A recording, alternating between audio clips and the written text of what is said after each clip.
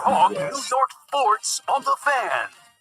The More to Move You Summer Sales event is on at Open Road Mazda of Morristown, Open Road Mazda of East Brunswick. Don't miss exceptional offers, including the versatile 2025 Mazda CX-5, just $229 per month for 33 months. Click shop, we deliver. OpenRoadMazda.com. Must finance through Mazda Financial Services. See dealer for complete details.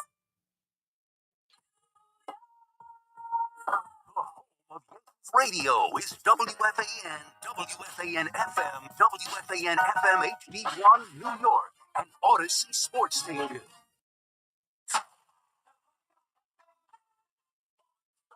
Good evening at 8 o'clock. This is make that 7 o'clock. Fast forward there, giving Keith 1 hour.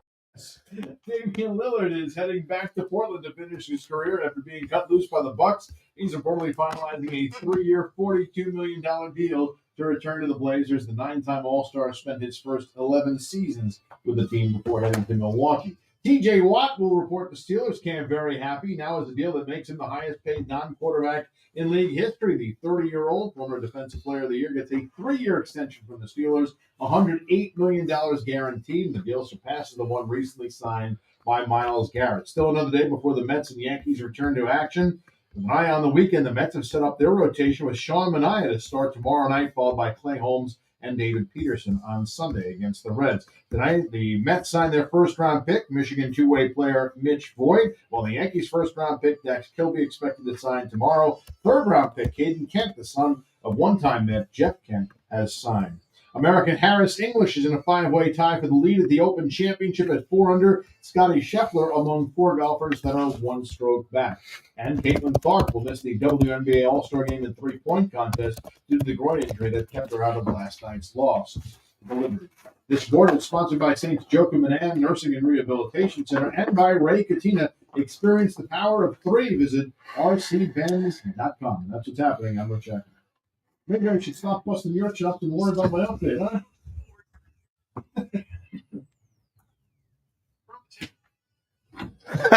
What the hell's going on here? On WFAN.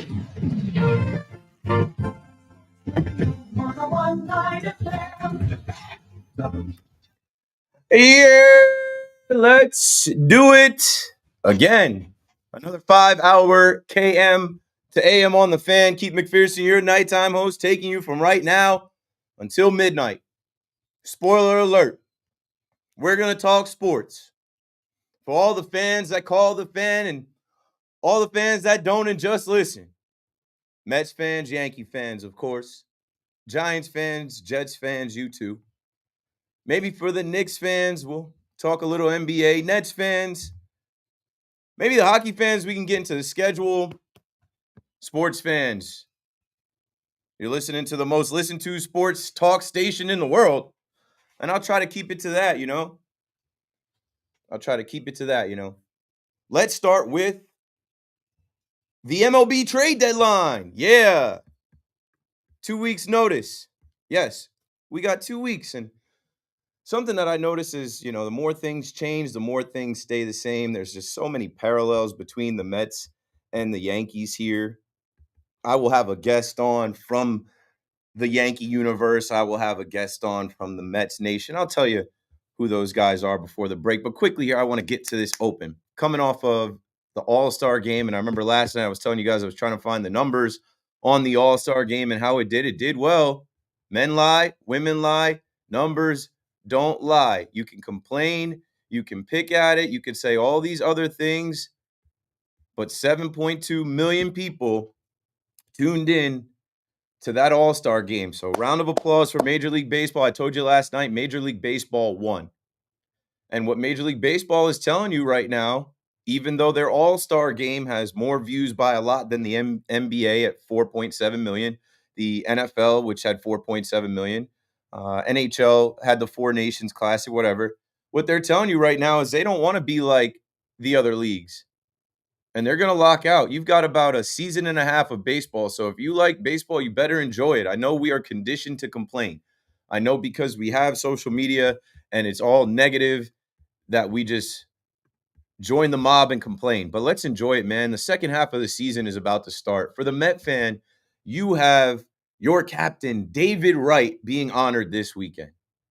And it's different than Doc, Darryl, Keith Hernandez being honored and getting their number put up there, because it's a younger generation of Met fans that have grown up now, that are old enough now to buy tickets, that are old enough now to bring their kids. They have children to say, hey, yeah, this was my guy.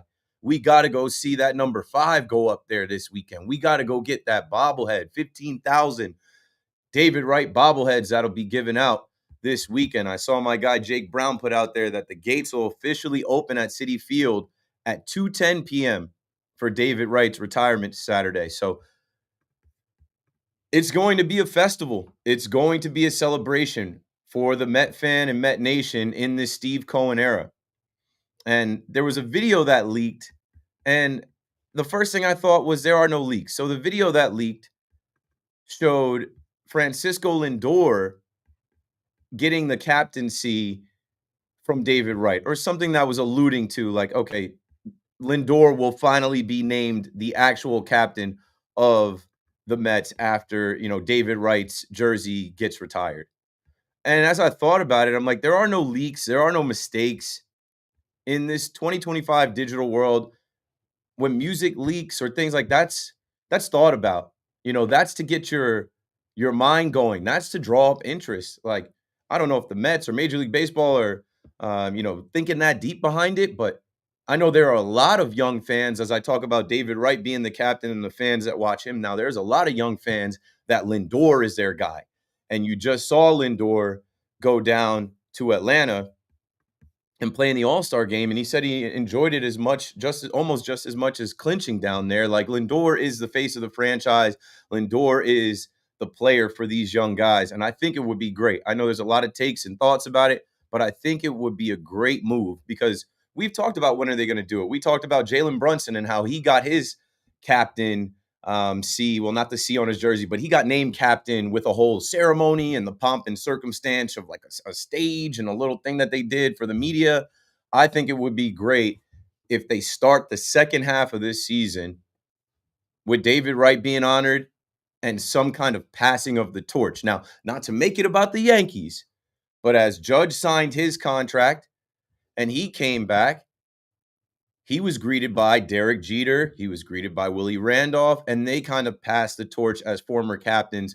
They showed up there to kind of stamp him, and I think this would be the right time to do it. 888-808-1019. Now, as I bring the Yankees into this, I just kept putting my notes together, and I'm like, there's so many little things. Like, obviously, the Yankees, they say, have retired so many numbers, too many numbers.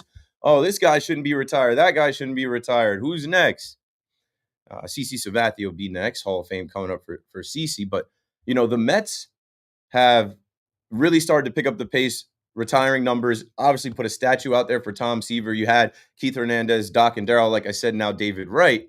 And you deserve that. Like, New York fans, we deserve that. It's the number one market, great fan base. And we also deserve to see these two teams get back to where they were and try and take a step further this year. Last year, the Mets getting to the NLCS.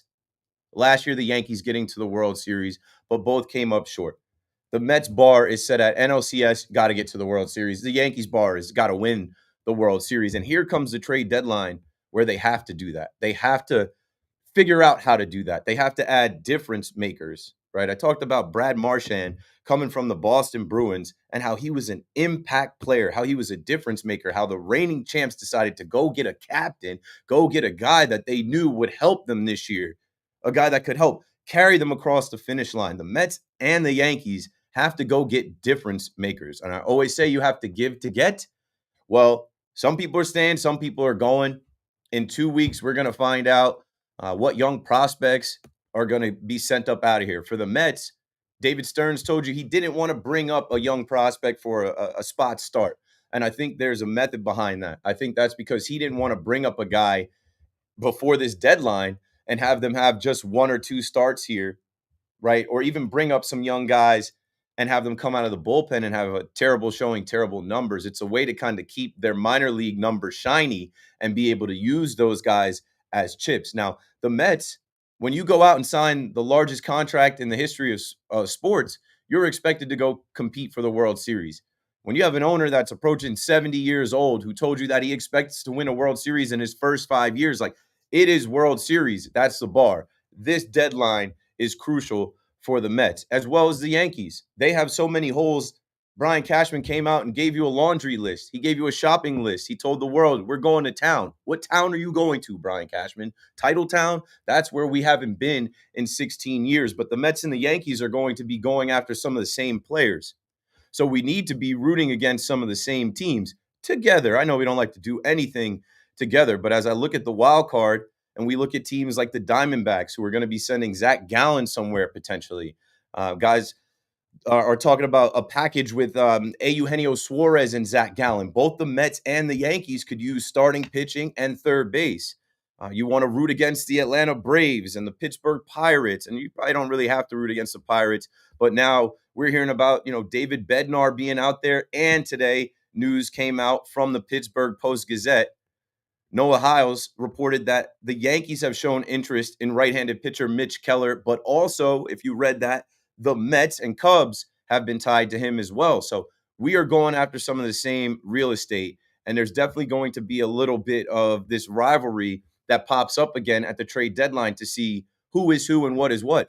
Which one of the Mets or Yankees wants a second tour of David Robertson?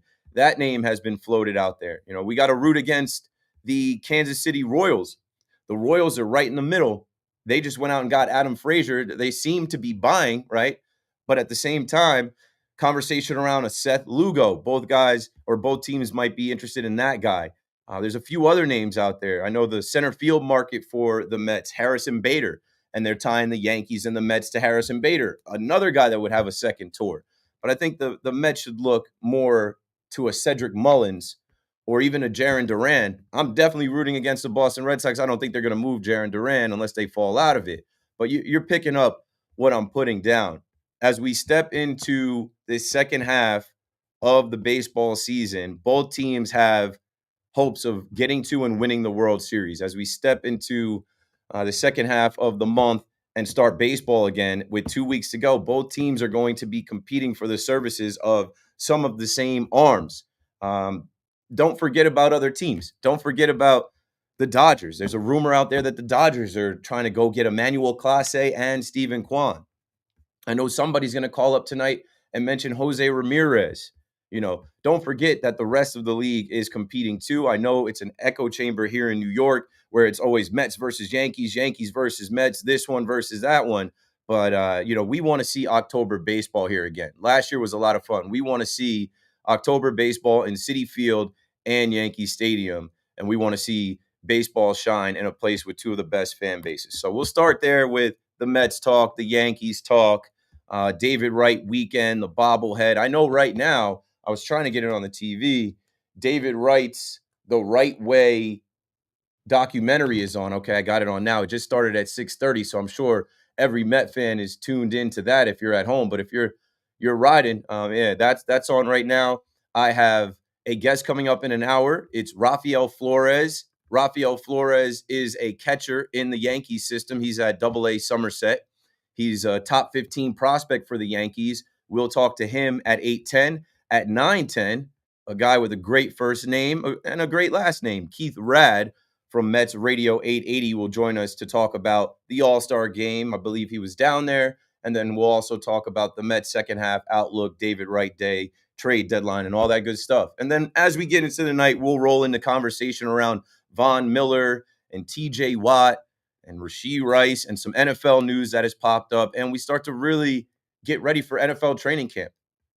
Before you know it, every day on the fan is going to have something coming from NFL training camp, because now we live in a time where these reporters can take their phones and they can give you reports from practice as if it's the game. So before we get so football crazed and NFL heavy, let's enjoy the baseball. Let's keep talking about the Mets and the Yankees. I'm taking your calls at 888-808-1019 until my guests start to come in, and we'll get some calls in between as well. 8:10 my first guest, 9:10 my second guest. Keith McPherson on the fan. Let's take this break right here so we can get to you. Don't go anywhere. We're coming right back. Giants or Giants, doesn't matter. WFAN breaks it all down with passion, knowledge, and non-stop New York.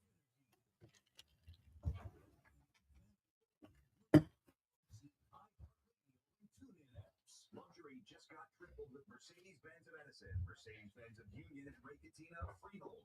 3 powerhouse locations in New Jersey. 1 legendary name, Raketina. More inventory, featuring one of the East Coast's largest selection of new and pre-owned Mercedes-Benz vehicles. More convenience with 3 state-of-the-art service centers to keep your Mercedes-Benz running like new. And of course, legendary Raketina customer service, where you always come first. Experience the power of 3 at benspam.com. Are you searching for a warm and welcoming community for mom or dad? River Spring Living just may be the right option. Sit on a 32-acre campus right there along the beautiful Hudson River. There are plenty of chances. What's goody? Let's lock in.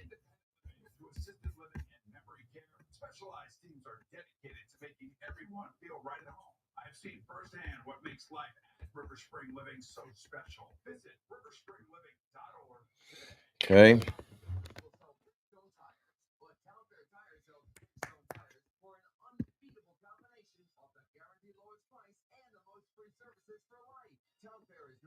Largest name branded Town Tire dealer. So when you're in the market for a new set of Bridgestone tires, get to Town Fair Tire, because nobody beats a Town Fair Tire deal. And I mean nobody.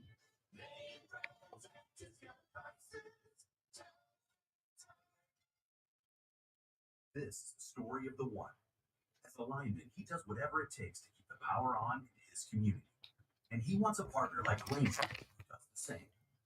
Granger offers the professional grade products he needs, from voltage detectors to harnesses to hard hats, plus fast, dependable delivery, so he can rise to every challenge. Call Live for 5 on the YouTube, Twitch, Twitter. YouTube's probably the best.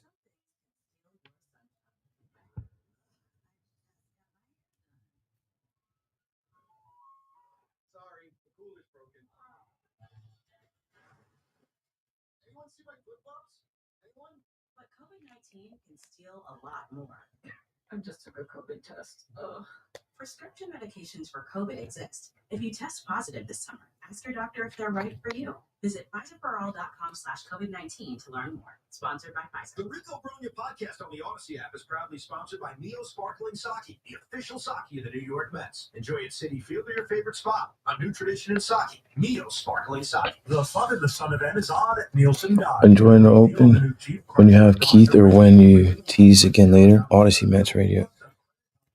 At Nielsen, fun is in the driver's seat. Shop online at NielsenDodge.com. It's the summer event. It's the bottom of the there's a flood in the dugout. Who tried to fix the pipes with chewing gum and hope? Call Roto-Rooter. Stop. Our phone only calls the bullpen. Bring in the closer. Time to turn that thing and get out of this den. Save the game. And away your troubles down the drain. Roto-Rooter. So, how good is a perfectly cooked tomahawk steak? You don't need a fancy. All right, let me go back in the top of the chat, yo. I got to change this. Why is this like this? Okay, there we go. Hector, bro. The donation's going crazy. You got a raise? You hit the lottery? I appreciate it, fam. I appreciate it. Monetize me. Nick, yo. Pam, what up? Yeah, Hector, let's get it, my boy. Appreciate you.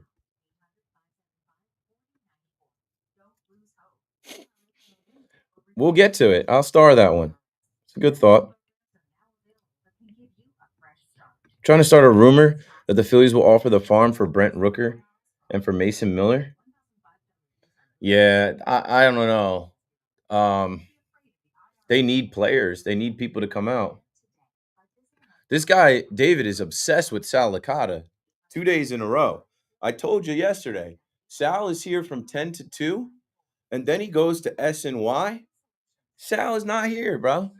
Sal's not here, bro. Right. Bye, David. You deserve a timeout. That's the second day in a row. David Wright Day, the first 1,500 get a free walker. They're not that old. That's for Keith Hernandez Day. You know?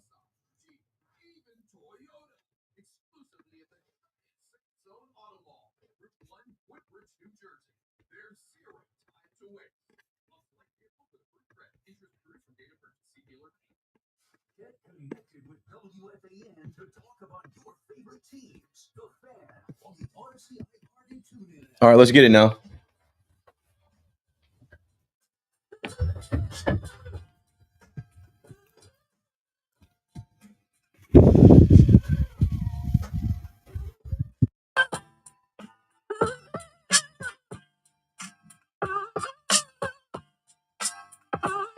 Okay, let's lock in.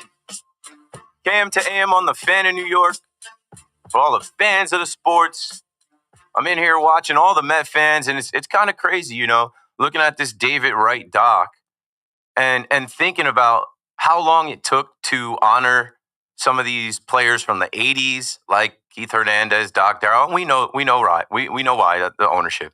But like even looking at some of this footage, which like this footage, I was in high school back in 2005. They're showing right now. I'm like, why does it look old? Why does it look so old? It's not old, but hey, we're all getting old every second, and you got to enjoy every second of going back to the ballpark and seeing these guys and reliving the time. I mean, in Citi Field, they got that big ass screen. You know they're going to play some highlights, some great moments. And, you know, another parallel I thought of during the break as I was going through my notes, like the Yankees are bringing back Old Timers Day on August 9th, and they're going to actually bring back the game. Like the alumni are going to play 3 innings.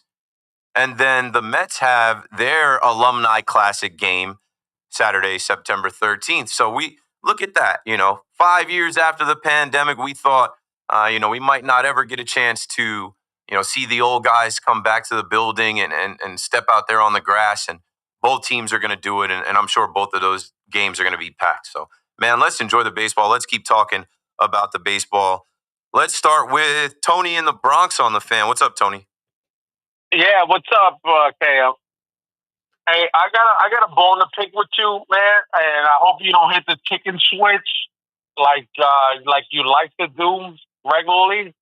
But I gotta tell you this right now. So Booney got to pick 3 dingers, 3 home run hitters at the end of the home run of the All-Star game, right? And he didn't pick Judgy. Did you mention that at all? No, you didn't. You know, your thing Oh, is man. So I didn't hang up on you. I just put you on mute. I was on live. I was the one on WFAN live when it happened. And then I opened up yesterday talking about it. But I'll say it again. Got a bone to pick with me. What? If you have a bone to pick with me over that, I don't know. A lot of people jumped on Aaron Boone. And I said the only thing that I would say about Aaron Boone is why is Jonathan Aranda going as your anchor? Why is like he should be first? He's not a home run hitter. He's a whole rookie. Like, why is that guy? Like, why is he not going first? And so, Tony, I guess my job, you know, as the host, is to be here to kind of set the record straight, educate you, fill you in if you don't know. Judge was gone. Judge wasn't there. There was no option to put Judge in. Also, they picked the group before the game. Judge was never in that group. Judge was out of the game. So if you got a bone to pick with me and a bone to pick with Aaron Boone, you got to stop picking bones. time. All right, you're back on. Yeah. You have become a homer, bro. You have become a homer. And that's what you have become. And you stand up and you support them and everything. It's the All-Star game. It's the All-Star game. All right, I tried to give you a chance. What does being a Yankee homer have to do with just defending the logic behind what we saw in the swing-off? It's an exhibition game. They weren't playing for anything. They weren't even playing for home field advantage in the World Series. Some of y'all, this is what I'm just talking about with, like, some of y'all are just conditioned to complain. That was now 2 nights ago. That's what you lead with to call WFAN? That's what you get on and say? You just was so dead wrong. It's actually funny that, like, the information that you had in your brain to call with was just all wrong. And if you want to put it on me, like, there's other things you could criticize me about, like, or you turned into a homer. I've always been. How do you think I got over here? Look me up, bro. I didn't just start being a Yankee fan like this, but me being a Yankee fan has nothing to do with, like, oh, I'm supposed to call out Aaron Boone for not having Aaron Judge in there? No, I went I went pretty deep into it yesterday about how these players played. Let's say Aaron Judge. Aaron Judge is the biggest name there. He's the MVP. He's literally the biggest player. He can't hide. Aaron Judge has his wife there. He always has his parents there. For all we know, his daughter is probably there too. His daughter is 7 months about to be. So with Aaron Judge playing against the Chicago Cubs on Sunday and then flying down to Atlanta Sunday night and then doing media day. And I'm sure he did something with some type of charity or some type of appearance. I'm sure he had a dinner somewhere he had to be with agents, with managers, with the New York Yankees. Then the home run derby, he was there. He took batting practice. He was there to support Jazz. And then the next day, it's like, these guys aren't robots. They deserve a break too. And you're getting all upset over Judge not being in the swing off. What would it have changed for you, Tony, if the American League won? If Judge was there to do it? Judge wasn't even on camera, bro. You got to pick some other bones. Bruce is in Flushing on the Fan. What's up? This is my guy. I know Bruce knows exactly what to do. Keith, there's a very interesting article done today by Pete Caldero of the Jersey Papers. Have you ever run into Pete? I haven't met Pete yet, but I do follow him. Okay. This article says he predicts this trade between the Yankees and the Diamondbacks. He says the Yankees will send Beta, Ben Hess, Bryce Cunningham, Everson Pereira, and Rock Riggio, who's been doing very well this year. Mm-hmm. I think he's at AA. I think he's AA. He's at Somerset, yeah. Yeah. For Soares, Merrill Kelly, and the lefty reliever, Jalen Beeks. Now, if this is true, I do it in a second. I know I'm giving up a lot of talent, but I'm giving up talent I can afford to live with, to give up. Oh, and I mean, if this is real, of course you do it because you're going to satisfy 3 needs in one move with one team. Yeah. It might not be a bad idea if you can reach out to Pete tonight and see what he says about this article. Yeah, I just looked at his Twitter, and he hasn't put anything out on Twitter since the 15th. But I'll try and look up that article and see, where that came from. But yeah, if that's true, sounds good for me because you get third base, you get a starting pitcher, and you get a relief pitcher all from one team. Yeah. I would shop that deal. I'd do that. By the way, did you see a commercial? I know you were on the air during the All-Star game. I only saw it because it was referred to by an article where they filmed the commercial and Flores is in the diner and he waves to 2 Yankees at the next table. No, so I did not catch that, but I did see them doing a lot of that, like promo stuff for Fox. The Yankees used some of it, like the diner set that they had. Right. So they had Eugenio Suarez waving to like Judge, Jazz, Max Fried, Rodon. Yeah. So I don't know if there's any truth to that. Yeah, or I haven't seen that, but if they're doing that, that's foreshadowing. That's them kind of leaning into the Yankees are the Yankees, and Brian Cashman came out and said that we obviously have a need in the infield, and Eugenio Suarez is the biggest name, before the trade deadline that's going to be moved at third base. And he put on a show 2 nights ago. When he got hit in the hand, I gasped. So I think a lot of people got worried about, hey, this is too close to the deadline for this guy to have a broken hand, but I think he came out all right. And if I'm Brian Cashman, if I trade for him, I would not just rely on an X-ray. I want to do a CAT scan just to make sure. Oh, yeah, you're right. I mean, it's just too soon. It's 2 weeks. And he took that ball like right on like the fat part of his pinky. It was off the back and the pinky. Yeah. By the way, last point. Would you Spencer Jones? To me, unless I am overwhelmed in a deal, I would not trade Spencer Jones. I mean, he's finally reaching his potential. He's basically potentially a left-handed Judge. Do you agree with me? Unless I'm completely knocked over in an unbelievable deal, and even then I don't know if I do it, I'm not trading Spencer Jones. Yeah, he would have to be like if somehow Jose Ramirez came available, or somehow I don't know the Rangers want to trade DeGrom. Like Or the pitcher from Pittsburgh. Paul Skeens. Yeah. If somebody was to budge on like a big name all-star type of player, and they said you got to throw in Spencer Jones with like the other guys you mentioned, like a Clayton Beater or Ben Hess or Rock Reggio or even a Cam Schlittler, if the icing on the cake or the cherry on top is Spencer Jones to get one of those guys to add to this team right now, yeah, you do that. But I'm not trying to trade Spencer Jones. No, I think we're going to have fun, God willing, the next several years watching Jones and Judge on the same team. I'll take it from here, Bruce. You're the man. I appreciate it. Last night I was talking about Spencer Jones, and the biggest thing for me with Spencer Jones is that they did elevate him to AAA, and he didn't miss a beat. I think he homered in his first at bat. I think he's got multiple homers now. I keep seeing these clips come up on Twitter where I'm like, okay, I think this young man who people talked about his approach at the plate, his strikeout rate, he's getting up there in age because he went to college. He's 24. Like, it's not panning out. Like, you should have traded him. No, maybe he just needed a challenge. And maybe he got to the final level of AAA and realizes, oh, if I dominate this level, I'm in the show.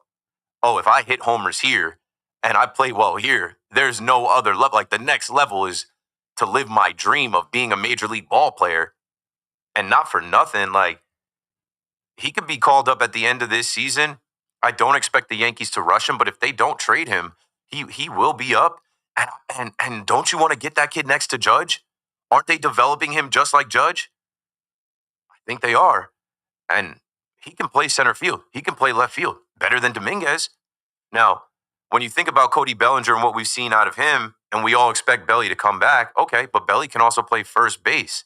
And there is versatility between, Belly in the outfield and Spencer Jones. Like, there's a future here. Like, Dominguez, they're just sticking in left field, where I still am on the train of, like, can we see the kid at center field like we did when he first came up? Maybe that's his true position. Maybe that's where he ultimately feels the most comfortable judging the ball, going back on the ball, coming in on the ball. But with Spencer Jones is like when Cashman is talking about some are touchable, some are less touchable. Like, he's less touchable, but that's the guy you dangle if there's just like a trade that's going to, put the Yankees over the top. Josh is in Sheepshead Bay. Josh, you're on the Fan next. Yo, Keith, what's up? What's going on? Yo, what up? Nothing much. Listen, to that guy that called you a homer, he's wrong. You're a grand slam. You're a grand slam for all us Yankee fans. Appreciate it, man. Honestly, some of these guys call the station tweaking, bro. I got nothing to do with that. I don't know what people go through in their day. I don't know what they're on when they're waiting on hold. That was just so out of left field. It didn't even make any sense. I hope he has a good night, though. Hopefully I entertain him and he comes off of that. Oh, I'm sure he's listening. And the best part is you actually let us have a conversation with you. And, that's all I'm trying to do. I'm not trying to argue. I'm not trying to yell. I'm not trying to be a homer. And that's not a homer thing. I guess he thought I was supposed to come out and kill Aaron Boone over the swing off. No, I use my brain. I think. I don't just go on the internet and read what everybody else is saying. Everybody on the internet killed Aaron Boone. I'm like, I don't know what you guys are talking about. Nah, yeah, but we got plenty to kill him about. The All-Star game's supposed to be fun, and it was a hit. It was a great thing. I enjoyed it. I wanna ask you, pick your brain about the trade deadline. I was listening to you yesterday, and I agree with you on the fact that Gallen and Suarez, it would be nice to get those two over here. I'm not paying a premium for them, though, and I don't think it really is going to cost a premium. I think that's just smoke by a lot of the beat writers. What is the premium to you? Like, you're not giving him a top 10 prospect? Nah, absolutely not. Right. Maybe I would give them Pereira, and he's no slouch. He's a good fielder. He can run, and he's a pretty good right-handed hitter. But I'm not giving that for rentals. But I want to get back to the World Series. That feeling last year off of who's bat, I dropped to my knees and I was like, thank God we're back. And I want to go all in. And I know everyone is hot on Spencer Jones. I wouldn't trade him for also just anybody. what if Brendan Donovan comes available and then we see like a Cashman Ninja move? Yeah, Brendan. Yeah, definitely run it for Brendan Donovan. That's what I'm saying. Right. An all-star, if we're able to add an all-star to this team, an actual difference maker, yeah. I would love to put him right between Dominguez and Judge, and away we go. I don't know if he can play third base. I know they like to fit square pegs in round holes, but we would make it work. If the Cardinals, that's another team you want to root against. If they lose out and they're saying, all right, we're going to trade Brendan Donovan, which I doubt, then yeah, you move a Spencer Jones for that guy because he's a 300 hitter. He's a dog. Like, you add him into this lineup, and that is what they need. Like, and you don't even have to put him in the top of the order. Like, I don't know. I think. You can put him sixth. You can put him sixth, and he can drive in all those runs, and then everyone and the bottom of the lineup looks serviceable. Yeah, but he's a left-handed bat. He's a second baseman. Obviously, they have a left-handed second baseman, but who knows? You kind of figure it out. You get talent, man, and I think that's what Cashman is doing too. He's shaking trees. He's taking calls. He's talking to these guys, and I think Cashman is the type, he can ask for more than the average GM is calling and asking for. He can check on, hey, what about Brendan Donovan? No? Well, what about this guy for him? Yeah, and all that nonsense about our farm system is not good and this and that. Then why does everybody purge us in the Rule 5 draft? They wait till the clock runs out and then they say, "Oh, I'll take this one, that one, this one, that one," and away, and then all of a sudden, we look like fools because we let them go in a Rule 5 draft. Yeah, it's cap. It's just something that people have said for so long, and they get used to saying, "Oh, the Yankees don't develop talent. The Yankees have nobody in their farm system." It's a lie. Thanks for the call, Josh. Coming up at 8:10, we'll talk to Raphael Flores, who's currently with the Somerset Patriots, a catching prospect, and just look at all the catching prospects that the Yankees have let go and what they've done elsewhere. Agustin Ramirez with the Marlins, Narvaez with the Red Sox. Like, it's a testament to their coaching and their developing. That Carlos Narvaez is playing like he's playing for the Red Sox. That Agustin Ramirez is playing. I know I'm forgetting some other guys, even like Kyle Higashioka, who's with the Rangers. Like Ben Rortvedt, after he came through the system, he stuck for a little while with Tampa. Trevino obviously wasn't, he was only here for a couple years, but he gets a lot of run with the Reds. I'm sure I'm forgetting some other catchers Luis Torrens. There it is. More Yankee Mets crossover. Luis Torrens for the Mets. Let's go to Mitch in Oceanport next. What's up, Mitch? Hey there, Keith. Thanks for taking the call. Appreciate it. First of all, that Caldera trade, I would take that in a second. Yeah. I would definitely give up young pitchers. I think our pitching factory and our lab and everything, I think they've really proved that they can mold pitchers and make them into at least very good relievers, if not starters. I think we have a good pipeline there. So I would definitely do that any day. Yeah, for me, because it's just 1-to-1. Eugenio Suarez at third base, Merrill Kelly as a starter that can eat innings, and he's a veteran. Maybe you do start him in the postseason. And then Jalen Beeks as a lefty reliever coming out of the pen. If you can get those three guys for Clayton Beater, Ben Hess, Bryce Cunningham, and Everson Pereira, and Rock Reggio, I know that's a lot, but you're trying to win this year. You're trying to get back to the World Series. Yeah, no, I agree. I mean, and Jazz is going to be at second for the foreseeable future anyway with Rock Reggio. So I'm with you. I agree about, with the Boone thing in the All-Star game, we got bigger fish to fry with him on his decision-making. The All-Star break, it gets me thinking about how the Yankees, with their fundamentals and what he's responsible for or not, because there are plenty of Boone apologists out there who are like, hey, they win 90-plus games, they make the playoffs. The playoffs is a crapshoot and everything. There's kind of a disconnect. So I'm just curious, and I think I've talked to you a couple of times before about that, but I just need to be refreshed. What do you think a manager, particularly Yankee manager, is responsible for, whether they were responsible for fundamentals, just clubhouse vibes, what a manager these days are responsible for? Because at the very least, the fact that they always seem to be completely surprised and lacking fundamentals the last couple of years, to me, really is an indictment. Is an indictment of him and the job he's done or hasn't done. So Yeah, So I'm just curious what you think. Yeah, I'll take it from here. I got you, Mitch. And I mean, I've been critical of Aaron Boone. You can be a Yankee fan and still be critical of Aaron Boone. I'm the one that started calling him cool dad. I'm the one that said like he's got to tighten these guys up. And I think his main job is to oversee the team and the players and their vibes, like you mentioned, and their emotions. His job is not fundamentals. Like I guess he's out there on the field during infield practice and batting practice and guys going through drills, but like they're major league ball players.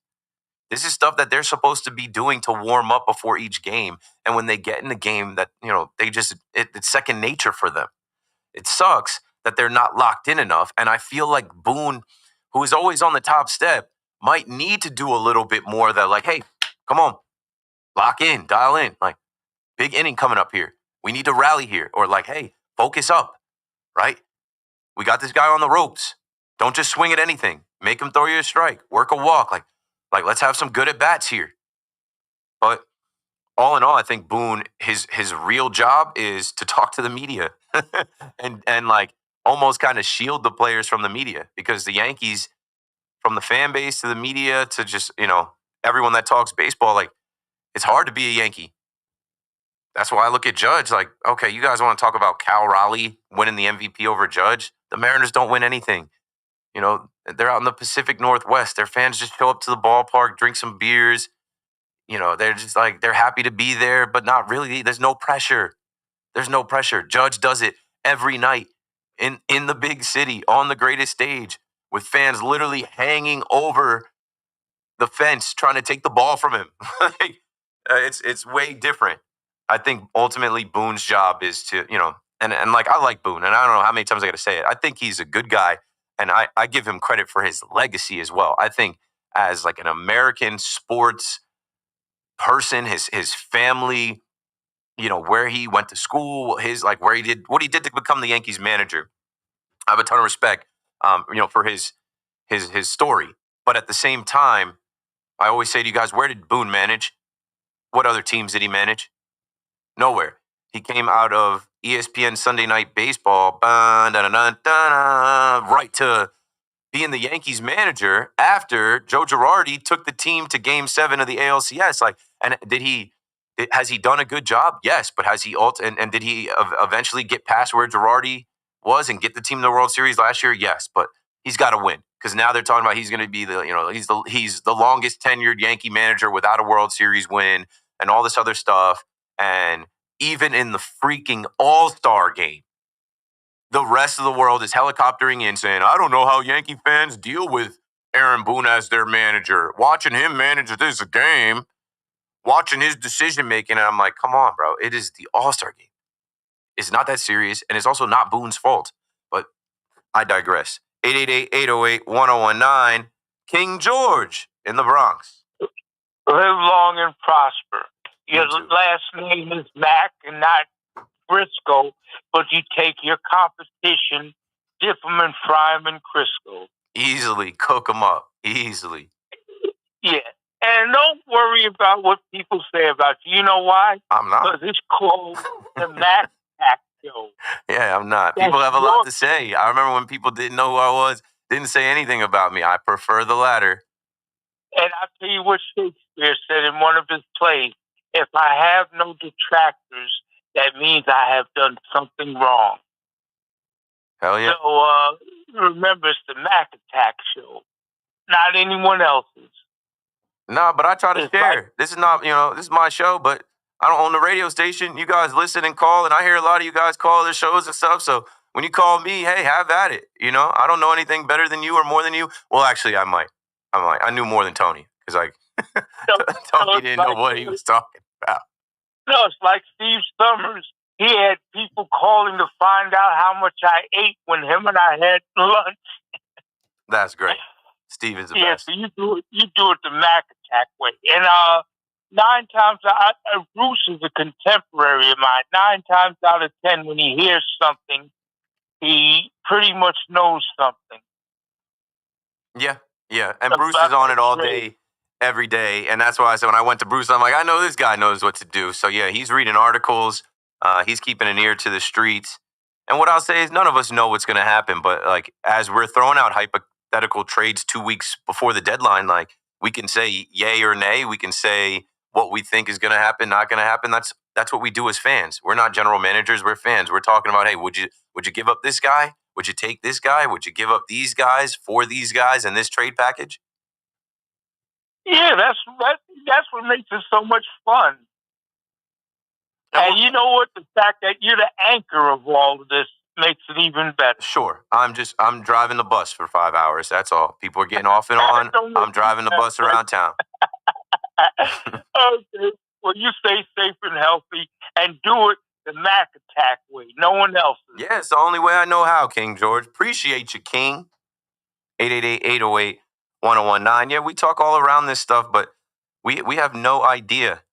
You know, another name popped up today in my notes, and I like this guy, but Jim Bowden mentioned this guy, and I don't know how I feel about it. So Jim Bowden, or Jim Bowden, some people pronounce his name Bowden, not Bowden, predicts that the Yankees will be trading for third baseman Royce Lewis. High risk, high reward option, it says.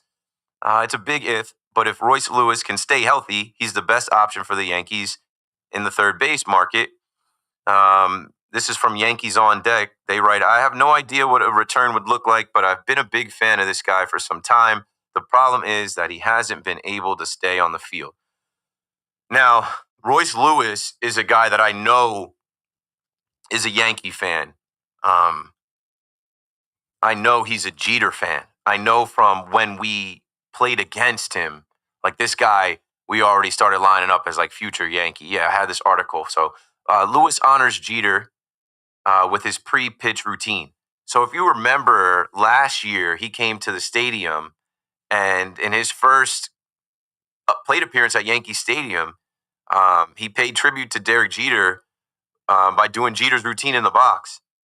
And, he held up his right arm and like looked towards the umpire and like he did that whole, I'm trying to pull the video up. He did that whole thing. And like, that was just in his mind of like, one day when I grow up and get to Yankee Stadium and step into that batter's box at 161st Street and River, like I am going to imitate my idol. I'm going to mimic the guy that like made me love baseball. And you got to love that. So if there is any interest in bringing him here, he wears number 23. He will not be able to wear 23. He will not be able to wear 2, but we'll find a number for him. He has had some bad luck, but he's electric. I remember him having multi-homer games. I remember him bursting on the scene. I remember him coming back from injury and then pulling a hamstring. But yeah, that's a guy that you want because for the Yankees, it is important to bring guys into the culture that know what it means to wear pinstripes, that want to play for the Yankees, that understand the fan base, understand the history, understand that like, yo, you are at the top of the heap. You are here in what's the mecca of baseball. Hey, that's what Brian Cashman said. He's trying to make it the mecca of baseball. Like you want guys like Cody Bellinger that are like, I'm here to play and compete. I understand what it means to be a Yankee. You want a guy like Jazz who comes from the Marlins to the Yankees and understands it is a way different ball game. You want a guy like Judge who shows up to the All-Star game red carpet. Did I not add that in when I was talking about Judge's itinerary? Coming from Yankee Stadium on Sunday and all he had to do. And then when that game on Tuesday night, Tony, was being played till 11:30 at night, and there was a swing off. They were not keeping Aaron Judge away from his family at that time. Aaron Judge showed up, also did the red carpet, which I forgot in my whole rundown of what the players have to do. And he wore a pinstripe jersey, paying homage to the Hitman. It looked very similar to that popular poster that people had of Don Mattingly. Like you want guys like that. You want those guys to play for the Yankees that understand what it means. So Royce Lewis may be the next one if they're able to do something for him. But yes, he is injury prone. And I haven't really been paying attention to the year he's had. But I mean, they're not having a great year. His numbers aren't great. They're not having a great year out in Minnesota. But like, again, similar to Key Brian Hayes, I just think when you put those guys in pinstripes, they're coming through and they know what time it is. Get back off. Richie, Queens. Hey, how are you, Keith? I'm good. How are you? You're live. Ah, man, I'm alive. Hey, I was talking about the Yankees and you mentioned, I listened to Joe Torre interview today with Sal. That was awesome. You know, when he came in, and you know the story, he came in Showalter, and I remember Mike and Chris said, without a doubt, it was like I heard it yesterday. It's going to set the Yankees back 10 years.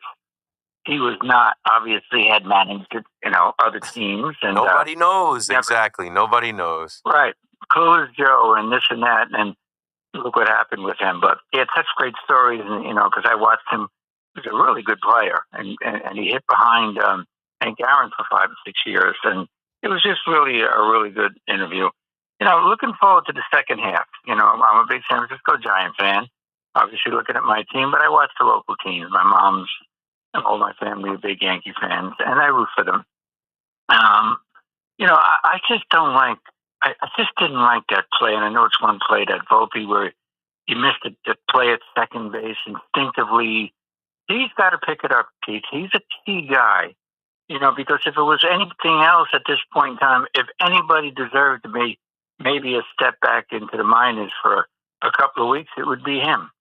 I know he's a great kid. We've heard that, but he's been atrocious. I mean, I understand his OPS is what it was, and he drove in some runs, but lately it just hasn't been there.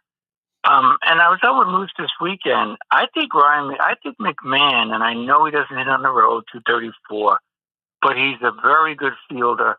Being a left-hander, I think he can give you some pop at the stadium, and you don't need a stud there. You're not going to get Suarez. I might be hurt. I haven't heard. Did he break his finger? I know he got hit. Yeah, I don't think he broke it. I think he's in the clear. And he played through it. Okay. He just didn't do the swing off. That's another guy who was like, I don't need to be here for the swing off. Yeah, I know. I heard Steve Phillips say it's a good idea. They might implement it during the season. Come on, give me a break. I'll live with the set man on second base, but please let's not do that. No, it's not. It's not competitive. It's not. The other side isn't competing. But I think the Yankees, and there's a kid, I think the Colorado Rockies, one thing, they're terrible, but they got 2 or 3 studs in the bullpen. This kid Bird is a very good right-hander. 59 strikeouts, 48 innings. The Yankees are going to need that. But again, like a McMahon, get him. Hopefully Goldsmith picks it up. I don't see why. I don't have a lot of faith. He is not he's not a kid anymore, because his numbers have kind of leveled off. But, they let everybody back. They had that lead, and they had that stretch, and could they go the other way? I think they can. Get Hill back. I think that's going to be a big plus. And real quick with the Giants, Steve. Being a Giants fan, I want to just bought my tickets for the third game against the Chargers, and I'm thinking, well, how could they be competitive in that division? I love their front four, obviously, with Lawrence and Carter, Thibodeau, Burns. I'm not a big fan of the linebackers. I think Adebo is going to help them, and Banks has got to pick it up. I love Newbin, but their offense could be pretty fairly. If Wilson gets the ball, to him, and having the wide receiver and Theo Johnson coming back, I think he could be a plus. Tracy, I'd like to see Hyatt get more reps. So let me jump in. I don't know. Their offense should look completely different than it's looked the last few years. In a positive way? Yeah. I would think. It's not going to be Timmy Boyle and Drew Lock and a scared Daniel Jones who's got a neck injury, a knee injury. Like this is going to be Russell Wilson's first opportunity and crack at it. And he knows this is New York, the big stage, and he doesn't have many more years left. He's got to perform here. And he's got things in his contract that if he performs, he makes more money. But then if he doesn't do it, you've got 2 other guys waiting in the wings. Somebody's going to quarterback this team, and they have talent. And Thomas has to be healthy. And real quick, too, Keith, I didn't realize that he was top 3 as far as percentages, 40 yards downfield. That surprised me. Everybody doesn't throw anymore. That's what his game is now. Good. Yeah, that's what his game is now. He's not elusive anymore. He can't run anymore. But as far as reading the defense, getting that man coverage, putting the ball in the air and dropping it in the bucket, like that's what you look to do with Malik Neighbors, Darius Slayton, Jalen Hyatt. Like if he is able, to get some protection from this offensive line, Russell Wilson can still put the ball in the air and drop it into where it's supposed to go accurately. Yeah, and have Thomas. You need Thomas healthy. Keith, do you give them in December? Are they still breathing or vying for a playoff shot? No, not in December, but I think they keep their fans engaged and interested the first 2 months of the season, which they haven't been able to do the last couple of years. I agree with that. Always good talking to you, Keith. Thanks Go for the Yankees. call. Of course, go Yanks. Let's see. Let's break here. Let's take a break here. And when we come back, I do want to play the audio of A-Rod talking to Michael Kay about Volpe. I feel like we've referenced it a bunch, and even the last 2 nights I referenced it. But I think you need to hear it, and then we can analyze it and we can talk through it. It goes back to what Richie's call started with. We're up against it. We'll do that, and then my guest will join us. Still taking calls at 888-808-1019. 1 hour down, 4 hours to go. KM to AM. We'll be right back. Paying all those streaming services and getting your meals from a vending machine? BT and Sal ain't charging. Hang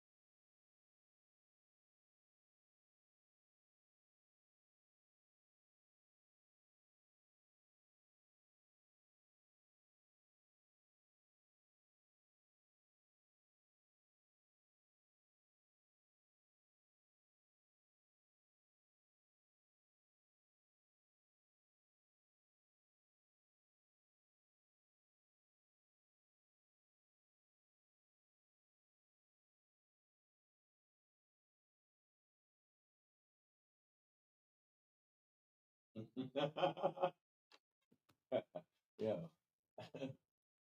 All right.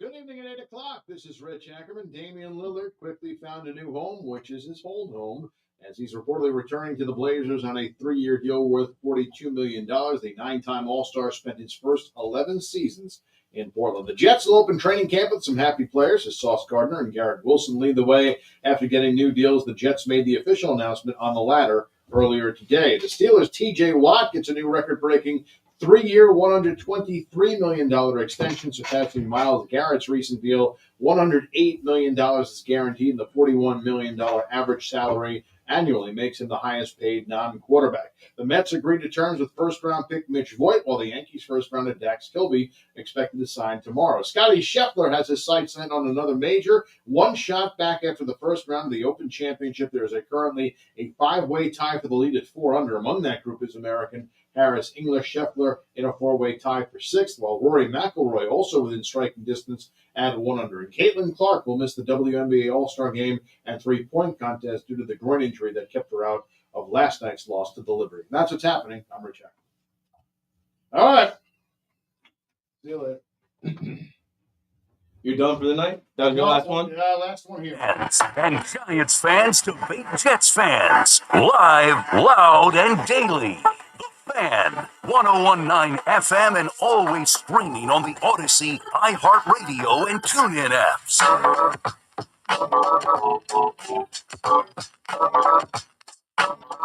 Right back at it on the Fan in New York.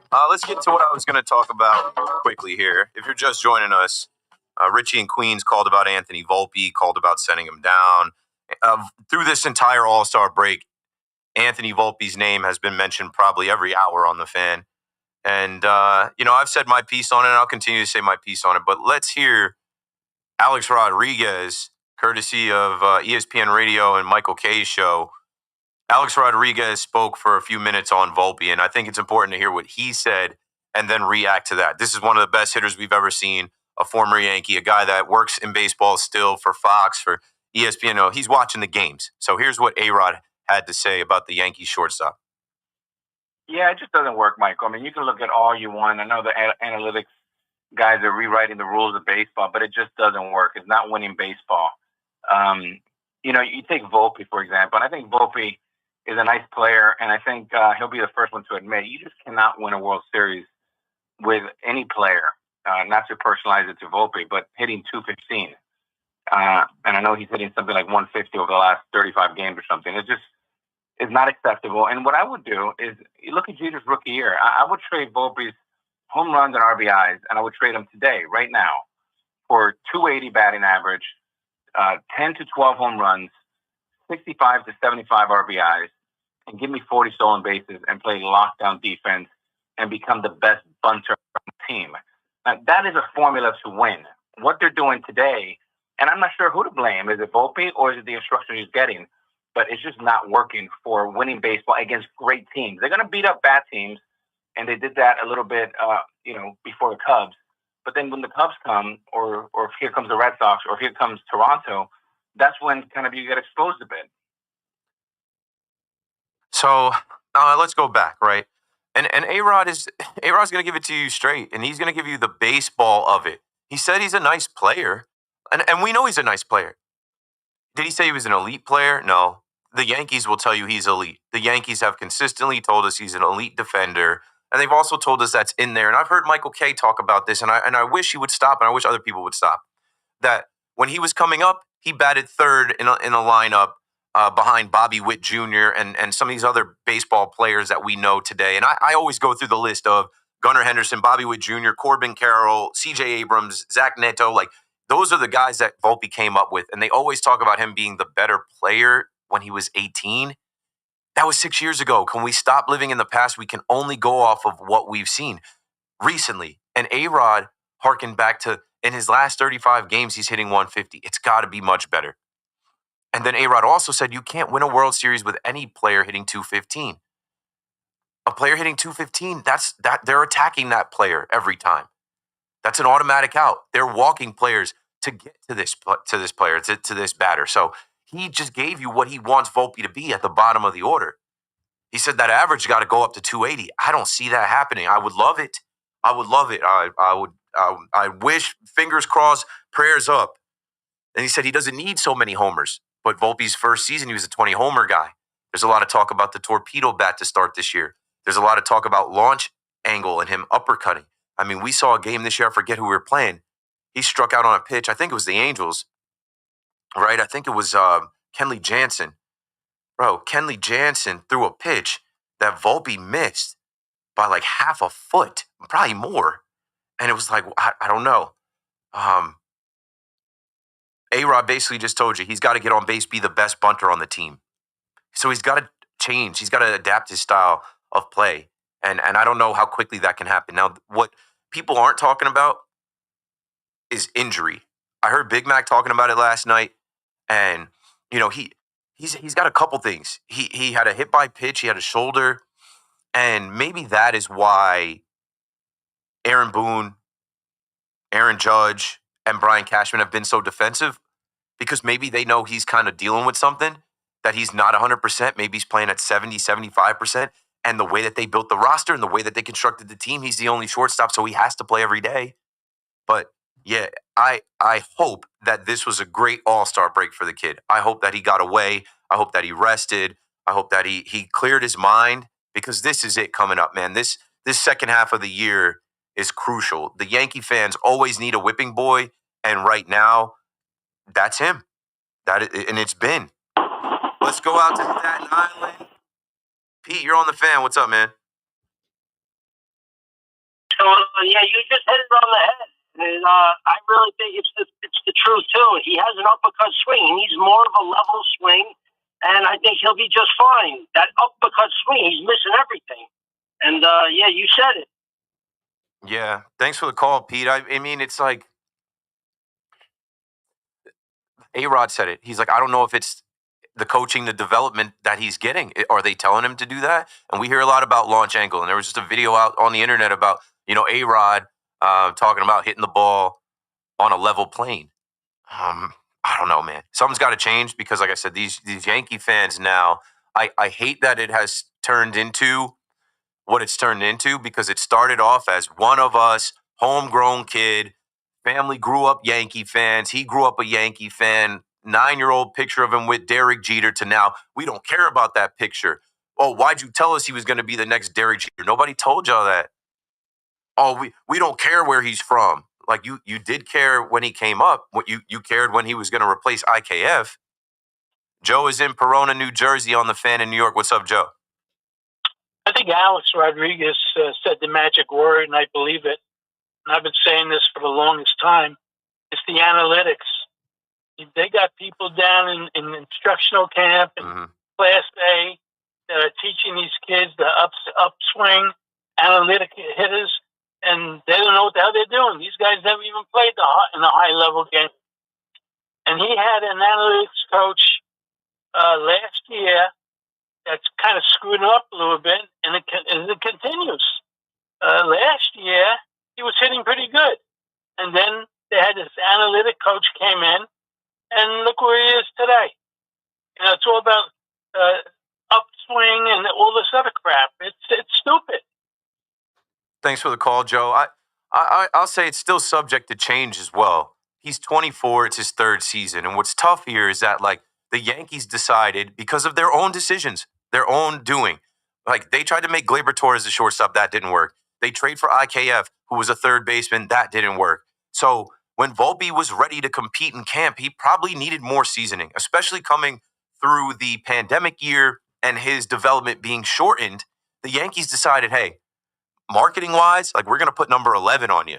Marketing-wise, like, we're gonna have the Yes Network post this picture of you and Jeter. Like, we're going to rally around. Here he is. He's ready, especially because they passed on the Corey Seagers, Carlos Correas, Trevor Story, Javi Baez of the world. So it's like, okay, it almost kind of accelerated it.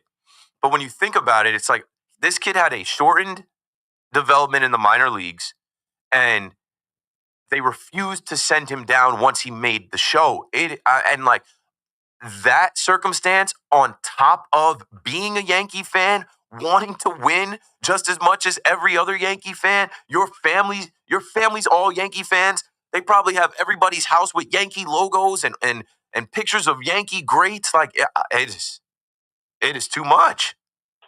Let's go to Jackson, New Jersey. Jacob, you're on the Fan.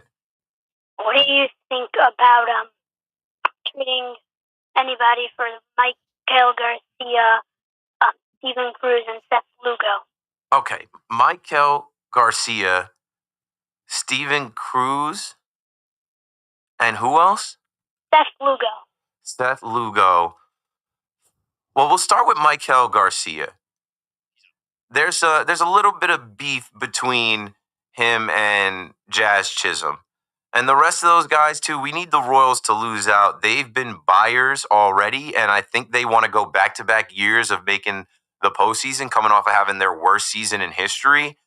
So I think that's a long shot. Jacob, call me back, my man. I appreciate the call. But joining us right now at 8:10 on the dot is the guest that I spoke of. This is the Yankees 2024 Minor League Player of the Year. This is Raphael Flores, the catching prospect coming from the Somerset Patriots. Raphael, are you there?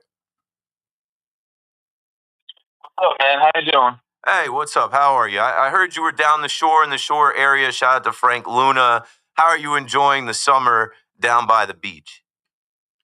Yeah, it was awesome. I had a blast. I definitely got my tan in for the few days we were off, and, I mean, the beach was great. It's a little like home, but just a little different. Right, yeah. So you're from California, Southern California, right? Yes, sir. Yeah. So I go down to Newport Beach Law, Huntington Beach Law. That's kind of the beaches I go to back home. Yeah, so how do you like being in Somerset or being in the East versus being back home? Obviously, the time difference and a little bit different vibe and culture for sure.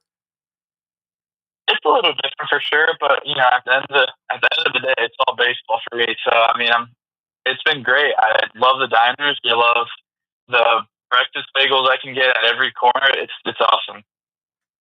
Raphael, I hate to do this. You're coming in a little bit choppy. Is there any way you can move to somewhere else or maybe relocate and call us back? I just want the best sound quality for your interview. Yeah, let me see if I can get outside really quick so I can have better quality. Okay, you can stay on the line if you'd like. I can keep building you up and let people know about you. So he's currently ranked 15 out of the Yankees' top prospects. Obviously, we're 2 weeks away from the trade deadline. And I was just talking about all the Yankees catching prospects or the Yankees minor league catchers or catchers that they've traded away that have, gone elsewhere and done pretty well. I think that, the Somerset Patriots organization, they are first class. I went out there. I've told you guys a bunch of times. I went out there to throw the first pitch. I'll be out there again on August 2nd for the celebration of the Negro Leagues with Willie Randolph. And they gave me a whole tour of their stadium and their training facility. And you can kind of see, if you watch Pat the Pinstripes, homegrown Pat the Pinstripes on Yes Network, you can get a look there. But you can see how, these guys are getting ready to be the Yankees of the future. Raphael, let's see if your connection is better right now. How we doing? We sound good? Still a little choppy, but let me ask you another question, and we'll see how it goes. So, all right, sounds good. I was just talking about the Somerset Patriots. Can you talk about the Patriots organization, the TD Ballpark, the fans that show up out there, and how your experience has been playing this season? Oh, I mean, it's been great. Somerset's been a home for me for about, a full year now, and it's been great. The fans are awesome. The games are always hype every night, even on a Tuesday, Wednesdays, let alone Friday, Saturday. But, it's a great ballpark, and I've loved it so far. Now, everybody talks about George Lombard Jr. and Spencer Jones, and obviously they're great ball players, but can you talk and tell us about them as teammates and what you've learned about them and what you think those guys can do in the future? Oh, they're just dialed athletes, and they're dialed individuals. They know what they need to do every day to make sure they feel good. And they're just very professional. That's what I've learned from both of them. George, at being such a young age, he's super polished, super genuine, and he's going to be a great ball player for a long time. And Jonesy's just freak athlete. it's unreal to watch. And I mean, you see him in AAA right now tearing it up. So he's gonna be a really big player here soon. So right now, you guys are obviously on break with baseball on a break. What are the conversations like with your teammates? Obviously, you guys are 2 weeks away from the trade deadline where anything can happen. What's that energy like talking to your teammates with just either nervousness or anticipation of the trade deadline? Honestly, man, I try not to really focus on it because at the end of the day, I can really only control what I can control. So I just try and be where my feet are and just understand that I got to do what I got to do to make sure I stay healthy, make sure I stay good. So I mean, we talk about it here and there, but I try and get everybody kind of away from those talks because we're still playing baseball, we're still trying to win games, and I think that should be more important than like I said, stuff we can't really control. Yeah, absolutely. That's a great way to phrase it and to think about it because it is out of your control and all you can control is what you do on the field. Let's talk about that. Let's talk about what I was just saying, the development of the Yankees catchers in the system. Can you give us some names of guys that you've worked with? I know you've played a little bit of first base too, but I guess give some credit to who's helping you behind the dish. Oh, I mean, just our whole catching department as a whole. I mean, I can name so many guys. Derek Woodley, Aaron Gersh, Bossy. We just have so many coaches and just guys on our staff that do a good job of making sure we're always polished. We're always touching the things we need to get better at and just, always developing. So, I mean, the Yankees do a great job with the catching department for sure. Now, obviously, we've seen some of these young pitchers come up like Cam Schlittler, like Alan Winans. Obviously, we had Marcus Stroman down there at Somerset and Luis Heel. Can you speak to some of the guys that you've caught for, that you've worked with, some of the good arms that are either coming up in the system or even, some of the Yankees guys that have been down there for rehab? Well, for rehab starts, I've caught Clark Schmidt a lot. I know he just went down recently, yeah. But I mean, he's a stud. He's a stud. He has great command. He knows where everything's going. He knows how to pitch. He's very polished. And I mean, Stroman is Stroman. He's just nasty. He throws a bunch of strikes in the zone. And I mean, he's a big leaguer and has been a big leaguer for a very long time for a reason. And I mean, you have guys like Cam Schlitt and, Brendan Beck and all those guys that are just, they're strike throwers. They command the zone very well. They know what they're going to do to hitters. They game plan very well, which is super important. I mean, those are guys you want, to win ball games. Now, you grew up a Cubs fan, right? Yeah, so I grew up right next to Angel Stadium, but I love the Cubs for Alfonso Soriano. That was my guy growing up. Yeah, and the Yankees just faced the Cubs. I'm sure you were watching the weekend before All-Star, that battle. It started off good for the Yankees, but it tailed off the last two games. Yeah, I mean, it's baseball. You go ups and downs, but you got to love it at the end of the day. Well, I hope you stick with us, Raphael. I appreciate you joining us tonight. Anything else you want the Yankee fans listening to know about you, as we hope that you stay on our side in the next couple of weeks, and I hope to see you right after coming back down to Somerset. Definitely, man. I appreciate it. I mean, I would like to say, I'm working hard to be the best Yankee I can be on and off the field. And, it would always be a great pleasure to wear the pinstripes in the Bronx one day. And, like I said, I'm continuing to work hard every day and stay healthy and make sure I'm on the field at all times. But thanks for having me, brother. I really appreciate it. Of course. Thanks for tapping in with us. We're rooting for you. And like you said, we're going to be the best Yankee. We hope to see you in pinstripes. Thanks for joining us, man. Thanks, Keith. I appreciate it. 888-808-1019. Now, remember that call in 2 weeks or 2 years or 4 years. I don't think I've ever talked to a prospect or a young guy coming up on air. Shout out to Frank Luna. Shout out to Brian and the guys that helped me set that up. I think that's super cool as we head into the trade deadline. And then also, like I said, him being a catcher and us seeing some of the Yankees catching prospects go to other places and kind of flourish and become. You never know what happens with Raphael Flores, but I do hope selfishly to see him on August 2nd when I go back to Somerset to rock with the Patriots. All right, we still got people on hold. And before the call, and again, thank you, Raphael, for the call. We were talking about Anthony Volpe, Anthony Volpe, who spent a little bit of time with the Somerset Patriots. And when you go down there, you could see Volpe, you could see Ben Rice, you could see Austin Wells, Oswaldo Cabrera, you can see Jason Dominguez, like all those guys, like faces in uniform are all around the ballpark. And like I said about homegrown path to the pinstripes, like you really get a good look into the Yankees farm system and how they're developing these guys and getting these guys ready, for Yankee Stadium and what it takes to be a Yankee. Now, right before I took the call, I was talking about all the pressure and stress and the burden and just how crazy it is to be Anthony Volpe. When I think about Volpe, I think about like all the kids that grew up wanting to be the next Derek Jeter, and he actually did it. And now that he's in it, I've really tried to tell fans in the last couple weeks, there's no point in calling and asking for him to be benched or sat down or sent down rather. Like it's just, we are in the halfway point of the season. The Yankees have told you chapter and verse that they believe in him, that he's elite, that it's in there, that everybody goes through rough stretches. He's going through a rough stretch. And we got to just see what happens. Does he have to play better? Yes, 100%. Have we seen him play better? Yeah. It's just not consistent enough. But this is your shortstop this year. Probably your shortstop next year, if he picks it up in the second half as we expect. And that's what you should want, right? And I was saying on Twitter when I had a quote card from WFAN that came out about Volpe, I said, listen, I root for the laundry. I'm rooting for the Yankees. I'm rooting for every guy that's in that Yankee uniform. It isn't that I'm just like trying to tell you guys to get off Volpe's back. I'm saying, what good does it do?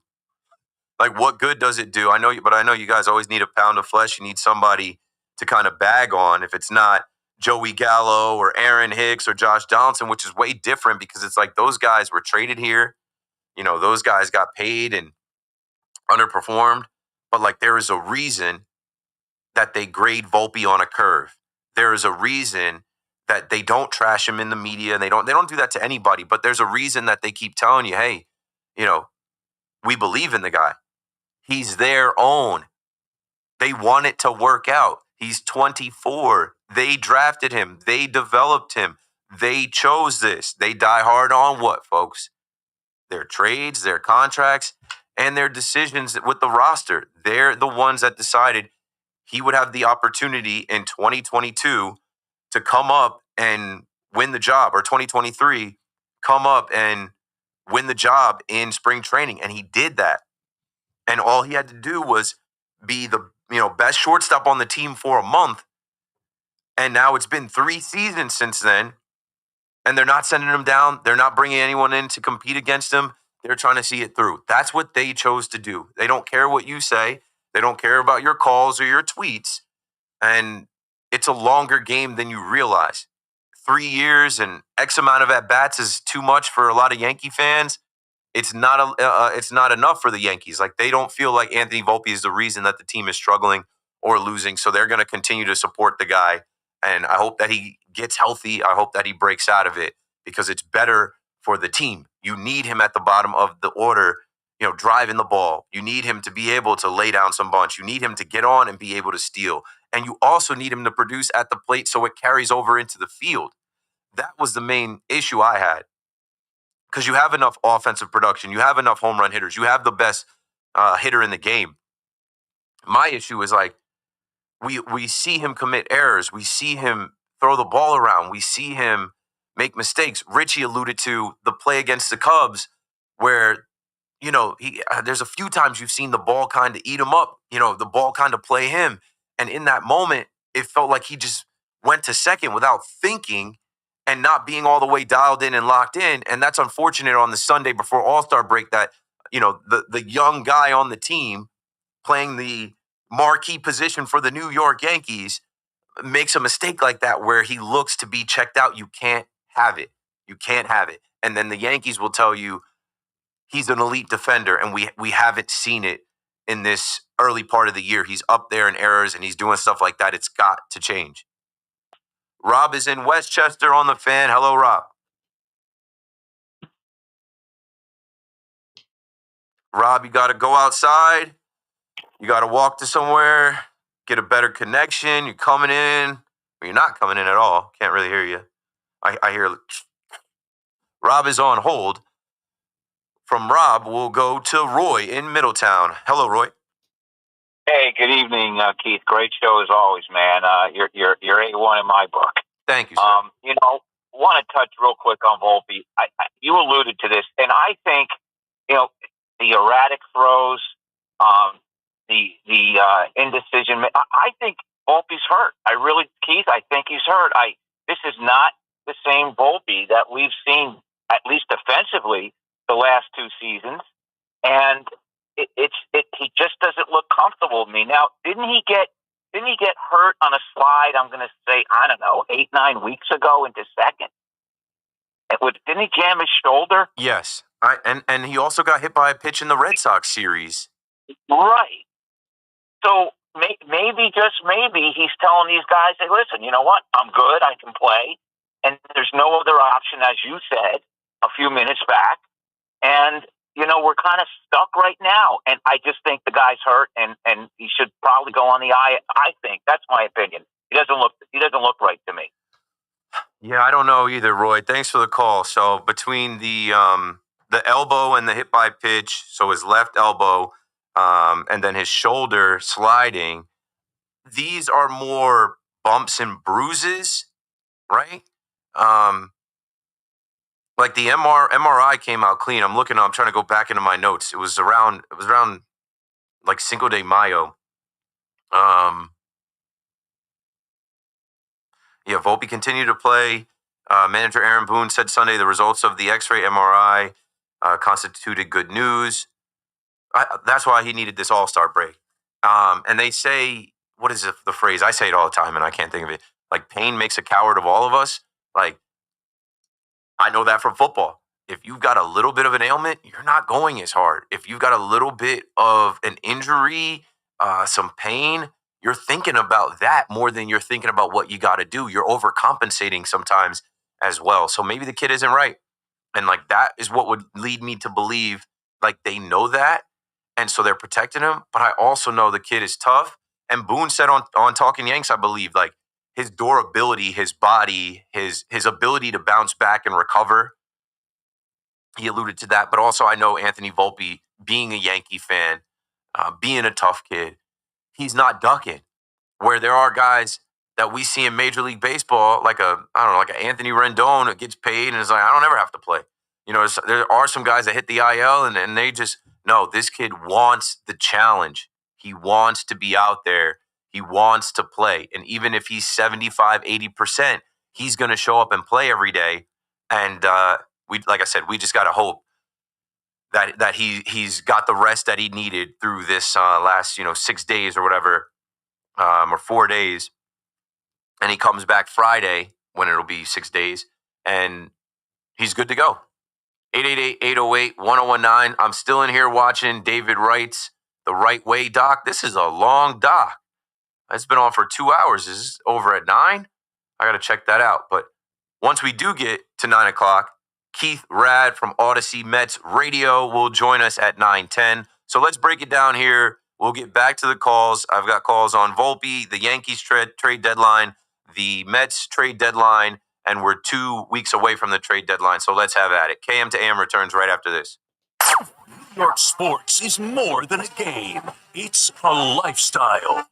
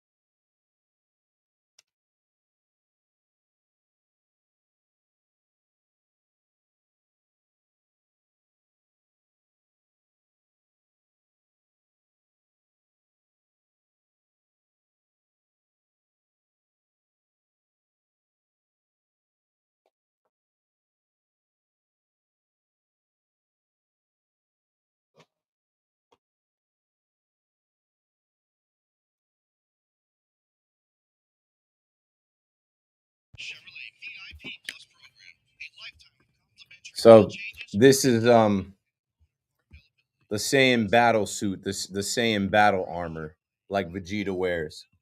Dragon Ball Z.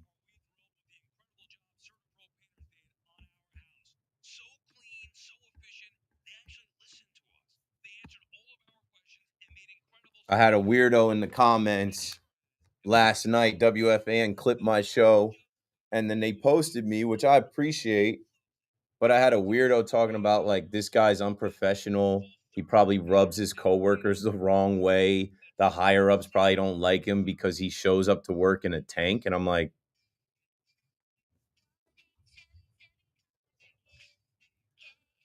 first off, bro, I come here like fresh from the gym.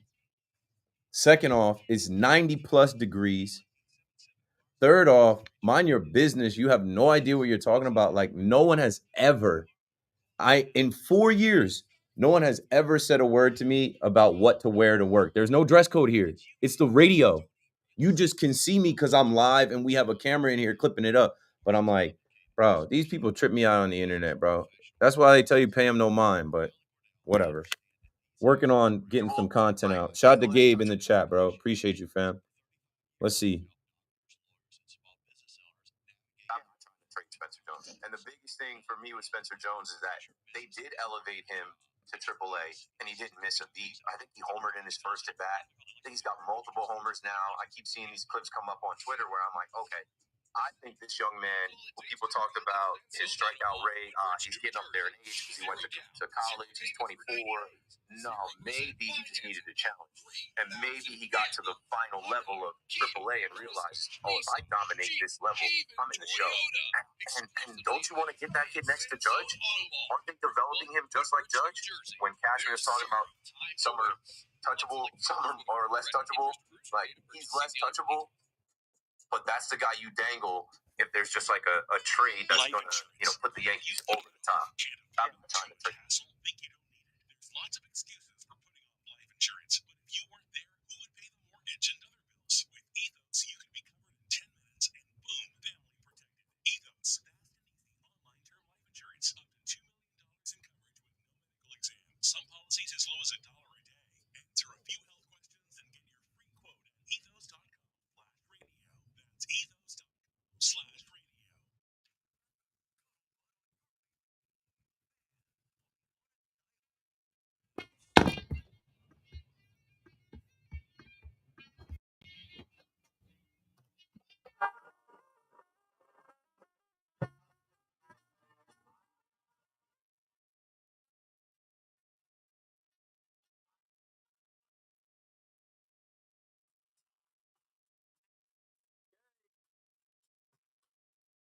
Thanks for holding.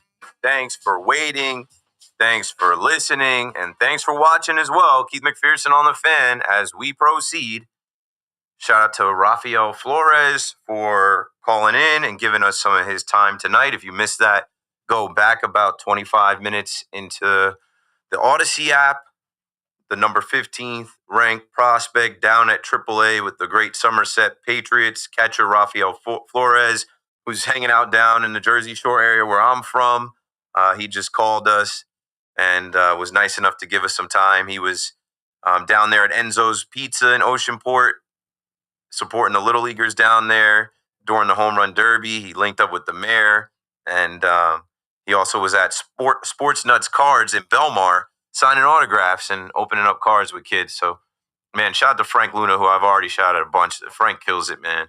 Frank, we got to be in there for the Savannah Bananas. I know you probably listen to the show and how I joke about Juan Soto. And I say if the Savannah Bananas would have offered him $1 million more, he'd be playing banana ball. They probably could offer him now. The Savannah Bananas, if they don't already have a documentary about their come up over the last 5 years, and how they completely changed their trajectory, like how they were down there in Savannah, Georgia, just in that one ballpark, doing their thing and drawing some good crowds. But now they've blown up on social media, TikTok, and they've taken the show on the road where they're literally going to NFL stadiums, college stadiums, ballparks, and now they're coming to Yankee Stadium in September. Yeah, I got to be in there for that. 888-808-1019. Speaking of Soto in the chat, Nick says, imagine having an $800 million player and he's not your captain. You guys will find any way to say stuff about Soto. Imagine having an $800 million player not be the captain. He can't be the captain. He ain't like that one. He's never going to be the captain. Just his like personality, his demeanor, how he carries himself. I laughed when the Mets had their team meeting, and I was like, Juan Soto's in the corner, probably not really saying much. Like, hey, I'm trying to figure my own stuff out in this uniform. But I talked earlier about Francisco Lindor and the rumor that David Wright would be kind of blessing him and passing the torch, and how that video was leaked where they're saying David Wright is going to have his ceremony, and at the end of the ceremony, he'll be the one to kind of anoint Lindor as the next captain of the Mets. I'm like, there are no leaks. There are no accidents. You don't play around with that type of stuff. You don't accidentally leak a video alluding to the fact that, like, on David Wright Day, Lindor is going to be named the next captain. You accidentally go to a Coldplay concert with your coworker and go viral for cheating on your wife and having an affair. That's an accident. You don't accidentally leak a video like that. Antonio's in Dover Plains on the Fan. What's up, man? Hey, Keith, what's going on, Keith? Hanging out. How are you? I'm pretty fine with Lindor being the captain. He showed leadership, so I'm fine with that. Soto, just because he's the highest paid player doesn't mean he has to be the captain. No, Lindor deserves it. That he's a leader. And I feel like it's late, so why not do it this weekend during that ceremony when you know it's a packed house in front of your fans? You know people are going to be watching. Of course, that would be amazing if David Wright gives Lindor the captain jersey. That would be lovely. He deserves it. But talking about once, I don't know if you're gonna let me get to the point. I want to do a proposal for a Met trade, but I want to talk about Juan Soto real quick, if you allow me to. But putting aside, Keith, putting aside your Met hatred, putting it aside, if Juan Soto last year with the Yankees, he would not made the All-Star game. Wouldn't you be annoyed that with those numbers? Because he basically had the same numbers this year that he had with the Yankees at this time. He had the same numbers. So how is it that you okay or you telling Met fans to stop crying about Juan Soto not being an All-Star? He should have been an All-Star. And that's so I was just with Sal Licata. I wasn't watching the All-Star game because it's crazy how this guy wasn't an All-Star. He should have been an All-Star. You let me put my a trade proposal that I have for the Mets. Yeah, let me respond. So if Juan Soto didn't make the All-Star game last year as a Yankee, I probably would have felt like he was done wrong, but I don't care. I wouldn't have cared. Judge was there last year. Who else was there last year? Was Cole there last year? Like, somebody was representing the New York Yankees at the All-Star game last year. I'm probably forgetting somebody else. But like, I don't get so wrapped up in all of that. Like, I didn't need Juan Soto to be an All-Star, but I knew he was gonna be. And I even talked about how, like, everybody was he got voted in, and everybody was waiting to see him and Judge in the outfield together, because Judge moved over to center field and got voted in as the starting center fielder.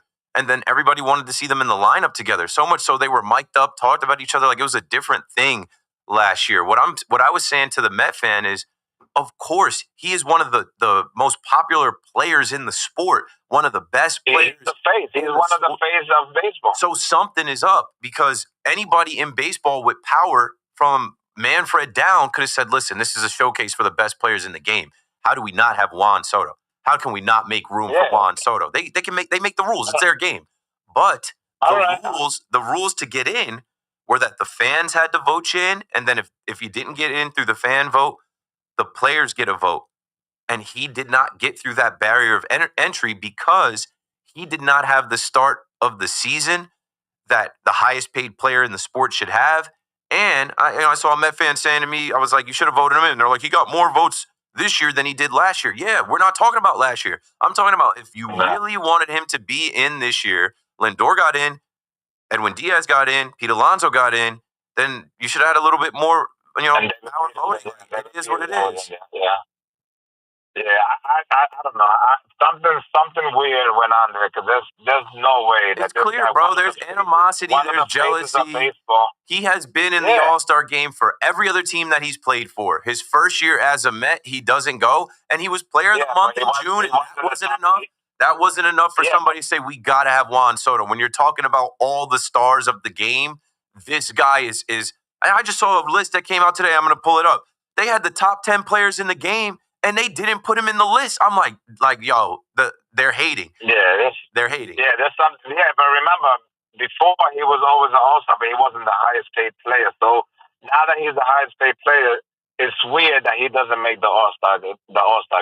It's a way to say, hey, money can't buy your way in. If you don't perform, yeah, if you didn't get out the blocks, he should have been. He should have been there. He should have been there. Yeah, but a Met proposal. I wanted you to tell me what you think about it. Cleveland. I don't think they're going anywhere. So I would like Jose Ramirez and Class A, and we give Vientos, Beatty, Acuna, and a top pitching prospect from the minor leagues. Do you think that would make it happen, or will you do the trade, or you disagree with me? To get who from? From Cleveland, get Ramirez and Class A. And you'll give them Beatty, Vientos, Acuna, and a top pitching prospect. I really don't think. We give it out. I think you can get Class A. I think that's enough for you to get Class A. I don't think they move on from Jose Ramirez. Okay, I was just thinking, because we need a third baseman, and they're really not going anywhere. And his contract is not bad. He gave him a discount with that. Exactly why they'll keep him. His contract is great, so they're going to try and see through that contract. They're not going anywhere this year, but they plan on going somewhere in the years to come. He's the face of the franchise. He was an All-Star that didn't play in the game. He's somebody that if they trade him this year, their fans don't show up to the ballpark for the rest of the year. Thanks for the call, Antonio. 888-808-1019. I'm trying to find this graphic. I thought I either liked it or put a bookmark on it, but I think it was from MLB, Fox Sports MLB. Yes, here it is. Fox Sports MLB put out the playoff picture going into the second half, mid-season MVPs, mid-season Cy Young, mid-season Rookie of the Year. So if you bear with me, let's go through those. Now, I guess there's a caveat here. In my opinion, Juan Soto is top 10 as far as the best position players in the game. But here is where Fox Sports ranked the top 10 players, including arms, including pitchers in Major League Baseball. Number 1, Shohei Ohtani, not surprised. Number 2, Aaron Judge. Number 3, Cal Raleigh. Kind of surprised, but it's recency bias. Number 3 is Cal Raleigh. Number 4, Pete Crow Armstrong. Number 5, Tarek Skubal. Number 6, Bobby Witt Jr. Number 7, Paul Skeens. Number 8, Zach Wheeler. Number 9, Jose Ramirez. And number 10, Francisco Lindor. Now, honorable mention, very small print at the bottom. The first name in honorable mention is Juan Soto. They are hating. And I have done my fair share hating on Juan Soto. It seems like it has stretched across the globe now. Heavy is the head that wears Steve Cohen's crown. like heavy is that wallet where, when you make that much money now, Juan Soto wasn't looked at like this. I remember going to LA. Juan Soto showed up late because he turned down $440 million from the Nationals. And they were so petty, they wouldn't give him the team jet or gas up a private jet for him to go from DC to LA across country. Juan Soto, flew himself out. I'm sure he just got on a commercial flight and just sat in first class. But because of this, it delayed him getting to the All-Star festivities. As I was just telling you in the beginning of the show about these players, they go from playing Sunday and going right down there. That's why I do not care about a swing off and asking players to stay on Tuesday night till 11:30 at night and keep them away from their families and their friends as they have a limited break. But Juan Soto was beloved. Juan Soto was rallied around. As far as the Dominican players go, they know Juan Soto's the best hitter. He's got a ton of respect. And what Juan Soto did, and stay with me here because I'm going somewhere with this, what Juan Soto did was take that pettiness from the Nationals, take that news headline that we all heard about the Nationals, him turning down that money and the Nationals not flying him out, and he used it as fuel to win the home run derby that year. He won the home run derby in Dodger Stadium. I was maybe 10 rows behind home plate at Dodger Stadium watching it happen. I have a video of it on my phone. And the Dodger fans were chanting, "Future Dodger," because they just thought that the Dodgers were going to be able to trade for him. The Padres did that. And then they thought, well, whenever he hits free agency, the Dodgers will be able to buy him. The Mets did that. Now, what he has to do as a Met in the second half, and I did see today, Jeff Passan stamped him. Jeff Passan went out on a limb and said that Juan Soto will lead the league in homers in the second half. So he put him above Kyle Raleigh. He put him above Judge. Juan Soto has to use it as fuel and say, okay, y'all kept me out. I'm not an All-Star. I'm not in your top 10. I missed a year of being an All-Star. My first year wearing a Met jersey. Copy. Got it. Heard you. I'm going off. I'm going to be the best player in the game. I'm hitting everything. I'm getting on. You will not stop me. I'm going to power this team from this point on all the way to the World Series. That's what Juan Soto's mind's got to be on. I will not be stopped. I'm looking for revenge. 888-808-1019. Let's go to... Whoa. Oh, wait. John, or... Wait, John. Oh, well, we had John. He said something about rookie. Somebody was on a rookie contract. I don't know. Sometimes these guys are on hold too long. They forget. Let's go to Astoria and see if Valerie is ready to talk on the fan. What's up, Val? Oh, hey, Keith. I'm so grateful that you took my call.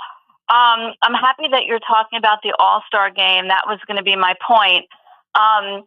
I was listening earlier in the day, and they had the Joe Torre Foundation during Sal's show, and I really thought that you or Chris McMonagle, or at least somebody representing a Yankee fan, should have been there to show Joe Torre the love and Willie Randolph.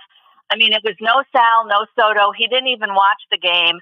And so it was kind of disingenuous for him to be talking to Joe Torre about him going out and changing pitchers when he didn't even watch the game. BT should have been there, but BT is on vacation. 100%. And yeah, Sal's whole thing was no Soto, no Sal.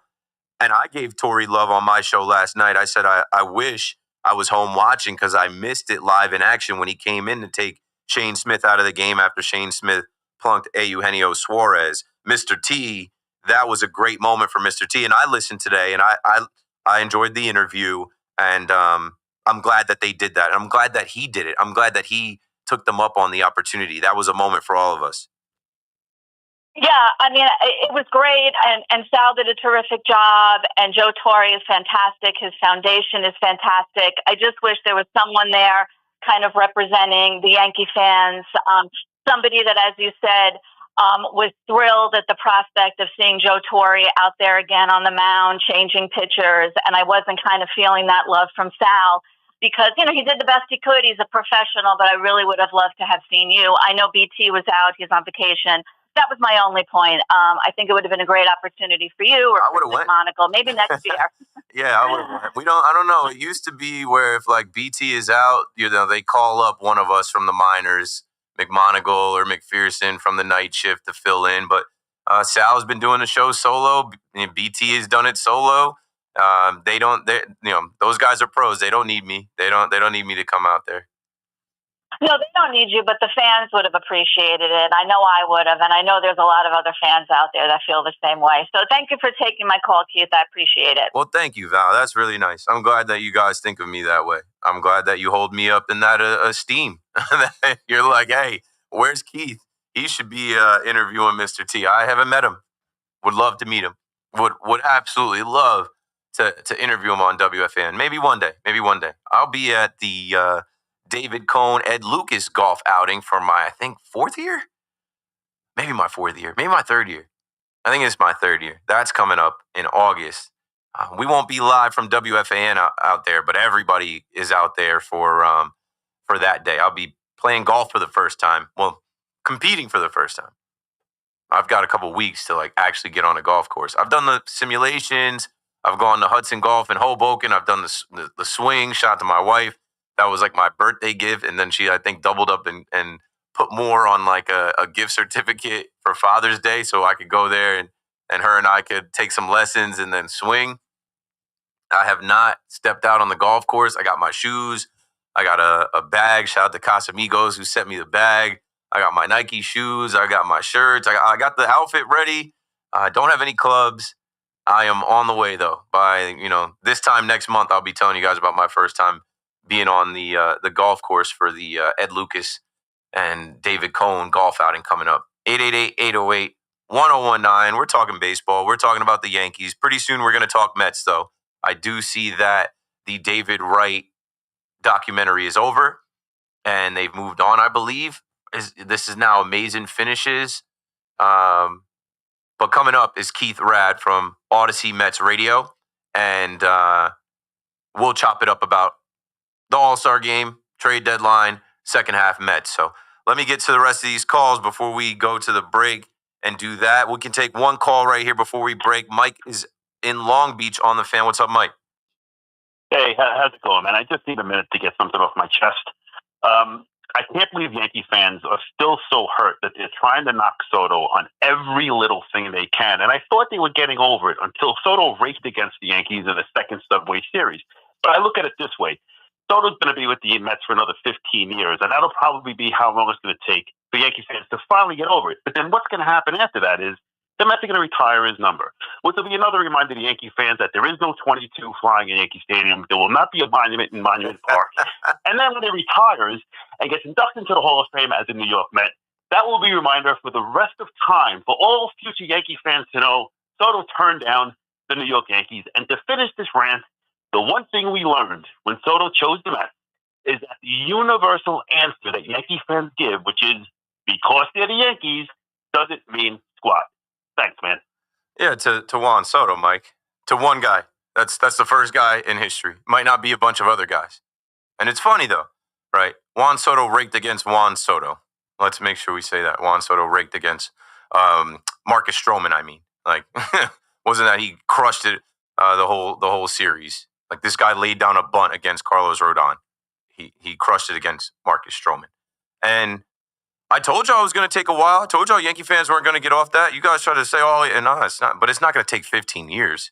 The 1 year that he spent in pinstripes, it'll probably take about a year or two. But also, we've only just begun. Like, he's got to win something. He's got to get to a World Series with y'all because that they can hang. Yankee fans that want to do that can hang that over your head. If you don't make it to the World Series this year, it's going to be like, well, the 1 year we had him, we got to the World Series with him. That's why with his slow start, Yankee fans, myself included, we're having a field day. The jokes are writing themselves like he was not himself as a Met. What's up with the guy? There's a lot of Yankee fans rooting for that contract to be one of the worst contracts in the history of sports. It's yet to be seen. I still think Juan Soto is one of the best hitters we've ever seen and one of the best players in the league. Keith McPherson on the Fan. We got to take a break. I'll think of some more stuff to tell you when we come back. Don't go anywhere. You're listening to the Fan. Coffee's weak. The traffic's worse.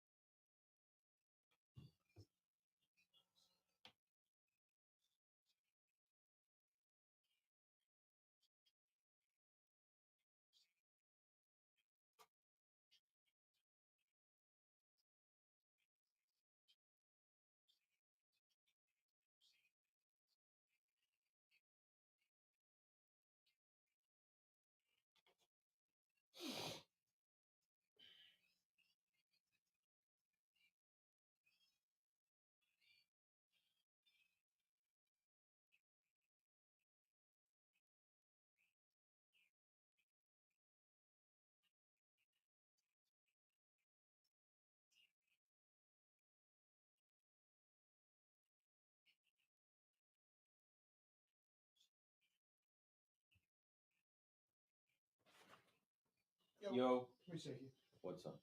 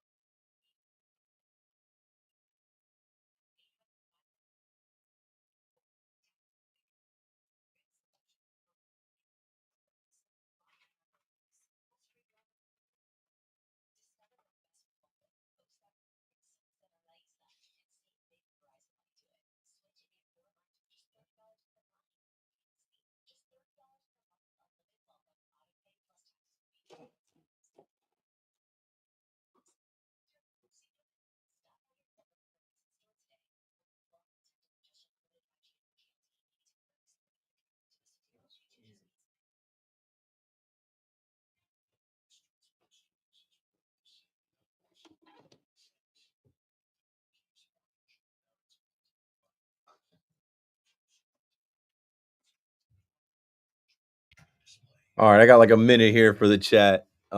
Mets fans will cry about Soto not being an All-Star. Yeah, they got to get off of it, bro. I'm so tired of talking about it. The All-Star game been done now. And Yankee fans aren't crying about Soto. Like, I think it's like we can't say anything about Juan Soto without it being, oh, you're not over it. No, we're plenty over it. I think the Yankee fans' biggest concern right now is like getting a third baseman, getting some pitching, getting Anthony Volpe right. Like it's not that we're longing for Soto. It's just the dynamic of the rivalry. It's just a big brother, little brother thing. It's just something that we can tease y'all about. Yankees trading for Clase makes more sense because he would definitely be the closer over Williams. Yeah, if they're willing to give him up.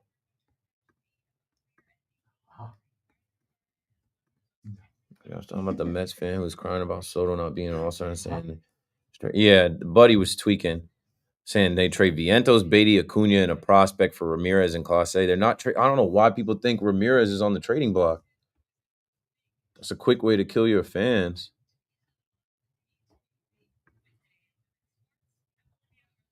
Yeah, he did have way better numbers. That's it is what it is, bro. I know. If you ain't got no haters, you ain't popping. I'm starting to attract a lot of negativity. I wonder what I'm doing right. That's what I'm saying. That's funny. It's funny you say that, bro, because that's what my wife said. Literally, like, not literally, not exactly the pajamas part, but called that name out in regards to somebody commenting on me wearing tank tops. It's the summer, bro. I got a bunch of tanks. You don't know anybody with Vegeta saying battle armor, battle jacket, battle suit, tank. It's just not.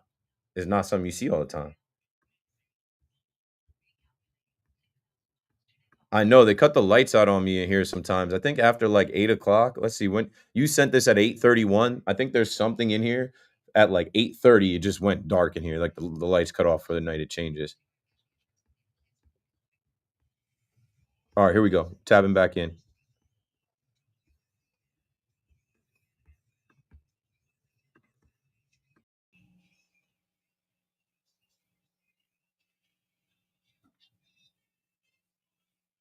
Good evening at 9 o'clock. I'm Marco Belletti. Damian Lillard's on his way back home as Lillard reportedly gets a 3-year deal, $42 million to return to the Blazers after 2 years at the Bucks. Lillard was on 7 All-NBA teams in his 11 years in Portland, ranking first in team history in points in 3 quarters, second in assists, and keep in mind he tore his Achilles in the playoffs. He's out for the year.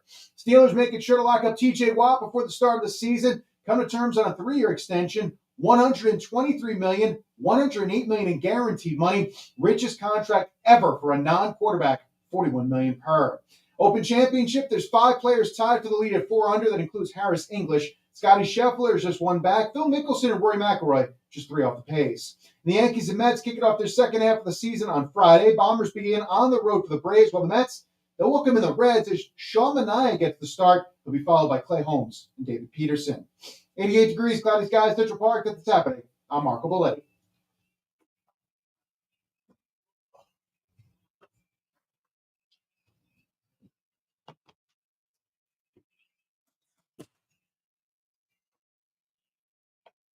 All right, so you got to call Keith at 9:10.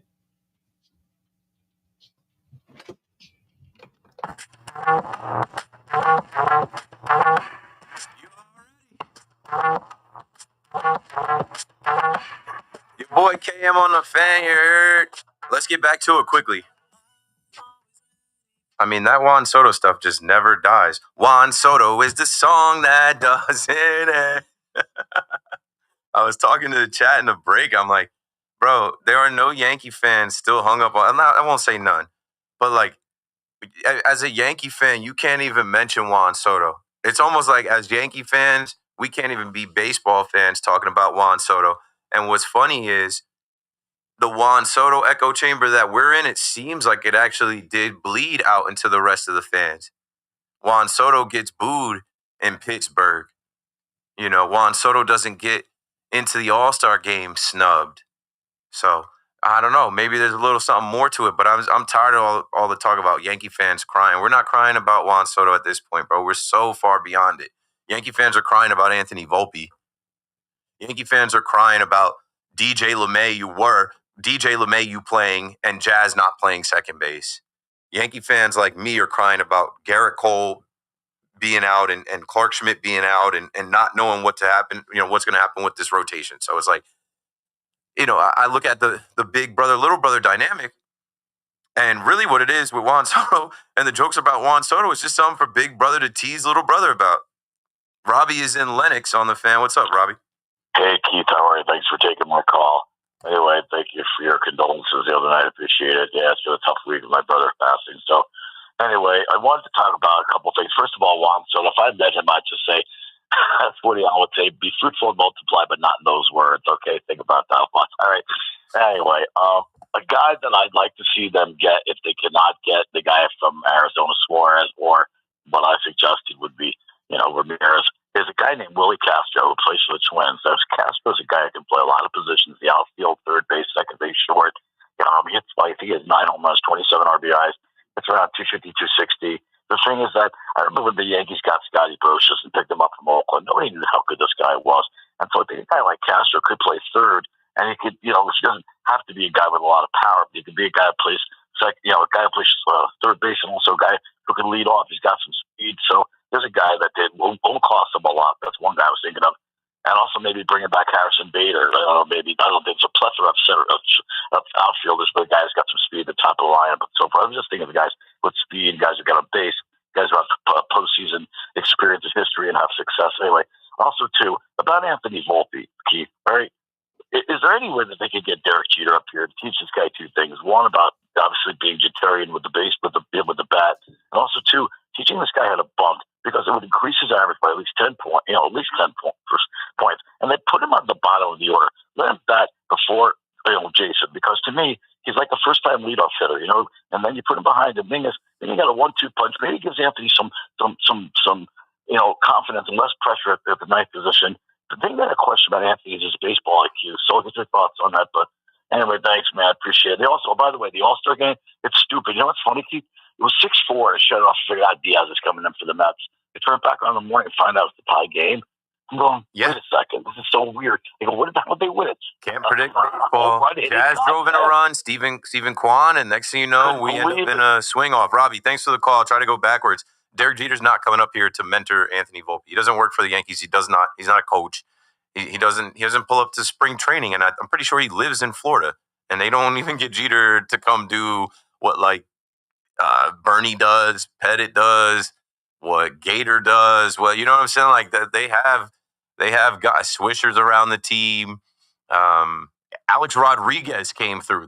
Jeter's not doing that. Willie Castro idea, I like. I've been floating his name out there. The Twins are going to be sellers. Willie Castro. Hey, if Eugenio Suarez asking price is too high, why not go to a guy like Willie Castro? Now, you mentioned Volpe batting 9th. He should be batting 9th. And it's funny, I was watching Talking Yanks last year where Aaron Boone cited me, and shout out to Booney because I know he listens. He's like, Keith McPherson always says, why did, because remember last year when they were moving Volpe around and I thought they had learned from the year before about moving him around. That's another thing. The kid has not had it easy, man. They have moved him around in the lineup. Now they're finally kind of keeping him in the bottom. But, Boone cited on the Talking Yanks podcast that, Keith McPherson always says, why'd you say that, he's going to be a leadoff hitter in 10 years and then move him? Boone and the Yankees, I think, have a vision for him 10 years from now being a leadoff hitter. Well, how about making him a 9 hitter? How about let's start there on the opposite side of the coin. Let's make him a good 9 hitter. Like A-Rod was talking about, make him the best bunter on the team, get on base, get that average up, put the ball in play, swing on a flat plane, not trying to uppercut the ball. Let's try and do that. And I think that is possible when you get Peraza out of here. You can't bat him 9th because somehow with our top 2 shortstop prospects from 2020 to 2023, 4, 5, both of them have turned into automatic outs. Obviously, Peraza more than Volpe, but it seems like Volpe always comes up with the 2 runners on, 2 outs, and makes that last out. Peter is in Lawrence, New Jersey on the fan next. What's up, Peter? Hi, Keith. Thank you for taking my call. I think Volpe will be fine as long as he gets his head together. I saw him play in spring training, and it looked like he wasn't sure of himself. I think he's thinking a lot. Yeah, I think he's definitely in his head and pressing. He's still young, and when it comes to MVP voting, you know, Cal Riley right now leads the league in home runs and RBIs, but I think Aaron Judge will overtake him soon to win not only the Triple Crown, but also get the MVP, depending on how far the Yankees go. And as far as Juan Soto, leave Juan Soto alone. Juan Soto is a great player. He's a proven world champion, and he deserves the respect of the New York fans, both Yankee and Met, for what he's done so far in 2 years. Thanks for the call, Peter. Juan Soto's name, as I said, Juan Soto's the song that doesn't end. He's got to ball out. That's how you shut people up. It got quieter in June once he started doing what he was doing, right?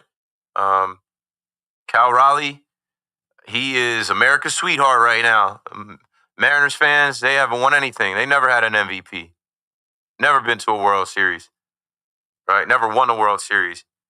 These guys out there, like Cal Raleigh, is their only hope, and they're pushing him, and they're trying to get that, home run. He just got the home run derby. They're trying to get the home run record or have the lead in home runs and keep that Triple Crown away from Judge. But I do think Judge can walk him down. I do think Judge can catch him. What I was saying is, hopefully Cal Raleigh doing all that he did at the home run derby, swinging from both sides of the plate, going each round, winning the thing. I'm like, I hope that tires him out, wears him down to start the second half of the season. And Judge, who didn't stick around for the swing off, and Judge, who will start the second half of the season right there in Truist Park down in Atlanta. Don't got to go far. Hopefully Judge gets out of the gate fast and can hit some home runs and add some RBIs and then, be on his way to his next MVP. 888-808-1019. Let's go to Lou in Astoria. Hey, Keith, how are you? Good. How are you, Lou? Keith, quickly on Soto, but I want to go, and talk about the Yankees if you don't let me. The thing about Soto was that the Mets drawing $35,000 fans every night. Okay, I don't know if they took their time to vote for him, but the reason why he didn't make it was because I'm probably the only Yankee that voted for him. Not a single Yankee fan voted for Soto because of what happened that he went to the other side. And that's the only reason why he didn't make it, okay? Besides that, regardless, he should have been in. And you know that because you know better than that. Anyway, let me go to the Yankees, okay? This is the problem that I got with the Yankees. It's not just pitching. It's not just third base. It's the entire infielder, okay? It's not championship caliber. The third baseman doesn't exist. The shortstop is, now we're making excuses that he's been injured for 3 years. The second baseman is overrated, okay? The catching, they hit home runs once in a while, okay? The left fielder, okay, is making progress. I got to give him credit for that, okay? You got 2 MVPs and Judge and what's the other guy's name? Bellinger. Former MVP is Bellinger, okay? If you pay attention, Goldie, Stanton. Both of Stanton, we got to wait for him for October in order for him to hit. He's coming on. He's hitting home runs now. Sorry, Lou, I'm going to put you on hold. Joining us right now is my second guest of the night. Yes, his parents gave him a great name. He's New York Mets play-by-play broadcaster. You hear his voice on Odyssey Mets Radio. It's Keith Ratt. Keith, are you there? Hello. Okay, Keith is there. What's up, man? How are you? Hey, what's up, Keith? How are you? Good. Thanks for joining us tonight. You were down there in Atlanta, right? I was not down there in Atlanta. I took my phone and I threw it in the pool for 4 days. I went to Michigan for the All-Star break. Well, that's nice. I knew you were on break somewhere. I knew you traveled somewhere. Good. You got to enjoy some time away from the great game of baseball. But here we are back on the eve of baseball returning. Let me get your thoughts on the Mets and their showing down there. Minus Juan Soto, I thought it was a good night for Mets fans to watch their guys compete in the 2025 All-Star game. Yeah, it was good to see. I mean, it was nice when Peter's in the ground ball to Lindor goes over to Alonso. Okay, I've seen this bunch of toys before. Pete goes deep. Probably should win the MVP if things hold on, but the Air makes a late push. So, yeah, it was great. I was just as most Mets fans were left kind of bummed that he didn't get a chance to hit in that swing off because Schwarber did Schwarber things. But it was a good showing, and it was good to get Lindor down there because he had never been down there as a Met. So, yeah, I think everybody was pretty happy to see what happened. Yeah, I thought it was a good showing for the Mets. I thought that Mets fans should be pleased with, just having enough guys, multiple guys in there. Of course, Pete could have won the MVP. I was live on air. Once he hit that 3-run bomb, I'm like, man, if the NL wins or 3 runs or 2 runs or 1 run is a difference in the game, Pete Alonso's going to have the MVP. He's going to add that to his trophy case. And then even with the swing off, it came down to what we thought was going to be Pete. I'm rooting for Jonathan Aranda to at least hit 1 so Pete can come up and walk it off. What'd you think about the swing off, the concept of it, and do you think it's going to come to Major League Baseball? I thought it was awesome. I thought it was cool. I mean, it was a long game for the fans. It was like 5 hours or so from start to finish. So it was cool. I mean, it's a little too Savannah Bananas for me to come to the regular season. I think that would leave a lot of people feeling a little bit strange about a regular season game getting decided on that. I mean, for an exhibition, I think it's great. I think it's cool. The runner at second base thing is a lot of people are still not happy about that. So let's just keep going with that for a little while and see where we go from there. But yeah, I don't know if it'll decide regular season games. I know it's sure it's just so different, but for an exhibition, I mean, it was cool. We were seeing the best guys just get up there and hit, and that's what we saw. Yeah, and I mean, at least you had half of the Fab Four there. Nimmo should have been there last year, but to have Lindor and have Alonso there was great. So I know you know that I was listening to you, and shout out to Anthony Recker. Reck is my guy from doing MLB Network. I think he's just a great guy, a great person, great human being, and then obviously a pro's pro. So, when I saw him tweeting out that he was on the call, I made sure to listen, and I listen anyway.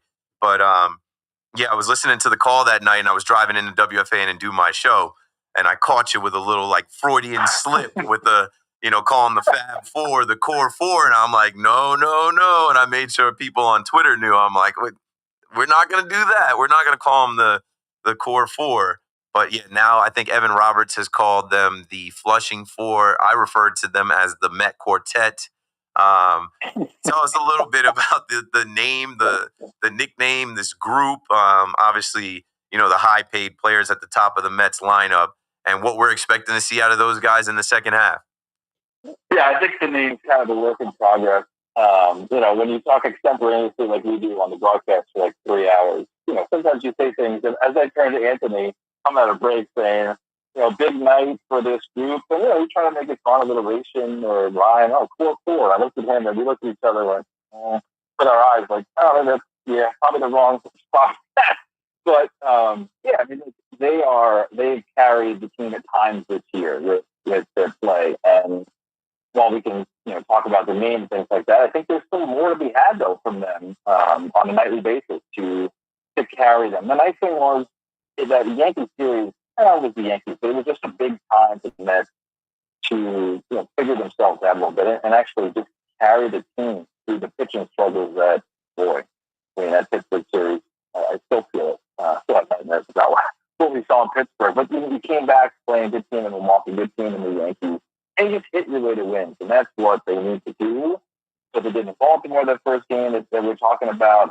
That's what they did that night in Kansas City on Friday or Saturday, where they came back late. And that's what this group needs to do, because once you do set up playoffs, and I think they'll get to the playoffs, the problem with this core is that is a scary lineup for anybody to face. I don't care if it's the Dodgers, if it's whatever situation it is. And so, the name will shake itself out. I just think that there needs to be a little more consistent nights where Nimmo, Lindor, sort of Alonso just match. Yeah, we're on the phone right now with Keith Rad from Mets Radio, Odyssey Mets Radio. You listening to Keith McPherson on the Fan. My next question is about the trade deadline. I think I've talked a lot about the Mets obviously just need those top 4 guys to produce, but they also are going to need some help with pitching, and then maybe even some position players like center field, third base. What are you thinking about their trade targets, who they're targeting, and who they're potentially going to give up? I know there's some arms I alluded to earlier that they did not call up while they were kind of going through this revolving door of relievers and guys doing spot starts and bullpen games. So the question is, who do you want to see the Mets target, and who do you think we could say goodbye to from the minor leagues? So, yeah, there's a lot in the next, 2 weeks from today, that's the deadline. So I know that bullpen is important, and there's no doubt about that, but I still believe the Mets need another starter. I think that it's great to get Senga back, great to get, Manaea looked so fresh on Sunday, just putting the life on the fastball was like, okay, we want to see more of this, which was great. But you have a lot of holes there. Senga's great, and he maybe, and then there's that question mark there with him. Clay Holmes has been excellent, but he's going to run out of gas. And we saw with the Mets last year, especially Manaea and Severino, is that they were great in the Mets where they needed to be, right? The playoff push. And once they got into the playoffs, especially the Dodgers series, just ran out of gas. So, Clay Holmes is a guy I get a little bit nervous about, because can that body going from reliever to starter hold up pitching at your peak or at your strongest when 113 is matter the most? He's pushed past 100 innings. His goal was 160, which he would probably hit by the end of September, which is a little scary.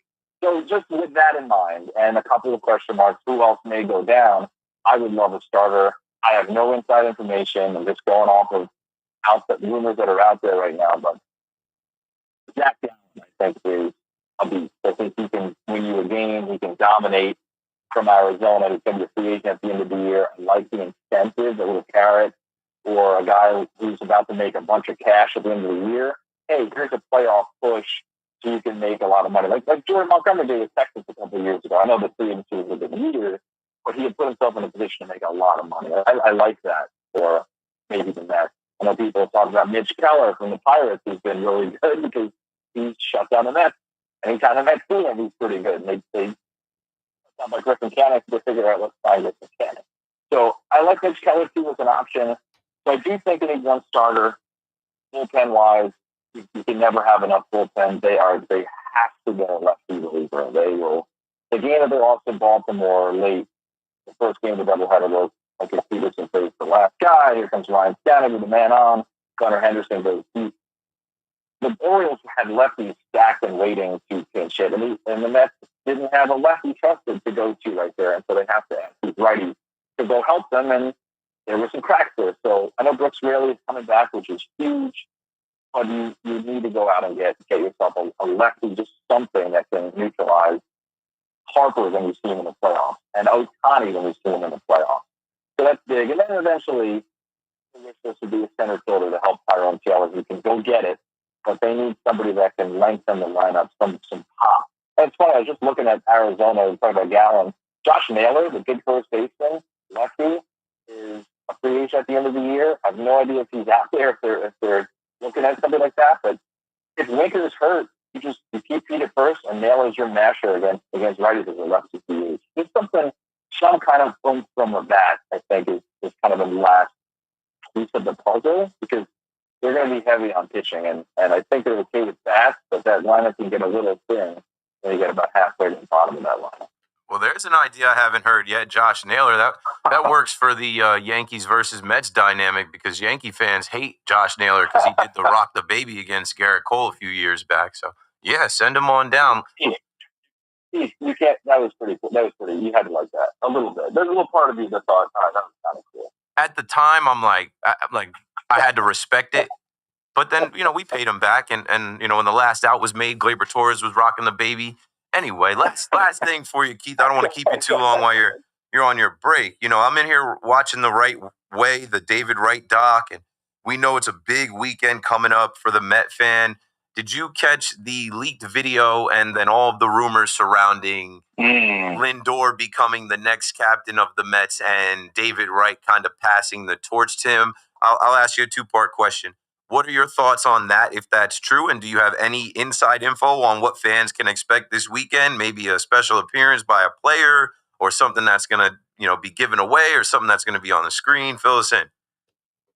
I have no special information about this captain thing, but it has been maybe this is the weekend they make Lindor the captain. And we talked about that. We've asked about that publicly, secretly.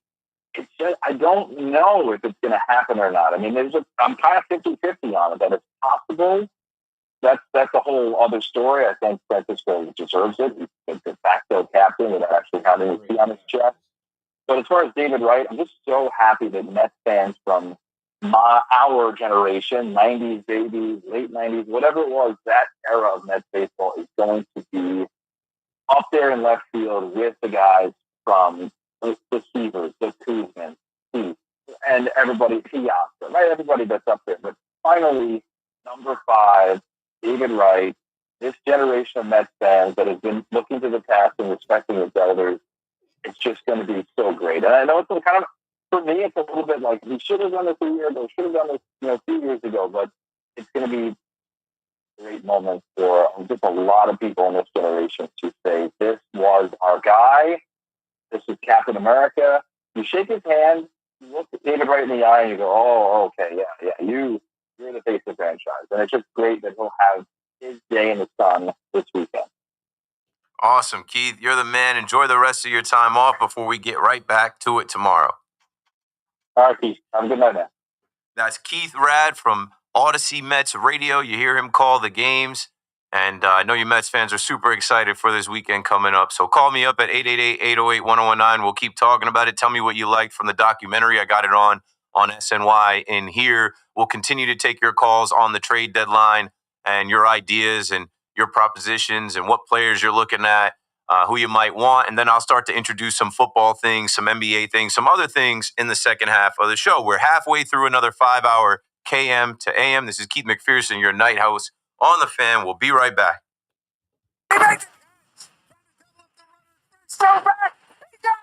Bronx Bombers are back in action with a 3-game.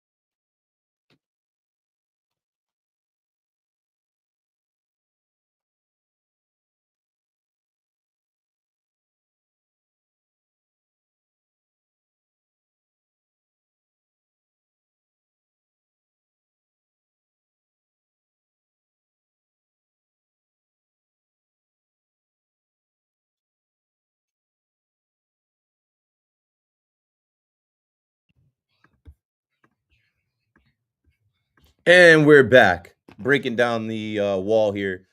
Quick break after I had Keith Rad. I had Raphael Flores earlier. No more guests. The rest of the way, we're just going to talk sports. We're going to have at it. I'm sure some of these Aggie Mets fans are going to call about Juan Soto. I'm sure some Yankee fans will call in about Volpe. I'm sure we'll both, fan bases will go back and forth with trade proposals and trade deadline ideas and what we need and what needs to happen in the second half. Appreciate all y'all rocking, man. I'm going to retweet this and try and get us up to 1,000 total people in the chat between Twitter, YouTube, Twitch. I think that's all that I'm streaming on, I believe, and my Facebook channel, but my Facebook is private. That's really just for like family. Like I got uncles and cousins down in Jacksonville, Florida that'll tap in somewhat, sometimes and watch. But yeah, I always say in here, I appreciate y'all. I also say hit like if you're on YouTube. It just helps in the algorithm as I'm trying to be seen as a content creator and someone building their YouTube channel in the sports world. I've just hit 2,300 subscribers on YouTube. So I'm on the way to 2,500. I'm on the way to 3,000. And tell a friend to tell a friend, man. It just, it helps to build. I'm going to start doing more streams at home. I'm going to start doing them from my little home studio setup where I'm going to be live twice a day. I'm going to be live at night out of WFAN doing this show. But it's tough doing this show because I'm taking calls. You guys are hearing the other audio of the calls coming in through there. What I'm going to do is more of a straight to camera home show in the mornings, I think, to just be like, putting my show notes together, what's going on in the sports world, what should we talk about tonight? So maybe not the mornings, but like the late afternoons. Maybe I'll start doing that around like 12, 1 o'clock. Let's give some people some love that's in here. Samuel says, longtime listener since day one. I appreciate that. What's up with you, Brody? Let's see. Joe Jackson says, let's go Yanks. Keith, you're the best. Monkey D. Louie, appreciate you. My favorite show. Yeah, make sure y'all keep saying that, man. I feel like my motion is building where more and more people are like, yo, Keith is the best. I rock with Keith. I listen to Keith's show. Keith is my favorite. And that's why you hear haters calling the fan. And that's why you hear people calling with the weird energy, like, they can't stop me. Let's see. No more guests. Join live here or on YouTube.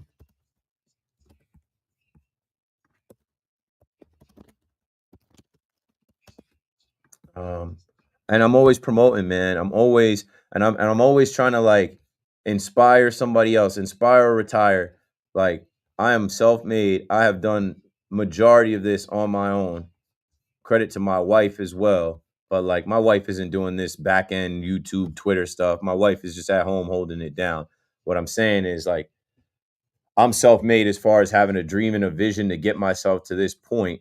And I'm now starting to hit a level where it's like, I was putting some bars together. I was like, all I do is do me. They can't undo me. Like, they can't undo this now. Like, I've done it. I have put myself on. It's 4 years of being on the radio. It's 4 years of popping out and doing things that give you a level of credibility and a level of status out here. I'm blessed. So, like, none of that happens without you guys watching. Like, I remember doing lives for 4 people.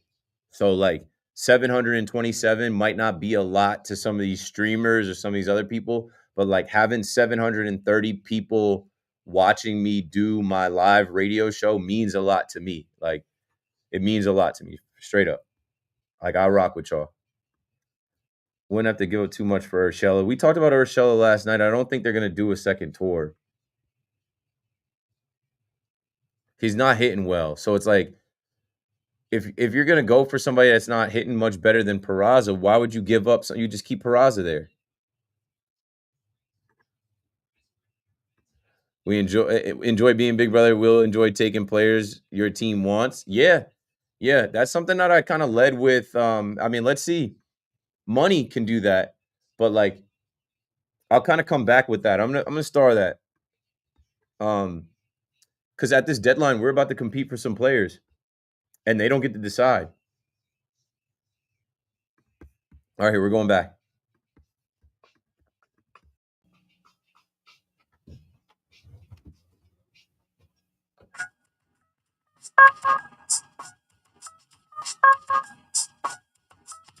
All right. Second half kickoff. It's a sprint, not a marathon. 5-hour KM to AM, rocking on the fan till midnight. Keith McPherson, your nighttime host, taking calls, talking sports, talking to the live chat, watching the David Wright doc, but not listening, just watching him come up and go through his years and his time. And I'm sure it's great. I'm sure it's a great doc. I'm sure it's going to be a great time at Citi Field for you guys. Not for me. I won't be there. I'm not a Met fan. Shocker. Spoiler alert. I'm not a Met fan. But we got to share.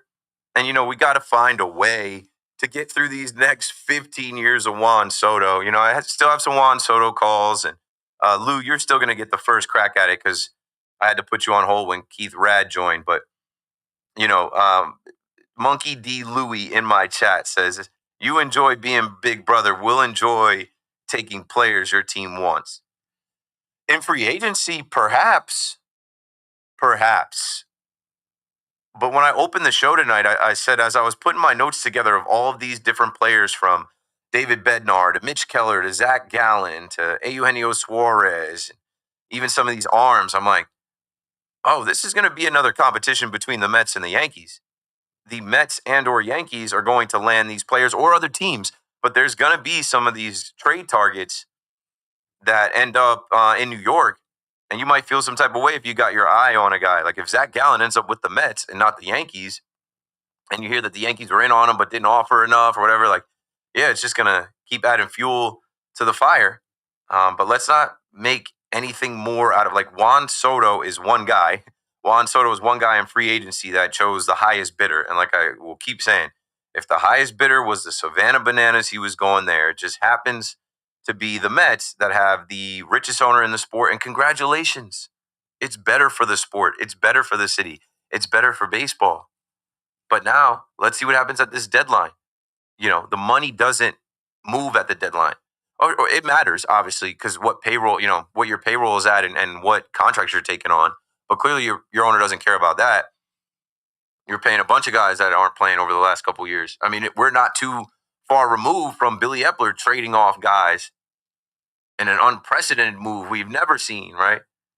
Sending guys away to replenish the farm system. Now, you might have to say, hey, Billy Epler, thanks for what you did. You might be sending some of those guys that he brought in away 2 years later, 3 years later.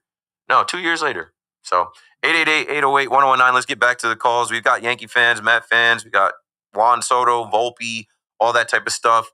We'll clear those calls. And then once I get into the 10 o'clock hour, I do want to talk about TJ Watt, his contract, Von Miller. I do want to talk about Micah Parsons, the NFL, training camp, Russell Wilson, Jameis Winston, Jackson Dart, and some other NFL news that popped up today. Lou is in a story on the fan. Lou, you get 2 calls. Keith, let me tell you something. That's why you're the most likable host in the entire goddamn WFM, because what you just did right now, nobody else would have done that. As a matter of fact, I am so controversial. They don't even take my call. But anyway, let me finish it up. You're the best. To finish it off, okay, the 2 MVPs that we have right now, one is in the playoff every single year in Judge, okay? So, but Ballinger was only one time, so I give him a break, and he 146 with the Dodgers against Houston. And that's what my problem is, okay, guy? Listen, I'm criticizing the Yankees just like you did a few weeks ago, but then you came back again and thinking that we're going to go all the way. It's going to be tough, guy. I hope we do it. I never said they were going all the way. I've said that the Mets and Yankees are not winning the World Series. A lot of Yankee fans. Listen, Keith, let's be realistic. A lot of Yankee fans, they're not realistic Yankee fans. We think that we're the greatest. Those days have a long way gone. And the big boss is in heaven. You take care, brother. Hey, say hello to the family. Take care. Thanks for the call, Lou, and the second call, Lou. And I'm not like, I don't have this quick trigger finger to hang up on somebody that's not being disrespectful or not like saying something wrong that I didn't say. I bang the phone on you if you're just like wilding out and saying stuff that is incorrect and like you need to be dropped. Lou hung out from pretty much 9:05, 9:07, and then Keith Rad was on the line, and so I had to go right to Keith Rad. I even gave him like a minute or two while Keith was on hold, went to Keith Rad, went to the break after interviewing Keith Rad, and then went back so Lou could finish his thought. Again, I'm just driving the bus for 5 hours. People get on the bus, people get off the bus, but I'm not trying to kick you off the bus. I'm trying to let you come through and ride for as long as you want to ride. Some of y'all are just on the back of the bus, not, talking to the bus driver, and that's fine. Now, what you said just now about, oh, yeah, you criticized the Yankees and then you came back on and thinking they're going to win the World Series. No, I don't think they're a World Series team. I don't think the Mets are a World Series team. Can they change my opinion? Hell yeah. Do I want them to change my opinion? Yep, sure. How does that happen? With a good trade deadline and a good second half. And depending on what the field looks like and what some of these other teams look like when we do get to October, Yeah, I might make some postseason predictions and say, oh, the Yankees better get through the American League. I might make some postseason predictions and say, listen, this might be the year for the Mets. But as of today, I don't feel that way. As of today, I don't feel that way. Steve is in Rockland on the Fan next. What's up, Steve? Well, Keith, you said it pretty well. Yeah, I'd like to make this analogy, okay? Any Yankee fan who's not over Juan Soto already is probably still hung up on Shohei Ohtani. All right? Or Yamamoto. I mean, give me a break. The guy, the Yankees traded for him, and he made there was no mistake about his intentions. He was very clear, was very transparent. All right? And then Yankees made an offer, whatever, and he decided. And, good for him. Good for him. And that's that. And he's not on the Yankees. Like you said, you're concerned about Volpe. Yankee fans are... I'm just not getting the fact he doesn't play for the Yankees anymore. He did for 1 year. It was a great year. And the guy was, he's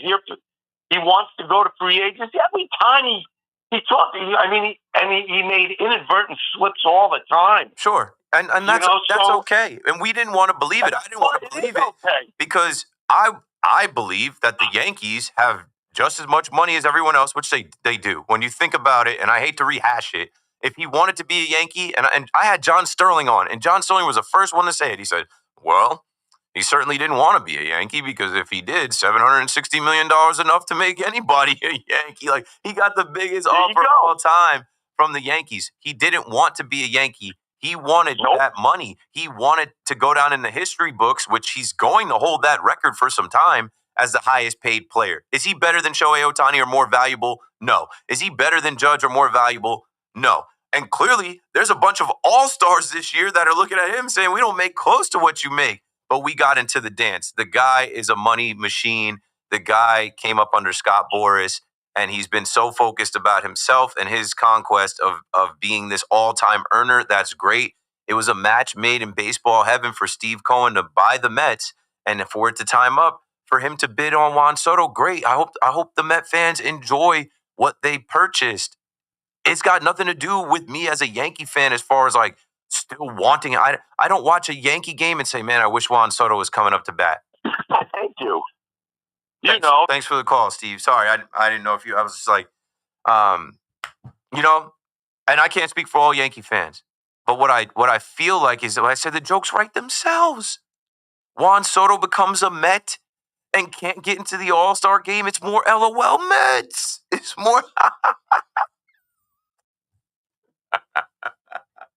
It's just funny. Like that's all it is. It's just more ammo for us to needle y'all. It's just more like it is more stuff to mock. It is more like, I don't know, man. I had an older brother that would tease me over anything. My older brother, when I was a kid, there was this girl that got my phone number when I was like first grade, like 6 years old. Right? Her name was Jasmine. And I used to be heavy on the Disney movies and watch Aladdin. I watched everything. Pinocchio, Snow White, Jungle Book, Little Mermaid, all that. So this girl got my phone number in school to invite me to her 6-year-old birthday party. And back then, I didn't have a cell phone. She called the landline. She called the house phone. My brother, being 10 years older than me, answered the phone. And at 6, I wasn't pimping it. I was not out there like giving my number out, talking to girls. I wasn't even looking at girls at 6. But my brother, just to needle me, answered the phone, took the information down, got the invitation to the party, and then teased me in front of my little sister, in front of my mom about, ooh, girl called the house. Keith's got a girlfriend. Her name is Jasmine, Princess Jasmine. And I literally was in tears crying, shut up, Sean. Stop it. It's not my girl. This is a similar type of thing. It is just another thing to needle for big brother to make fun of little brother. We know Juan Soto is great. We know Juan Soto chose the Mets. We know Juan Soto should have been an all-star, but it's funny to laugh at y'all and be like, It's the Mets jersey. Mets are cursed. They hate the Mets. It's just the league hates the Mets. The Manfred in the league sat down and had a meeting, and they're like, if he was the Yankees and he's a Met, we don't need him. The show goes on without him. It's hilarious. John is in New Jersey on the Fan next. What's up, John? Whoa. Whoa. And he dropped off. Sounded like he answered the phone and took it out of his book bag. Might have did a tuck and roll, and then he dropped. But yeah, you gotta understand, everything is, and it's like, I see it all the time. I work for WFAN. WFAN will clip me up, and shout out to the digital team for clipping me up the last couple days. People think that I'm telling WFAN to put these clips out talking about Soto. They think that I can't get Soto out of my mind. They think that I'm obsessed with Juan Soto and can't get over him choosing the Mets. Like, bro, it is July. That happened in November. We're way over it. I'm not over Garrett Cole not being here. Garrett Cole is the thing that I think about every day. I'm like, man, if Garrett Cole was available, I would think this team is winning the World Series. Without Garrett Cole, I'm like, I don't know. Because I don't know what any of these guys are going to do in the postseason. I know what Garrett Cole does in the postseason. I know when Cole takes the ball in October, I know what I've seen him pitch against us and for us. I'm not thinking about Juan Soto, bro. I promise you. Not in that regard. If I wasn't a WFAN radio host, I wouldn't say a word about him. Like, you would watch my YouTube podcast on the Yankees or my content, and there would be no Juan Soto mention. But, like, I got to follow up.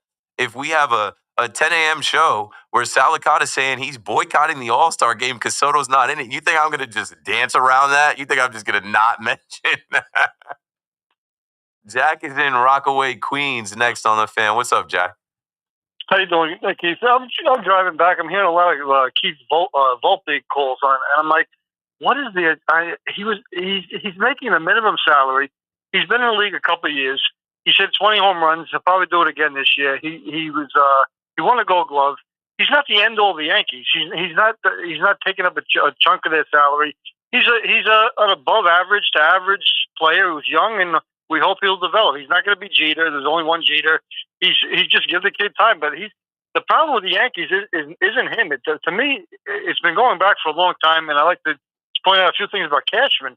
Like, last year was our year, right? It was like you had Soto for the 1 year. You had Judge putting up again Babe Ruth numbers, and Garrett Cole, Cy Young. He whiffed on the deadline. We didn't nothing of any kind of magnitude. Last year. Last year. Nothing that moved the needle. Jazz Chisholm Jr. is an All-Star this year. We can't forget that he got Jazz. Okay, nothing. You needed something to move the needle a little bit. But last year he wasn't an All-Star. Okay. And just this year you had LeMahieu, another bad contract he had to buy out. We had to buy out Hicks' contract. We had to buy out. You took a kid, Jacob Ellsbury, years ago. The guy was a light hitting slap hitter, and then free agency year he's putting up near 40 numbers. You got to kind of read the room how we got there. You took another horrible contract on that one. These things other GMs do not survive. The Yankee GM survives it. And this year you go into you lose Soto.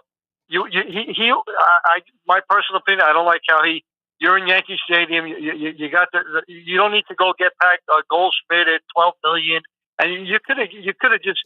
What could you got Alonso? Pete Alonso, $20-25 million. You could have got him. Nobody went to get Pete Alonso. Nobody offered him. You can't go into you got. This is once in a lifetime. We're never going to see a homegrown Yankee like this, like Judge is putting up. You can't go in there with a bunch of slap hitters, no third baseman, no center fielder. The only chance I think that we have to rectify this year is if they get that kid Suarez from Arizona. You can't have Judge the next half of the year. He's going to get 150 walks. He'll mean absolutely nothing if you don't get another hitter. They have to do something at this deadline. And I'm not a fan of Cashman. And there's lightning rod of Volpe. Volpe is what he is. He's hopefully a developing young player. In his third year, he's had some good moments. His first year was actually won the Gold Glove. He hit 20. He's going to hit 20 home runs again. Thanks for the call, Jack. You just ended up going back to where you started with Volpe, and I got to jump in and just say something. You said they don't have a center fielder. They've got three. They've got Trent Grisham, Cody Bellinger, and they've got Dominguez as a center fielder playing left. And all those guys can hit. All those guys can produce. Why are we talking about Jacoby Ellsbury? Jacoby Ellsbury was signed 11 years ago? Has nothing to do with it. But I know, because Cashman is the eternal GM. You were saying that other GMs wouldn't survive this. They have. And I don't have the list in front of me of GMs that have made stupid mistakes and signed players and they've gotten hurt, or they were no shows, but it happens all the time. Why does Cashman survive it? Because they win. Cashman makes mistakes and then makes up for his mistakes and finds a way to get them to the postseason every year. They're in it every year. They have a ticket every year. They're in the crapshoot lottery every year. And if you want to mention Judge and building a team around Judge, this is how you know I'm not a homer, because I say this. Maybe if Judge was Judge in October, he'd have a ring already. Maybe if Aaron Judge was himself when we got to the postseason, they would have enough around him. And when you talk about Volpe, bro, it's yes, the best point you made in your call was that Volpe makes no money. That's another reason why they're not tripping off of him. Because when you actually match up the production and the $879,000 he makes, it's not an issue for them. It was more of an issue that DJ LeMahieu was making $15 million and hitting .266 and then not being able to field his position. They ate that money. I expect them to make moves at the deadline. I'm not getting my hopes up as far as certain players. That's my thing. I know they're not going to stand pat at the deadline. And then you mentioned that they didn't do anything at the deadline last year. Come on. Jazz has been a huge impact. Did Jazz not homer in Game 5 of the World Series? Did Jazz not add, immediately last year?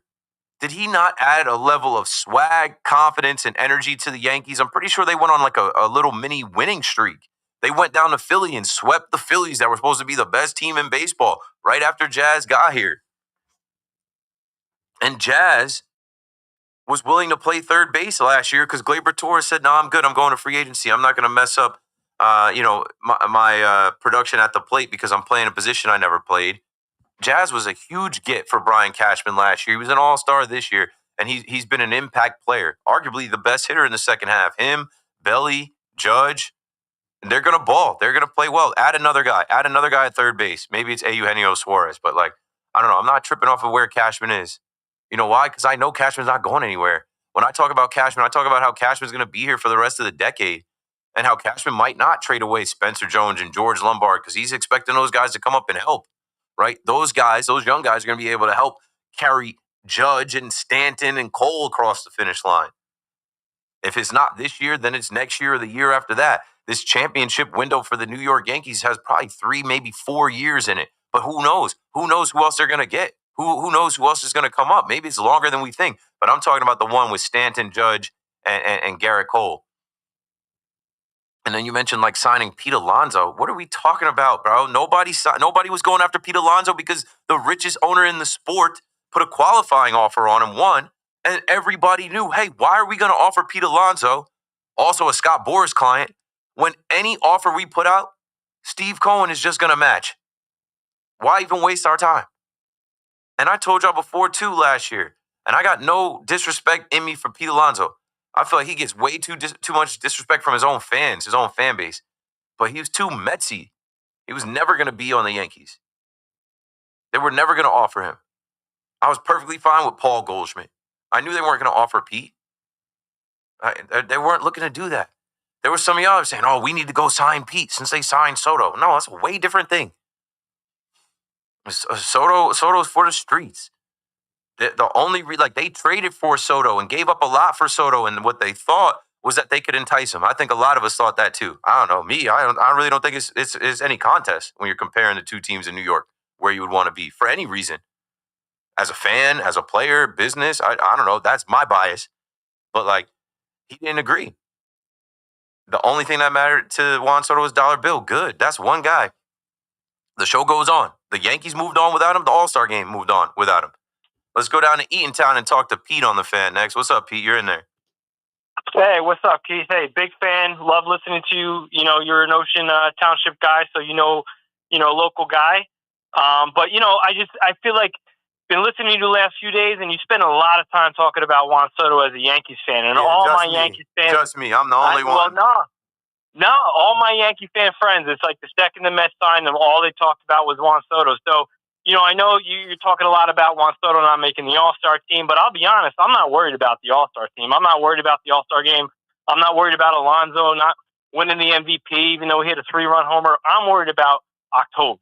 I'm worried about getting to November. And I think most Mets fans, if you talk to them, all of that surface level talk about this and that, most of us don't care about that. We just want to see a good ball club. We want to see us come together as a team. It's not about one player. And I just why all the talk about Juan Soto? Why are you obsessing with this guy? No, I'm not obsessing about him, but I'm a radio host in New York City. I'm talking to Met fans and Yankee fans. I also have a pretty good following on social media. I know what plays. This is the highest paid player in the sport. This is one of the best players in the sport who didn't make the All-Star team, who I have put my hand up this entire week and said should be an All-Star. I've been to 4 All-Star games. Juan Soto was at 3 of them. I put my hand up all week and said something is fishy about this. Something went on. Like if he didn't get enough votes from his fans, if the players didn't vote him in, Major League Baseball had the opportunity to say this is the highest paid player, a household name in our sport. You got to see Jonathan Aranda, and I know that's American League, but we can go through the list of players that you got to see in the MLB All-Star game this week that didn't belong there more than Juan Soto, but they found a way to keep him out. Why? Why? Do people not like him? Is there some negativity around his contract, his personality, the fact that he alluded to leaving some money on the table? I don't know. But if you're a Met fan, you should be worried more about winning the World Series. You're about to go on 40 years. You don't win the World Series this year, you're going to hear me say 40 years every day. You should be worried about, okay, you signed Juan Soto, who helped get the Yankees to the World Series last year. They didn't win it, but he helped them end one drought. You should be worried about Juan Soto getting you to the World Series, not getting into the All-Star game. Your focus should be Juan Soto being so motivated, so mad and pissed off that he's looking for revenge on the league, and he just tears up the league and does what Jeff Passan said. Jeff Passan said he's going to have the most home runs out of anybody in baseball. More than Judge, more than Cal Raleigh. More to do. 2 hours left. Keith McPherson on the Fan. Call us up. We'll be right back. Paying all those streaming services and getting your meals from a vending machine?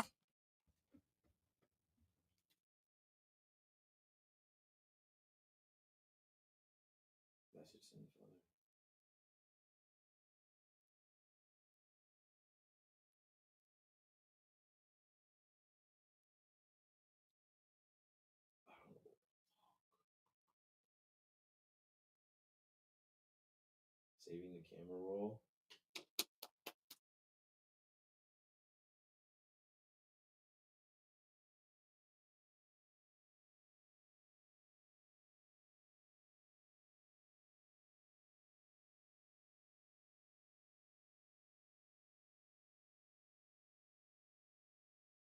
And the biggest thing for me with Spencer Jones is that they did elevate him to AAA, and he didn't miss a beat. I think he homered in his first at bat. I think he's got multiple homers now. I keep seeing these clips come up on Twitter where I'm like, okay, I think this young man, people talked about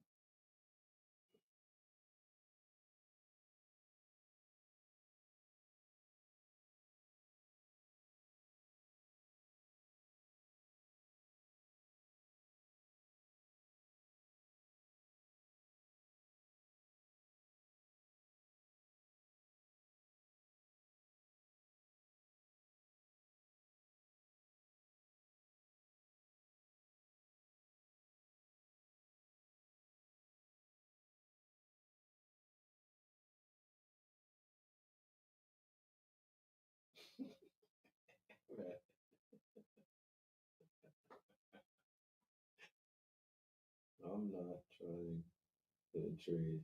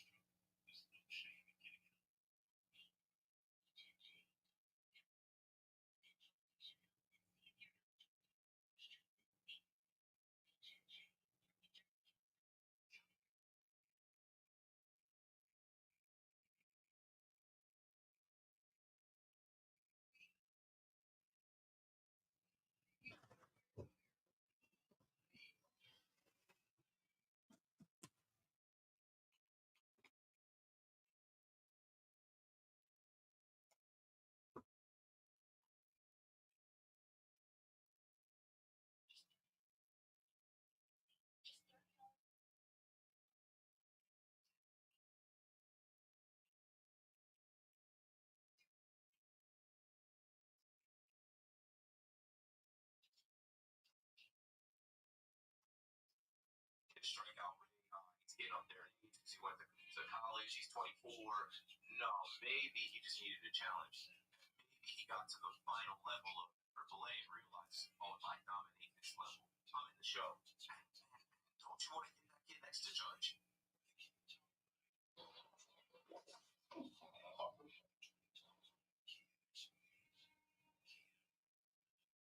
What we need? I know by now. Get the message.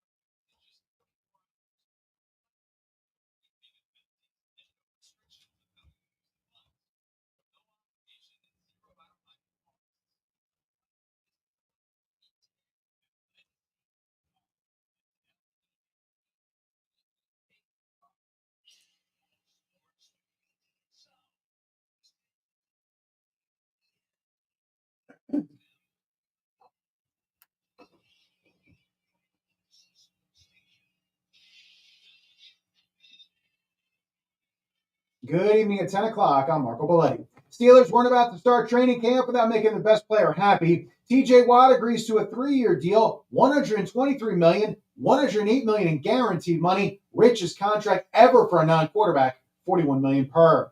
Blazers reportedly reuniting with Damian Lillard, 3 years, $42 million. Lillard was traded to the Bucks a couple years ago, released after he tore his Achilles in the playoffs. Now gets $70 million in combined salary this year to rehab the injury. 5 players tied at the top at 4 under after one run of the Open Championship. Scotty Scheffler has one back. Rory McIlroy, Phil Mickelson, 3 off the pace. And the Yankees and Mets kicking off the second half of the season tomorrow. Mets announced their rotation for the 3-game set with the Reds. Sean Manaea will take the ball to begin the second half. He'll be followed by Clay Holmes and David Peterson, while the Bombers begin on the road for the Braves.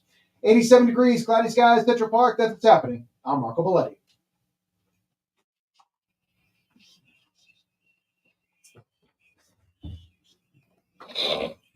It's the only place where Yankees, Mets, Giants, and Jets fans come together and sound off. The Fan, 101.9 FM, and always streaming on the Odyssey, iHeartRadio, and TuneIn apps.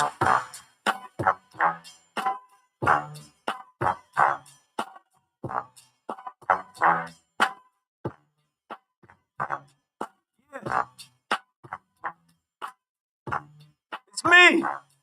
Who else?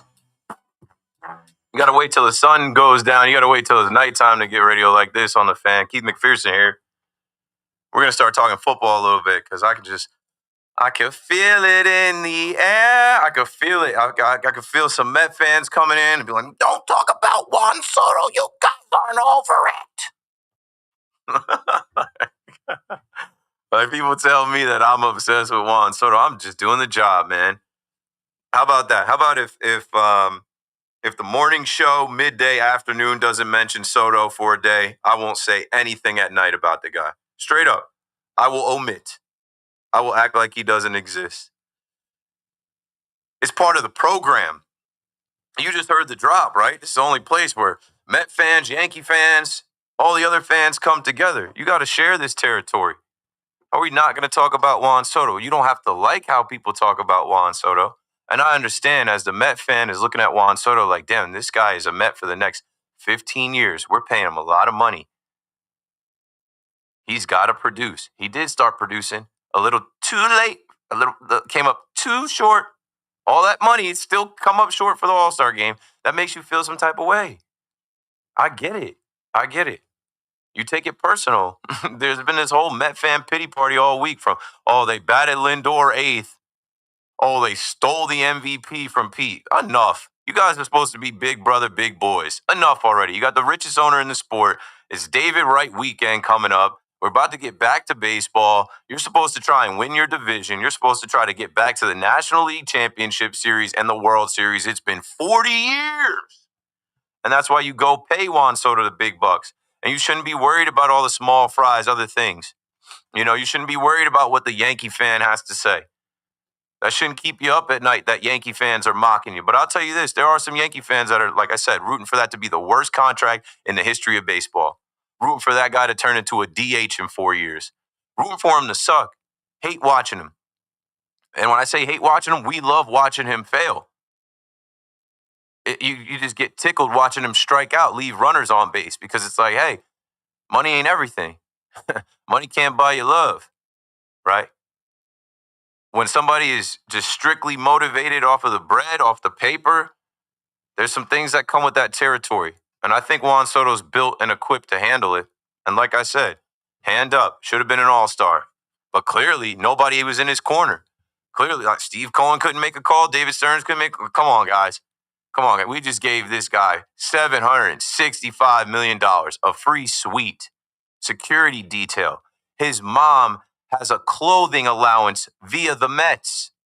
Yeah, what's that got to do with being in the All-Star game in Atlanta? Nada. The show went on without him. And this show can go on without him. But don't think it's me. Don't think I'm putting together my notes saying, this is what I'm going to say about Juan Soto tonight. No, if anything, I'm listening to the radio station. If I hear a host on the radio station say they're boycotting watching the All-Star game because Soto's not in it, I'm not going to let that go. Like, I'm not just going to, walk right by that one. I'm the one in here while the game is on. I love baseball. I love the All-Star game. I've told you a bunch of times I've gone to the All-Star game. I would have went this year. I had to watch my little boy. I had daddy duty to do, But Juan Soto not being in it, they just showed you. The ratings were sky high. The ratings were great. 7.2 million people watched. That's more than any other All-Star game in any other sport. A huge success. They were able to execute the ABS system. They were able to do the Hank Aaron tribute. They were able to do a whole swing off. They were able to do everything without Juan Soto there. So anyway, 888-808-1019. Let's start talking football because I know some of y'all are getting aggy over that Juan Soto stuff. And you can call and blame it on me. You could blame it on me. I get it. That's how it works, right? The radio station, you'll pop in and out of the radio and you'll hear Juan Soto. And you're like, oh, this guy can't stop talking about Juan Soto. Like, I'll talk about Caitlin Clark. I'll talk about sports. Like, the WNBA All-Star game coming off of the Major League Baseball All-Star game is in Indiana. And Caitlin Clark announced that she's not going to participate in the three-point contest or the All-Star game due to her groin injury. Now, I don't know the severity of the groin injury, but she didn't play against the Liberty last night. And I feel like if she could go, she would go. And the groin is tricky. If you've ever had a groin injury in sports, it's something like it can mess up your sleep. It can mess up your everything. You got to be careful with that. But supposedly she first felt the groin injury around late May. So she's been dealing with this the whole season for the most part. And that's a huge miss for the WNBA, a huge miss for women's sports, a huge disappointment for Caitlin Clark fans. She's so polarizing. For the WNBA All-Star game to be in her host city and she cannot play. 888-808-1019 for any Caitlin Clark fans that want to talk about Caitlin Clark on the fan. She's just as polarizing as Juan Soto. In the NFL, man, calling it a career. Chargers wide receiver Mike Williams. He had a little bit of a moment with the Jets. He had some moments with the Steelers. I know as soon as he went to the Steelers last year, and Russell Wilson is throwing him a moon ball for a touchdown, Jets fans are saying, hey, how come they couldn't do that with Aaron Rodgers? At age 30, Mike Williams is hanging it up. Another guy, as we speak of Caitlin Clark's injuries, he's just had injury after injury after injury. And he went back home to join the Chargers. And, he just couldn't get back right. He was physically unable to perform. And so he's just going to hang it up at 30. And I hope he's well. That's tough. Father Time is undefeated, but it's a whole other thing when you get put on the PUP list again, like you get back with the Chargers. Obviously, you wanted to play, and then you try to ramp up for a training camp for the season. You can't go, and he knows it's just going to be tough to make the cut. It's going to be hard now. It's going to be tough to make the team when you can't go out there and run and compete and play. So happy trails. Hopefully he's in a good headspace. We'll never forget, him getting the pork roll, egg, and cheese, right? He came here last year to talk to the Jets. I think he was deciding between the Jets and the Panthers. And what's that guy? Was it Matty J? Matt, NYJ? NYJ Matt. Yeah, shout out to NYJ Matt on Twitter who, sent the breakfast order to Florham Park. Sent the boy a pork roll, egg, and cheese. I know you guys call it Taylor ham. I don't know why you do that, but I do know why you do that because you're in North Jersey. But like Taylor ham is the brand. The meat is pork roll. It's pork roll. And as soon as you get anywhere further than Monmouth County and further south, you go into the spot to order a breakfast sandwich, a bagel, and you talking about Taylor ham, they know what you're talking about. But when you look up there, it's written in chalk, it says pork roll. Anyway, they got one for Mike Williams. I guess that was the first one he ever had. He said, sold. I'm here. Where do I sign? So, yeah, he's done. Another receiver in the news, Rashee Rice. Rashee Rice is going to have to do some time. If you remember, he was in the Dallas area. He's an SMU guy. He was racing his Lamborghini around, crashed it up, hit some people, stopped traffic, made a whole mess. So the Dallas County judge sentenced Rashee Rice to 5 years probation and 30 days of jail time. It can be served through the 5 years. And I don't know, man. I hate that these NFL players get money and get these fast cars, and all of them end up getting speeding tickets. Some of them end up getting DUIs or worse. You would think guys would learn, right, from like Rashee Rice would learn from, now I'm blanking on this guy's name, from Alabama, drafted by the Raiders. And he's on his way out. Alabama, I always blank on names while I'm live on air, and I hate it. Alabama, wide receiver, Raiders, first round pick. Henry Ruggs. Henry Ruggs III. Remember Henry Ruggs? Yeah, Henry Ruggs III is in jail because he wanted to drink one night and get in his car and drive fast, and he killed somebody. So hopefully these guys learn. And you're so rich, get a driver. But you want to stunt. You want to flex. You want to show off your car. Get somebody else to drive it. If you're going to crash it up, not know how to drive it, or be drunk and drive it and put other people in harm's way. And last thing out of the NFL before we get back to the calls, because I know you guys just want to talk Soto and trade deadline, and we can do that, but it's my job to kind of sprinkle something else in there for anybody listening that's like, all right, we get it. We have no idea who the Mets or Yankees are going to trade for, and we get it. Soto.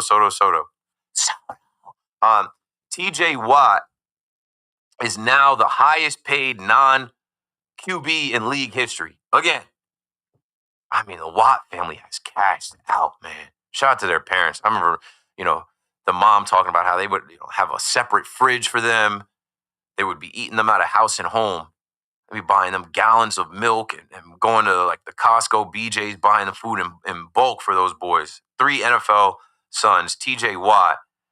Today it was announced that TJ Watt reached an agreement on a 3-year, $123 million extension that includes $108 million fully guaranteed, $41 million per year for him to wreak havoc on Joe Burrow, Lamar Jackson, Joe Flacco.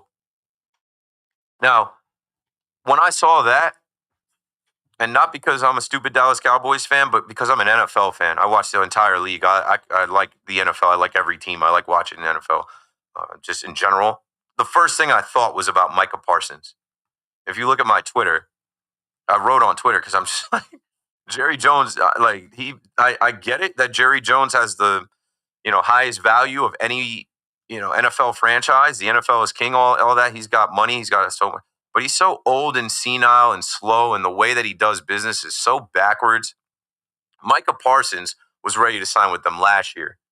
And then he told Micah, we got to get our skill position guys done. We got to take care of Dak. We got to take care of CeeDee Lamb. They did take care of some other guys. But now Max Crosby gets paid. Myles Garrett gets paid. TJ Watt gets paid. Micah Parsons said that he would be willing to take less if they help build out the team.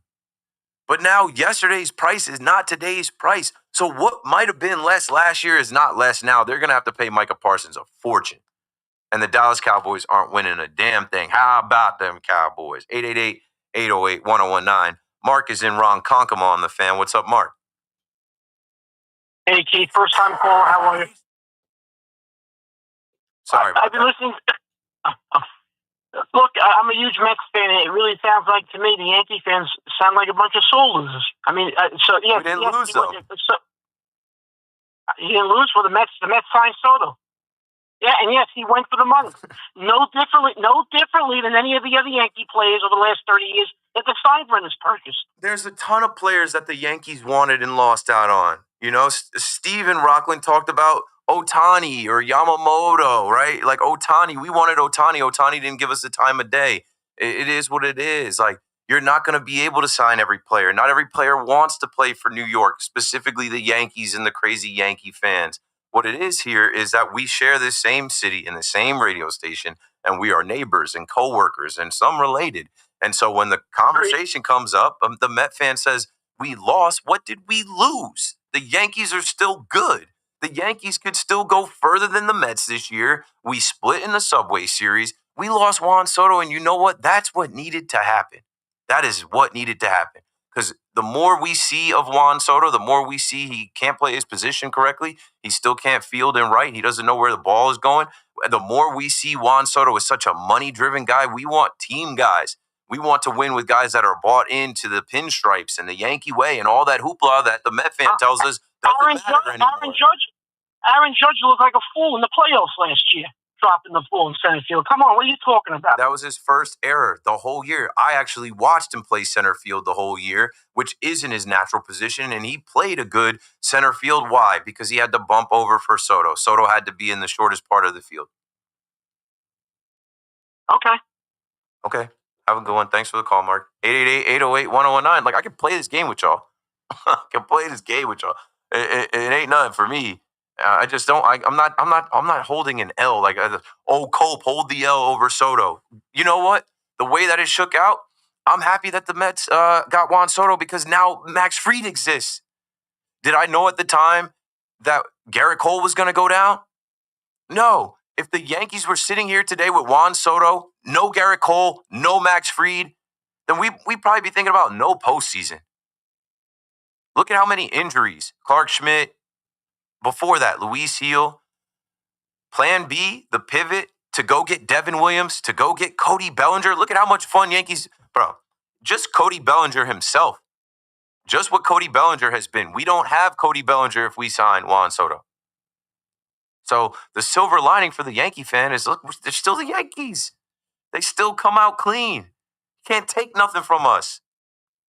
Okay, we traded for Juan Soto. We got to the World Series with Juan Soto, and the vision was, how do we get back to the World Series without Juan Soto? We got a clear vision now. The Mets don't. With the highest paid player in the league. He's a me guy. He's about himself. He leaves runners on in scoring position. You're going to be leaning on that guy. And I'm here for it. I'm here to watch it. I've spoken it into existence that I hope he goes on a tear and hits the most home runs and leads the Mets to the promised land, because that's what you paid for. But don't be mad at the Yankee fan that is laughing when you don't get the return on an investment. Don't be mad at the Yankee fan that's laughing when he doesn't make the All-Star game with a Mets jersey on. Don't be mad at the Yankee fan that laughs when they ask him, why are you struggling? And he talks about not hitting in front of Judge. Don't be mad when the Yankee fan is laughing at you, booing him in Citi Field. The rest of these All-Stars made the All-Star team without their home base fans, their home fan base booing him in the home ballpark. You didn't help his case. Like, don't be mad at us. Like, it is what it is. The back and forth is what it is. I could play the game with y'all if that's what you really want to do. Upstate New York, we go to talk to Abe. Hello, Abe.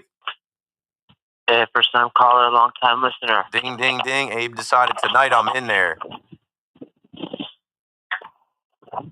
So, Soto, stop talking about him, please. I'm going to answer the phone, and if somebody says something about Juan Soto on WFAN, the Fan in New York, I'm going to keep talking about him. Yeah, I'm saying, Mets fans are just annoying. Someone talks about him, it's enough. You don't have to answer up for him.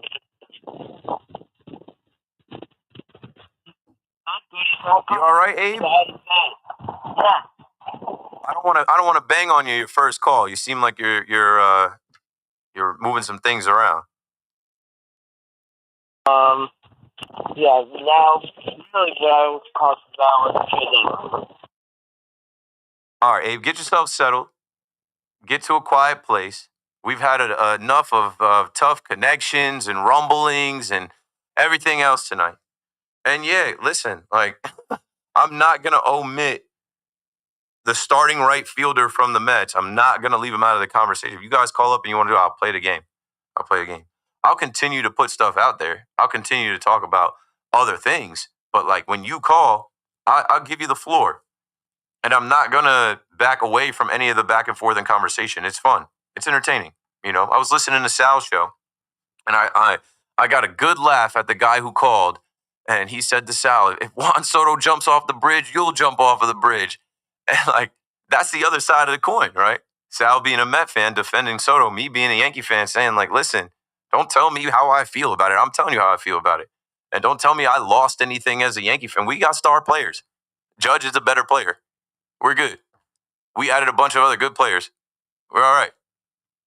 You know, with the All-Star game being down there in Atlanta, and I saw Pat McAfee hosting his show, which is a huge show. And I saw a judge say that show is on in the Yankees clubhouse every day. I'm like, okay, ESPN is playing nice with Major League Baseball. And then you watch the Home Run Derby on ESPN and ESPN2, the split screen, the StatCast, the Nerdcast, whatever. I'm like, okay, maybe ESPN is playing nice with Major League Baseball because their agreement with Sunday Night Baseball is supposed to be over after this year. Well, an article came out in Front Office Sports where Apple, NBC Sports, and ESPN are now the three known bidders for MLB's Sunday Night Baseball. So ESPN's, they're still around. They're still hanging around to keep Sunday Night Baseball. What changed? The package being forfeited by ESPN is expected to be broken up into multiple parts involving some of the biggest networks in media business. So like with the numbers that we just saw in the All-Star game, with the numbers we saw in the World Series, with the Dream World Series happening, the Dream World Series, I know this from working with Major League Baseball, working at MLB and MLB Network, the Dream World Series is Dodgers-Yankees every year, not Mets and whoever. The Dream World Series is to have the Dodgers and the Yankees face off, and they did that last year. And if they can do it again this year, mega ratings, huge for baseball, to keep baseball alive and well. So keep your ear to the streets for that. And then also, you got to think about, okay, if they're signing TV deals, big money, business, and this lockout is looming where everybody thinks it's a foregone conclusion that they're going to have to stop. There's going to be a work stoppage. Like they're going to have to lock out before the 2027 season to figure out the salary cap. And all you're hearing right now is like, I mean, they all just were together. So where there's smoke, there's fire. They were all just together in Atlanta. Tony Clark, Rob Manfred, the owners, the players. And what you're hearing is if the big guys, like here in New York, Hal Steinbrenner, Steve Cohen, if those guys stay quiet on this issue, that means that they do want a salary cap and it's going to hit. It's going to come. And these players do not want a salary cap. These players they want to make Juan Soto type of money. Joey's in Babylon on the Fan next. Go for it, Joe. How you doing, Keith? Great. Once again, you got that positive attitude. Me being a Mets fan, I hear what you say. I agree with you on all aspects of sports. You're really good. You're going to be on the daytime soon. I'm telling you. You know? But here's what I'm going to tell you. Okay, Caitlin Clark, they're beating the hell out of that poor girl. What the hell's wrong with the refereeing? Huh? Yeah. You tell me. I saw a video the other day of her kind of like calling a referee over and saying some stuff. I don't know. And I honestly do not. I've never watched the WNBA game. Actually, I watched the Liberty game on here last night. But she's the golden goose. They should be protecting her at all costs. And I think they might. And that creates some animosity and some jealousy. And I don't know. They got to keep her upright. They got to keep her healthy. I know. And, she's good. And another thing. Okay. You're so right about, Soto had, even though he's having a mediocre year, and I agree with you, he's still got better stats than half of the guys in the All-Star game. Come on, really? What? You got to put the guy in there for his name. But they did have a good drawing, which was good. They had a good, a lot of people did watch. I'm happy baseball is getting more notoriety, because it needs that. And one other thing, if you let me talk a little, but I don't know. So one other thing, when I grew up, the Mets, they didn't do well. The Yankees were always the better team. Had to deal with that. I'm a true Mets fan. So we dealt with it. And, right now, if I look at the season and I see both teams, they seem to be at the top again, which we haven't seen in the 80s. We didn't see that in the 80s. We didn't see that in the 90s as Met fans. We saw a little glimpse of it in 86 and 85. You know what I'm talking about. And then in the 90s, they got mediocre again. They got a little good in 2000. So 2015. But, who knows what could happen? Let's hope they pick up a couple good plays here and there, and maybe we could pull something out. Keith? Yeah, that's what I'm hoping for. Met fan, Yankee fan, regardless. Like, I'm a baseball fan in this city. I happen to work at WFAN. I was on last year, and I'll be on this year when the Yankees play, when the Mets play, taking your calls and reacting to the game. I like baseball, so I'm going to watch if it is, the Brewers versus the Mets. And if you recall, which I know people don't, the Brewers and the Mets playing, me coming in here after those ridiculous wins and that the feeling that you had even before that, going down for, game 161, 162 in Atlanta, like, I don't get on the fan and not give credit where credit is due. If it's a good baseball game, I'm going to give credit to the guys that played the game. I dubbed them the Make It Happen Mets because of the style of play, how they're never out of it, how they've come back, right? I'm looking forward to the Mets being good. I'm looking forward to the Yankees being good in the second half and in the postseason. I'm not rooting for Philadelphia against the Mets under any circumstance, right? So, I'm not rooting for the Dodgers either against the Mets. Now, when you lose, sure, we'll have a little fun with it. But, what I'm getting at is I want both the Mets and the Yankees to make trades and bolster their rosters and be competitive. Baseball is better when they can see New York fans, when they can see the Met fans in Citi Field who have been showing out this season, who have answered the bell. Steve Cohen called you out. You were 18th last year. Well, now you've been 5. Much improved. Keep it going. Show up this weekend for David Wright weekend. I remember people talking about how there's not enough people at Doc Gooden's number retirement or Darryl Strawberry's. And, the building isn't as large as Yankee Stadium, and people call out the seats all the way up in the 400, 500, wherever it is, and fill up the place this weekend. I want to see the Yankees add a third baseman, a starting pitcher, some relief pitchers, because this is another year in the championship window with Judge, and Yankee fans expect to go back to the World Series. We got that in our nose from last year. I vividly remember seeing World Series written on that grass in Yankee Stadium saying, yo, no one can take this away from me. I'm at the World Series. Now, it absolutely sucked to lose it the way that they did, but if you can get there this year, you can win it and have a parade. And I've said this a bunch too. No, I don't expect the Yankees or the Mets to win the World Series. I just think it's too hard to do. I think that since both of them were so close last year, the chances of it happening this year are slim. But if we do somehow get a Subway Series, that guarantees us a parade. I'll see you there. 888-808-1019. Keith McPherson on the Fan. I'm going to keep sprinkling in sports stories, but if you just want to talk about Juan Soto, I'll do that too. There's my guy Alex is screening the calls. He's not going to pick up the phone and say, hey, you want to talk to Keith? Yeah, you can't talk about Juan Soto. You're listening to the Fan. We'll be right back. So back. Bronx Bombers are back in action.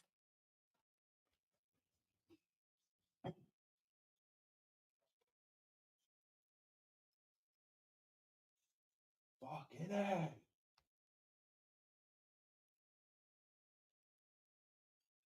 Bro, that's nuts.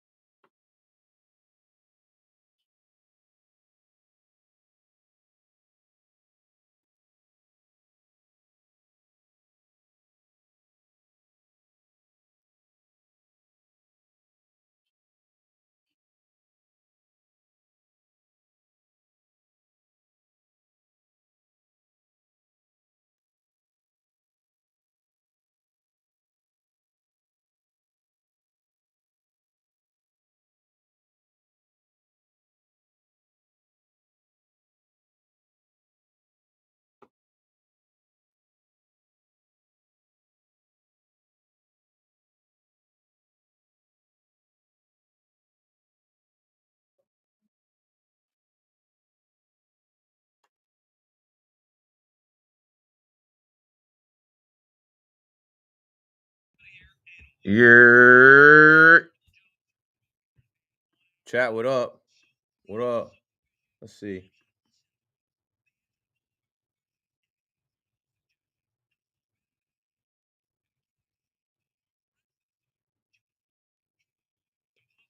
Yo, Rodney in here. What up, Rod?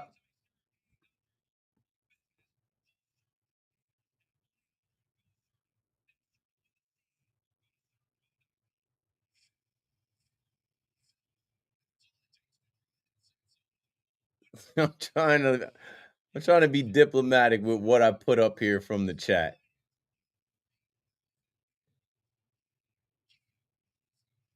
So y'all tweaking, bro.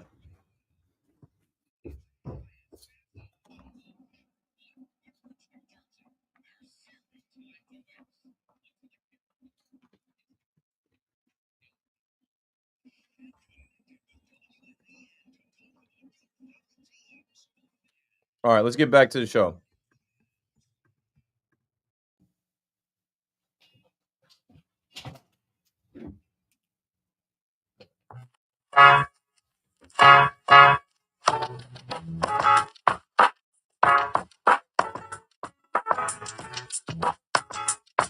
Uptown, baby. Uptown.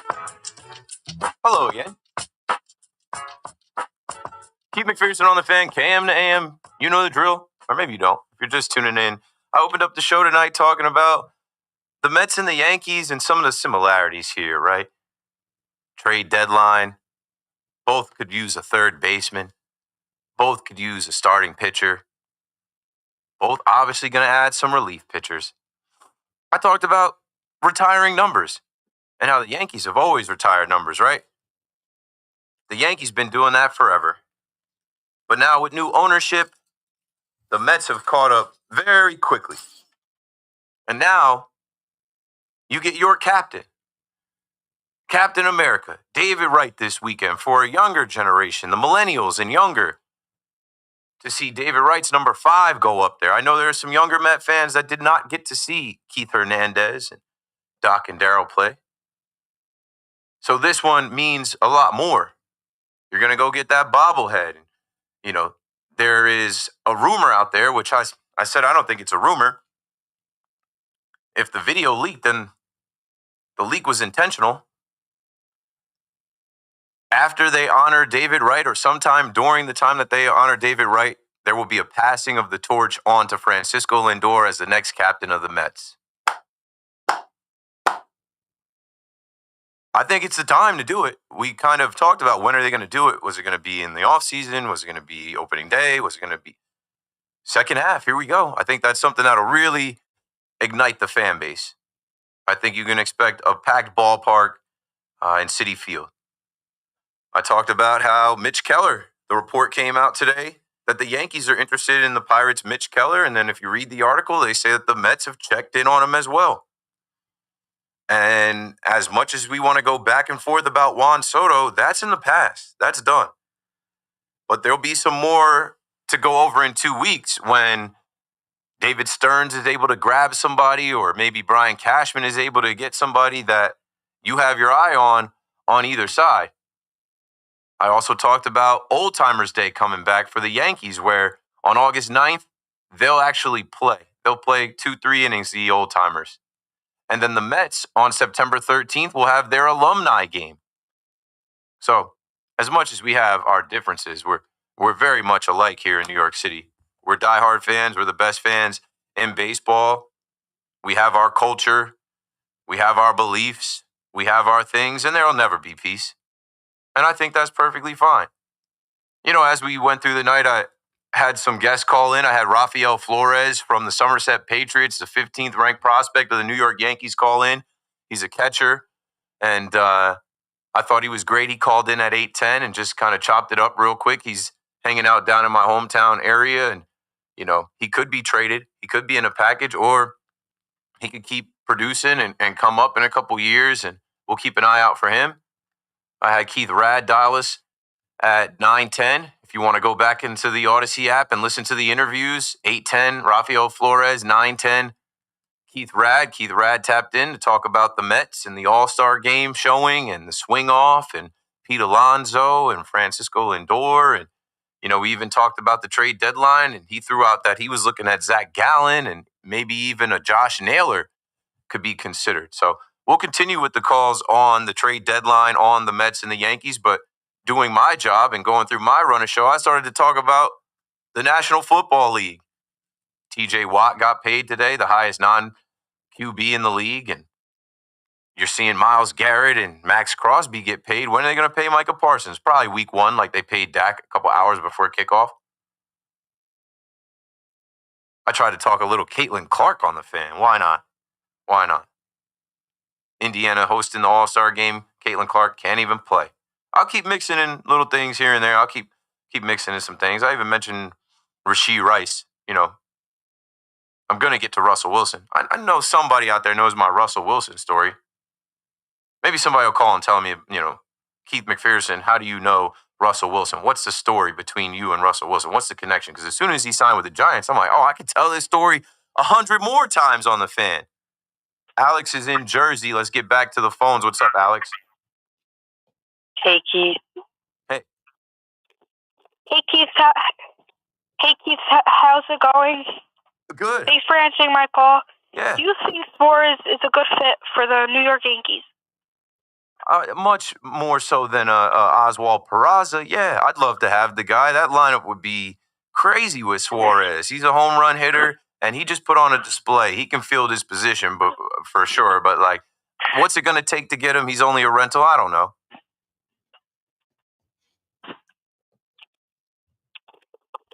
You there? Yeah. What you thinking? What do you think they're gonna have to give up to get him? Top prospects. Now, what I heard is that the Diamondbacks are looking for players that could, because the Diamondbacks aren't going into a complete rebuild, right? They expect to contend next year and the year after. So they're looking for players that could help them in 2026, 2027. So they're looking for top prospects that are ready to enter Major League Baseball in the next 2 years. Do you think they're gonna also be able to get Zach Gallen or no?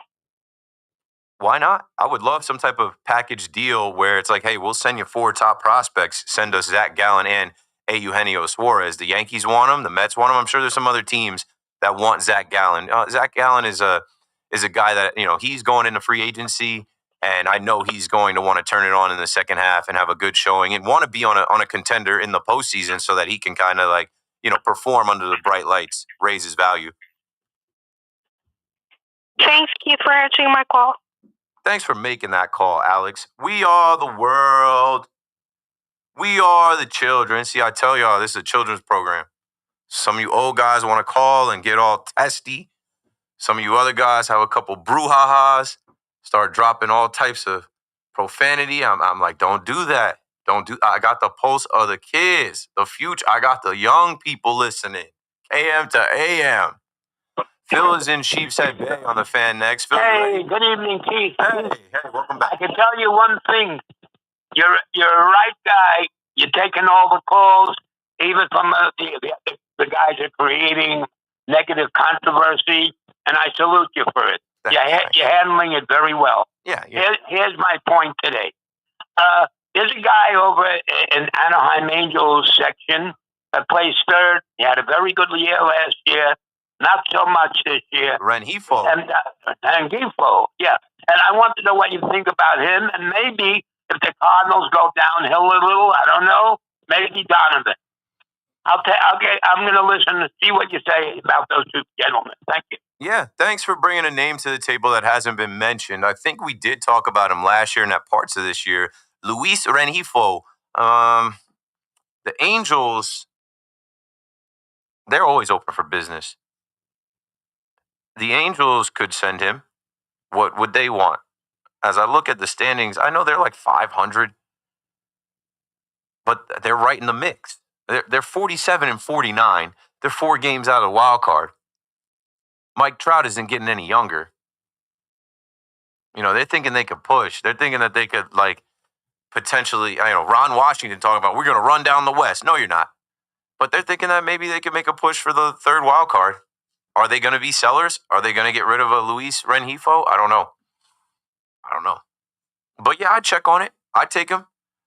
I'd take him. We've gone through all the names, right? Willie Castro, Key Brian Hayes, Ryan McMahon, Eugenio Suarez. Who else? Nick is in Brooklyn on the Fan. What's up, Nick? Hey, what's going on, Keith? How you doing, man? Good. How are you? I'm doing good.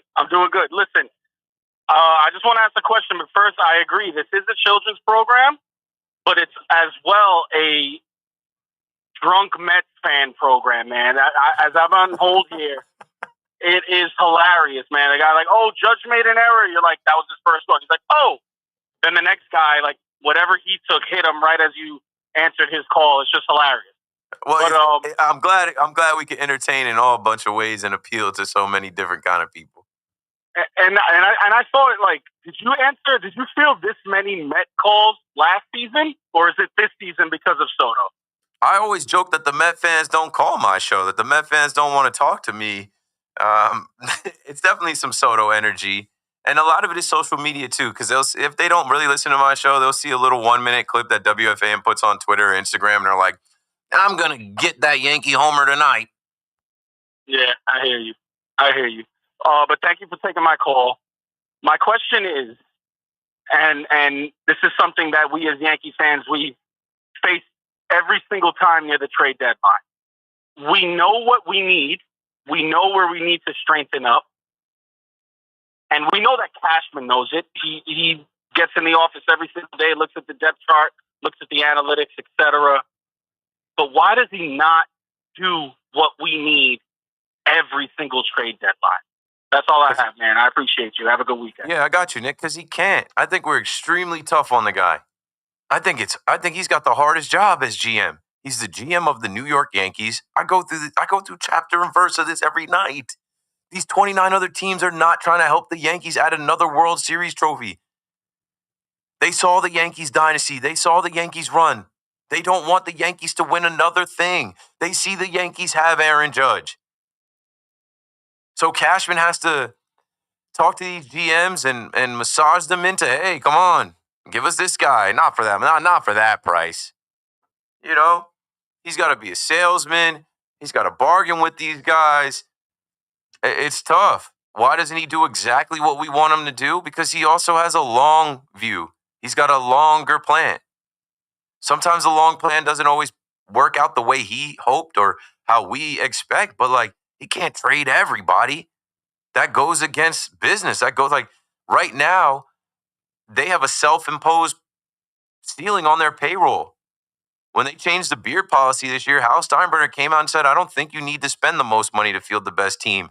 People say I'm a homer. I push back against that. I said, excuse me, say what? You just lost to the team that spent the most money last year and then came out and did it again. Like the Dodgers are proof that spending does work. The Dodgers have a bunch of players that they bought. They don't have any homegrown guys. They send their homegrown guys away all the time. Every chance they get. Every deadline they try to improve.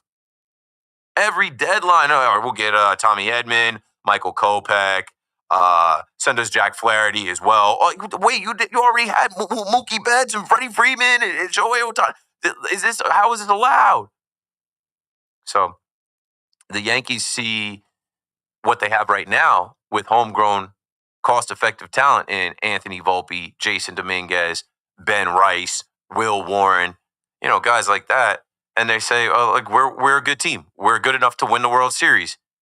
But they also have DJ LeMahieu, who they're going to pay $22 million to go away. Giancarlo Stanton, who makes a ton of money and miss half the season. They're paying Judge $40 million. That's a steal of a deal. Garrett Cole's not playing. Like, I know they got insurance on that, but you see what I'm saying? It's like, why can't Brian Cashman do exactly what we want? He's not a wizard. He's not like it takes two to tango. He has to find a trade partner that's willing to give him what he wants and not finesse or fleece him. And that's one thing about Cashman. He will not get fleeced. He has to have the upper hand. He has to win. So I expect him to get it done, though, because he's a man of his word. I don't think he's like, and that's why I said I don't know how to read him, but I don't think he's bluffing. If he's going out there saying, we're going to town, we need this, we need this, we need this, then we just got to wait. And literally wait. You're going to be waiting until it's pencils down on trade deadline day 2 weeks from now. Until the buzzer sounds. because I also think that's how Cash tries to strong arm some of these weaker GMs, some of these less experienced GMs, some of these younger GMs. I think he kind of hits them with the clock working against them, where it's like, hey, are we getting this deal done or not? And then with the clock going against them, they kind of fold. So, yeah, fingers crossed. Let's be ready for it. Let's see. Trades are happening in Major League Baseball. Mark Feinsand reports the Braves have acquired right-handed pitcher Dane Dunning from the Rangers for right-handed pitcher Jose Ruiz and cash considerations. So as we are 2 weeks away from the trade deadline, that trade just broke. And Adam Frazier was traded, I think, yesterday. So, I mean, we're open for business. I know the All-Star break is still on, but, like, transactions can happen. And as I say, we're going to wait. Maybe we don't have to wait too long. Would you look at this? The back page of the New York Post. Anthony Volpe on there, emphatically jumping up from his game-winning slide as the Yankees came back to sweep the Mariners. The Post reads, payback time. Volpe must reward Yanks for patience. Let me zoom in on this. I can't read this small print. Anthony Volpe has had his moments, but they have been few and far between of late. The Yankees have defended him at every turn, and it's time for him to prove Aaron Boone and company right. Then, in the little small spot, it says, flaw and order. Mets need offense to carry its weight. And then it's got Juan Soto doing the like wheels on the bus uppercut that the Mets do. And then right under that, his own words. David Wright opens up ahead of number retirement. We're about to be back on. That's Friday, July 18th, back page of the New York Post. Let's go down to Middletown and talk to Justin next. What's up, Justin? You're on. Hey, what up, Keith? I have two things that I want to talk to you about. I'm going to ask you the question first and then get into the rant. All right, so if the season ended for the Mets today, out of the 5 rookies they got, I mean, some of them are rookies, some you consider, whatever, like Acuna, Alvarez, Ronnie, Vientos, Beatty. Out of those 5, you have to pick 2 to keep. The rest you get rid of. Who would the 2 be for you? Mark Vientos, just because, like, I saw him in the postseason, and once I see a guy can perform under that pressure, those type of, like, I think that's not something that you can even quantify. That's ice in your veins. That's a cold-blooded human being that just got to get right, see some pitches, and he could do it again. And then I would say Ronnie Mauricio. I think he's just got to look. I agree. He's Pelotero. He's a ball player. Yeah. I think he can be your third baseman. He can hit bombs. I think that's a guy that you keep developing him. You got a shortstop, but like you keep developing him, and he can be one of the star players in this league. Like I just was looking at the home run derby with L.A. De La Cruz and O'Neal Cruz, and I'm like, where do they find these Martians? Dominican Republic. All right, and then the rant is basically when is Mendoza going to pull up his pants and say, I've seen enough out of all these. Yeah, I'm gonna say, listen, I'm a Met fan. I love him. He's a great coach. But when is he going to do it? When is he going to pull up his pants and say, all right, this is my guy. Out of all of these, the 3 third basemen I have, 2 second basemen I have, this is my guy. They're playing every day. When are we going to get to that point? I feel like we're watching the Yankees with Boone. It's just the lineup. You just got to where I was going. I said, this is a collaborative effort similar to Aaron Boone and Cashman and Michael Fishman and their operation. Yeah. Mendoza doesn't get to make roster decisions. He deals with who he has, who's available. I'm sure he has a say, but like, true. Yeah, he doesn't get to pull up his pants in the office and say, I want Mauricio as my everyday third baseman. No, that's not how it works. But you don't think he could just go to one of his coaches and talk to him and be like, listen, let's make Vientos, more of a staple on the lineup. He's got to earn it. He's got to earn it. He was hurt, and now that he's back, he's got to earn it. And I think they're going to play the hot hand. But like you said, he didn't earn it in the postseason? Yeah. He didn't earn it? No. That was great. Really? That's what I'm saying, though. It's great that he has that in him and that we saw him do that. But that doesn't buy you the grace of, like, here's a position for next year. Like, you got to do it again.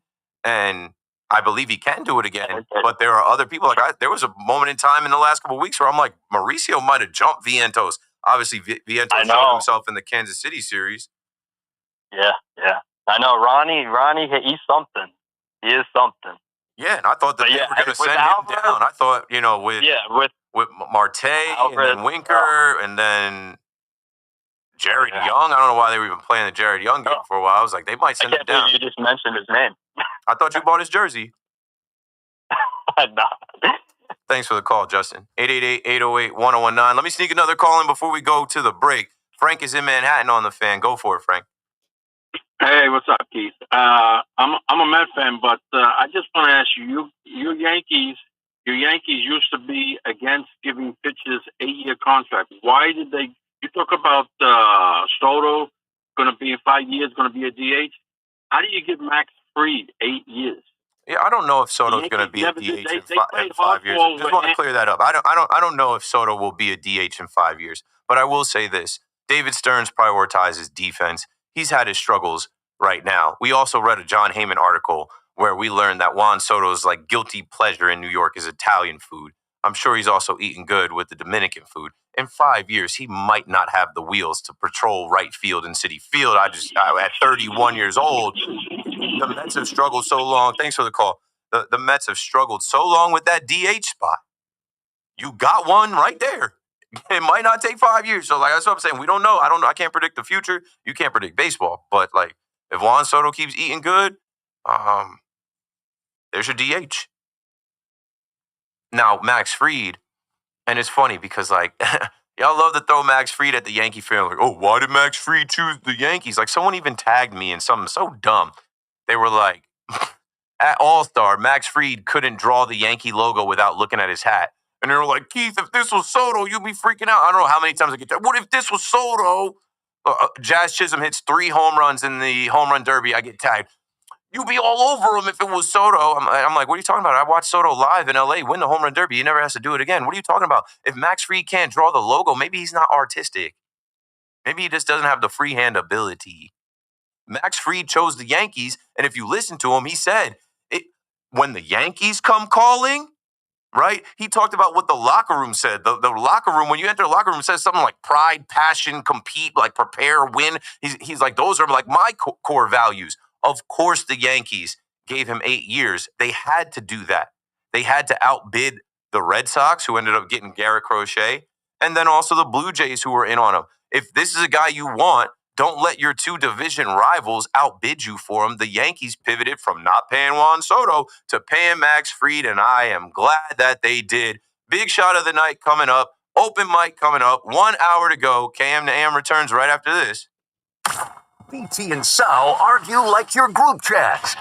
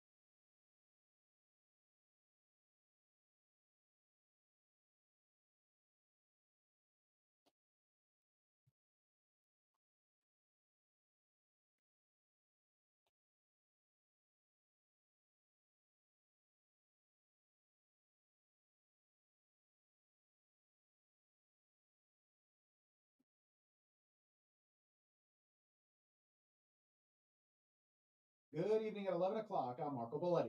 Training camp was looming on Tuesday, but the standoff with the Steelers and TJ Watt is now complete. Highest contract ever for a non-quarterback, 3 years, $123 million, $108 million in guaranteed money. Following the backlash from the Players Union filing an appeal against the arbitration finding of collusion with the owners in contract negotiations, the NFLPA head, Lloyd Howell Jr., has resigned. Damian Lillard's on his way home. 35-year-old returns to the Blazers, 3 years, $42 million. He'll spend this year rehabbing a torn Achilles that was suffered in the playoffs. Mets announced their rotation coming out of the All-Star break. Sean Manaea will get the ball first on Friday against the Reds. He'll be followed by Clay Holmes and David Peterson. Mets, of course, half game behind the Phillies, despite having some offensive struggles, especially hitting with runners in scoring position. Just 244 overall, but Carlos Mendoza has never been faced by that.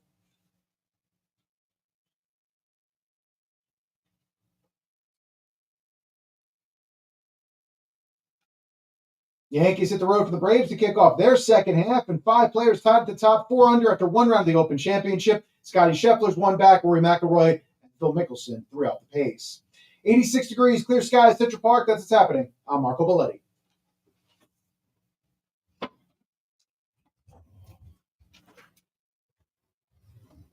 Powered by Paramount Plus. Stream the NFL on CBS live on Paramount.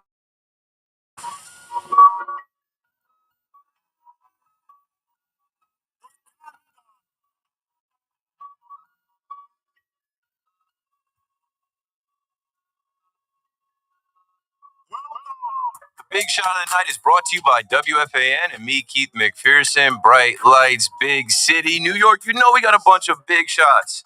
And this guy is not in New York, but we'll see him week 1. It's TJ Watt. He's done it again. Highest paid non-quarterback in the NFL. Yup. Sixburg, read him up.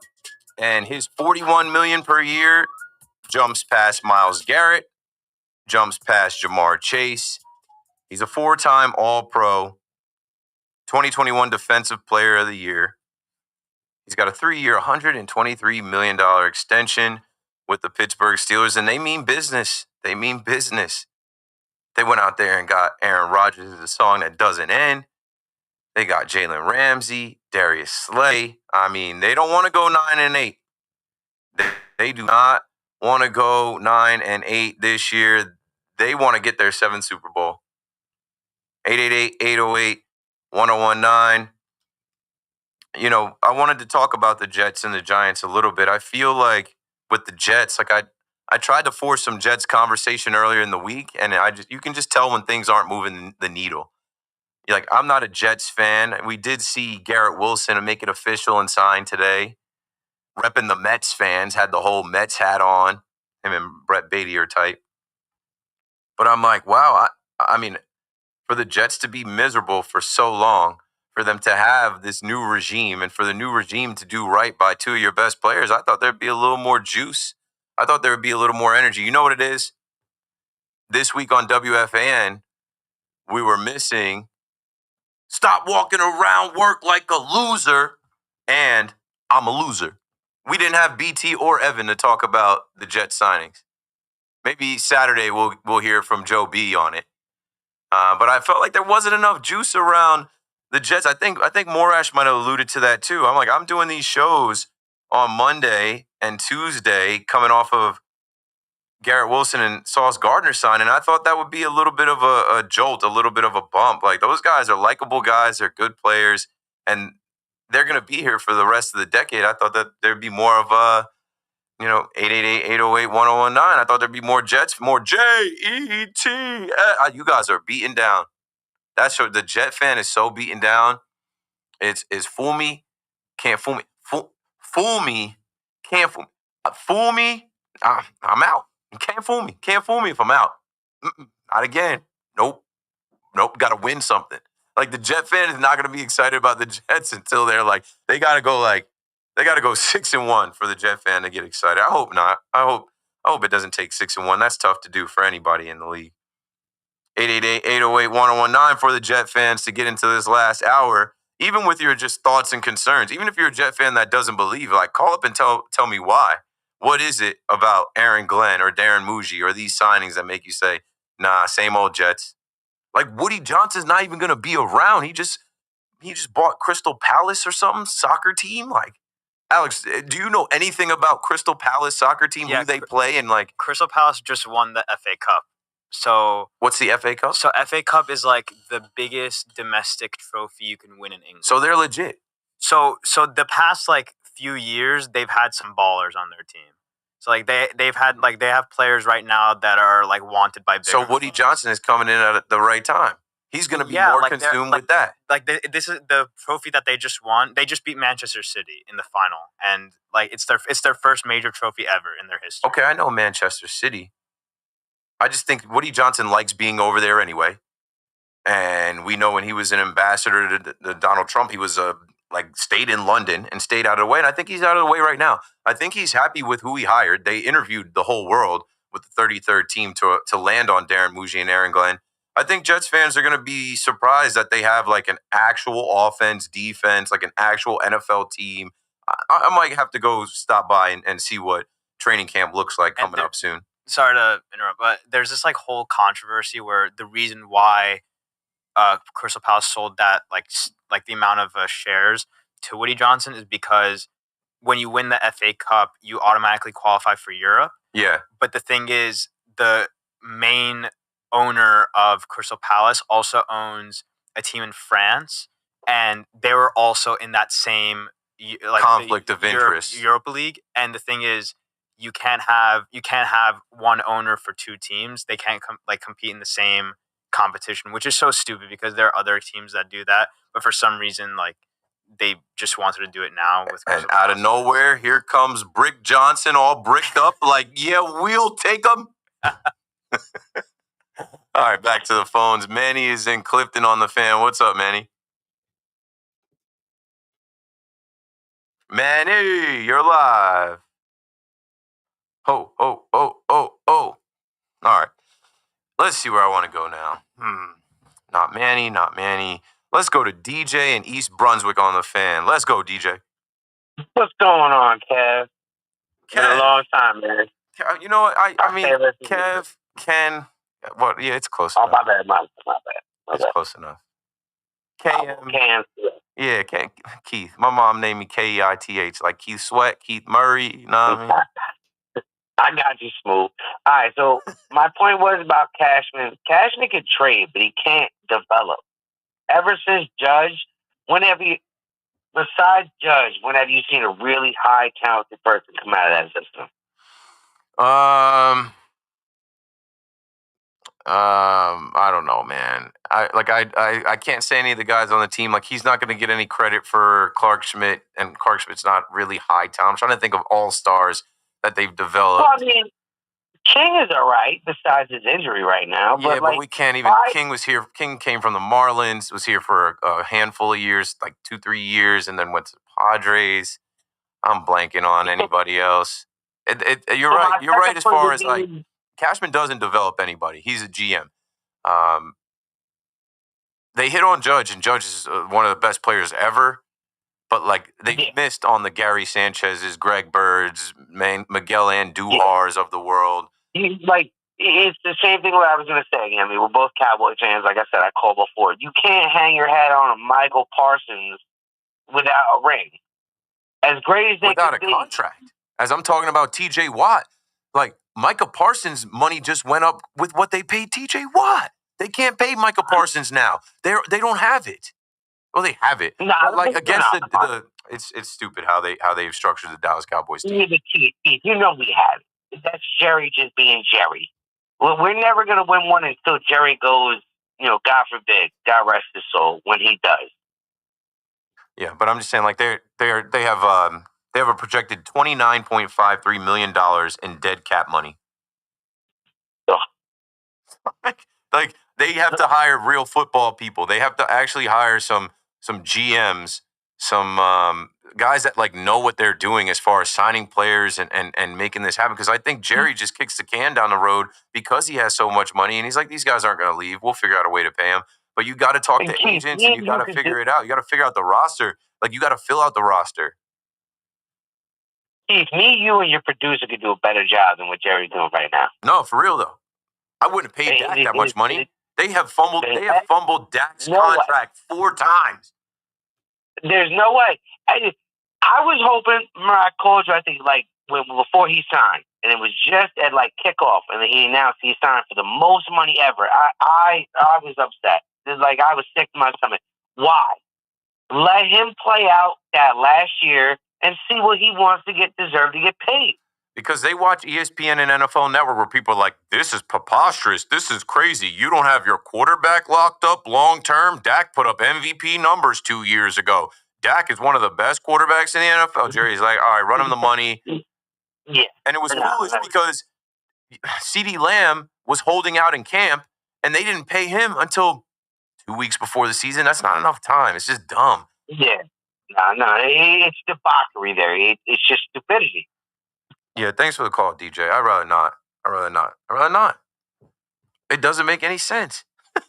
You have this like most famous brand and like you hit on the draft all the time. There was this stat that came out about how the Cowboys drafted all of these all pros in the draft and all of these teams that miss. Yeah, insane. This is from Dove Kleiman. However you feel about Dove Kleiman, I don't care. I follow him. He puts out a lot of stuff. And you know what? He's got a little petty to him. He put out this post of Jaden Daniels at Juju Watkins' birthday party. And the way that he wrote the caption was, Jaden Daniels was seen accompanying Juju Watkins at her birthday party. Him, Juju, and his mom danced the night away in celebration. Like, made sure to add that, like, Jaden Daniels' mom was there. If you know, you know. But, yeah, Dove Kleiman wrote, insane. The Dallas Cowboys have drafted 10 all-pro players in the first round over the last 15 years. That's a 67% all-pro hit rate. No other team in the NFL has come close. So they always have talent, but then they don't know how to pay them. They pay them late, and they don't win anything. And they just go through each era.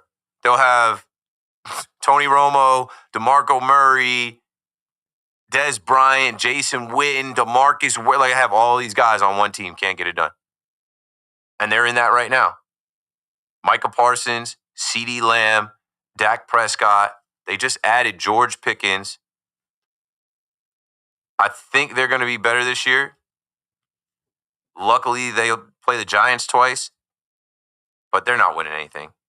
So it's like another season of not getting to the NFC Championship and adding on to the Cowboys fans watch their games on the History Channel because it's been that long since they won a Super Bowl. Anyway, 888-808-1019. Steve out on Long Island on the Fan. What's up, Steve? Hey, Keith. How you doing? I called you a while ago. We were talking about our sons being born around the same time, same age. So I hope your family's doing good and everything. Yeah. I mean, my son is like not a baby anymore. It's great. It's a awesome experience having like a little guy that can fully talk and communicate at this point. So same to you. I hope you're enjoying the experience as well. Yeah, 2 going on 12. His personality is crazy. I don't know where he got it from. I was calling with me, not to cut you off, but with me, they're pointing at my son and my wife and my sister. I said my son has this FU energy. We're in the pool and he wants to play with the other kids' toys and they don't let him play and he starts banging and fighting and I'm like, he just gets mad and aggressive and he's competitive and my wife and my sister are like, where do you think he gets that from? He gets that from you. Exactly, yep. But yeah, I was calling about the Yankees and the trade targets.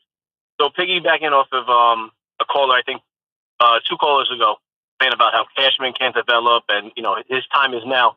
You don't think that the Yankees should be more into, bigger targets rather than bargain bin and, just trying to, fill spots? Because, you have Cole, prime Judge. You really don't want to waste their prime. Do you think they should be all in on like a Skeens? I heard the rumors. I don't know how true it is. I don't know if the Pirates are selling. I doubt they're going to re-sign him. But do you think they should be on, in on somebody like that? And what do you think Skeens would cost? Would you be opposed to like a Spencer Jones and a Lombard for Skeens? Skeens is, super young and, one like top 3 pitchers right now. Do you think they should be in on him? Yeah, I don't think anybody is going to get Paul Skeens. I think if Paul Skeens is for sale, that, the Yankees would definitely be on the line, but I don't think that's a real thing. I don't think that the Pirates are going to move him. But I'm with you as far as going big game hunting, and I think they have. I mean, they traded for Juan Soto 2 years ago. I know it was in the offseason. They traded for Jazz. Like, you do have to go big because you're in a win now window where, getting the bargain out of a Trent Grisham or like they did in the past few years with like a Luke Voigt or a Gio Urshela, like you always end up coming up short. You have to get the best players. The best talent is what wins in the end. Thanks for the call, Steve. I think it was Sam Presti who had the quote.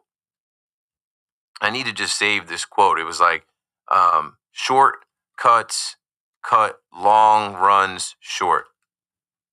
Something like that. Yeah.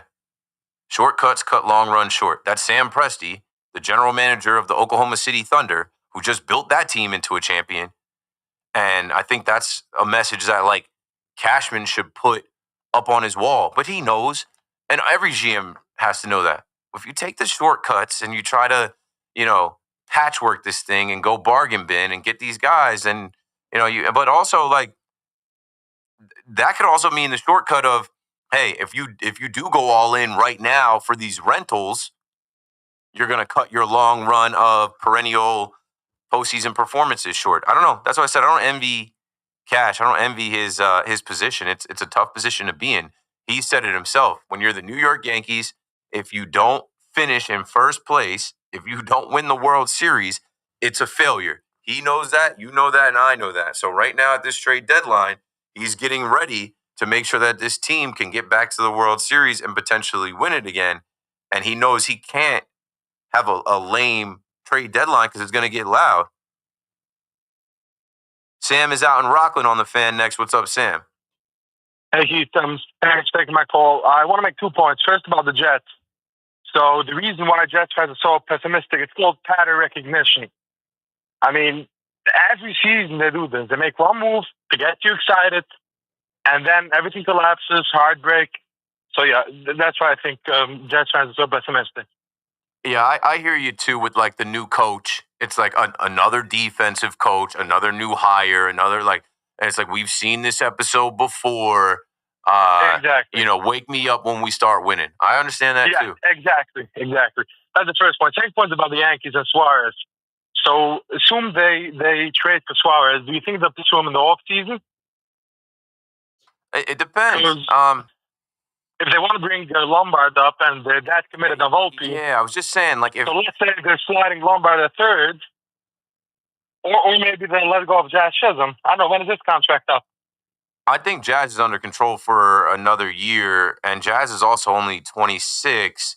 But, like, let's stay with what you're talking about. Like, I don't think they'll sign Eugenio Suarez to the contract that he's looking for, because what if Lombard is on the fast track? Like, I mean, they should have signed somebody, and like it's so tiresome that they never have a third baseman here. But I don't think they're looking to lock up Suarez long term because they're. It's a real rental. Like, it's not like with Soto where they hope to sign him in the offseason. It's a real rental 1 year, right?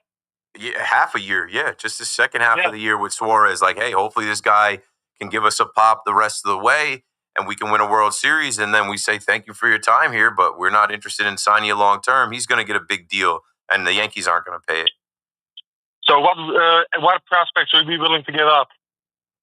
Pitching. I just think they always have these random pitchers that they're ready. Who?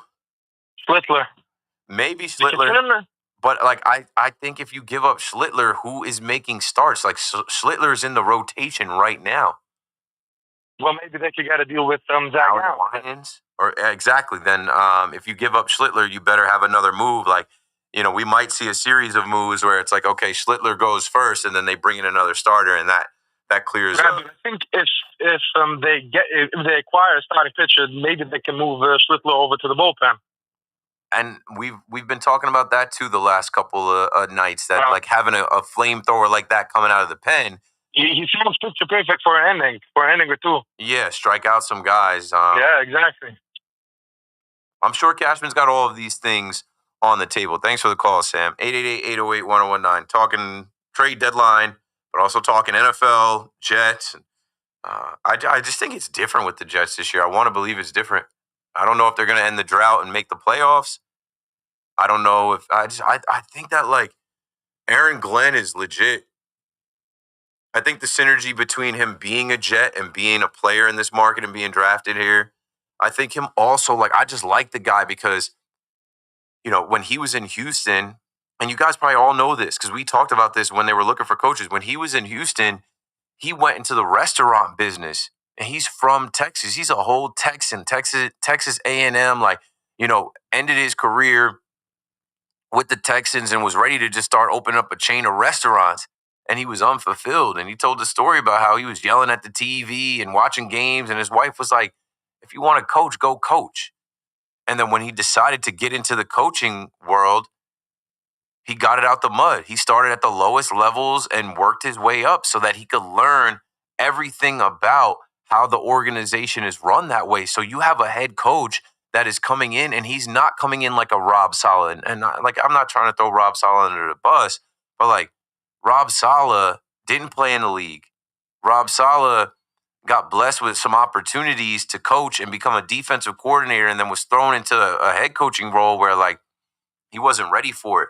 I feel like Aaron Glenn's got a world of NFL experience from being a scout, from being a position coach, from being a coordinator, and then specifically being a player here in New York and understanding the New York market. Like, people think he's being a hard ass. No, he knows how he has to be. If you're not a hard ass in New York, you get ran over.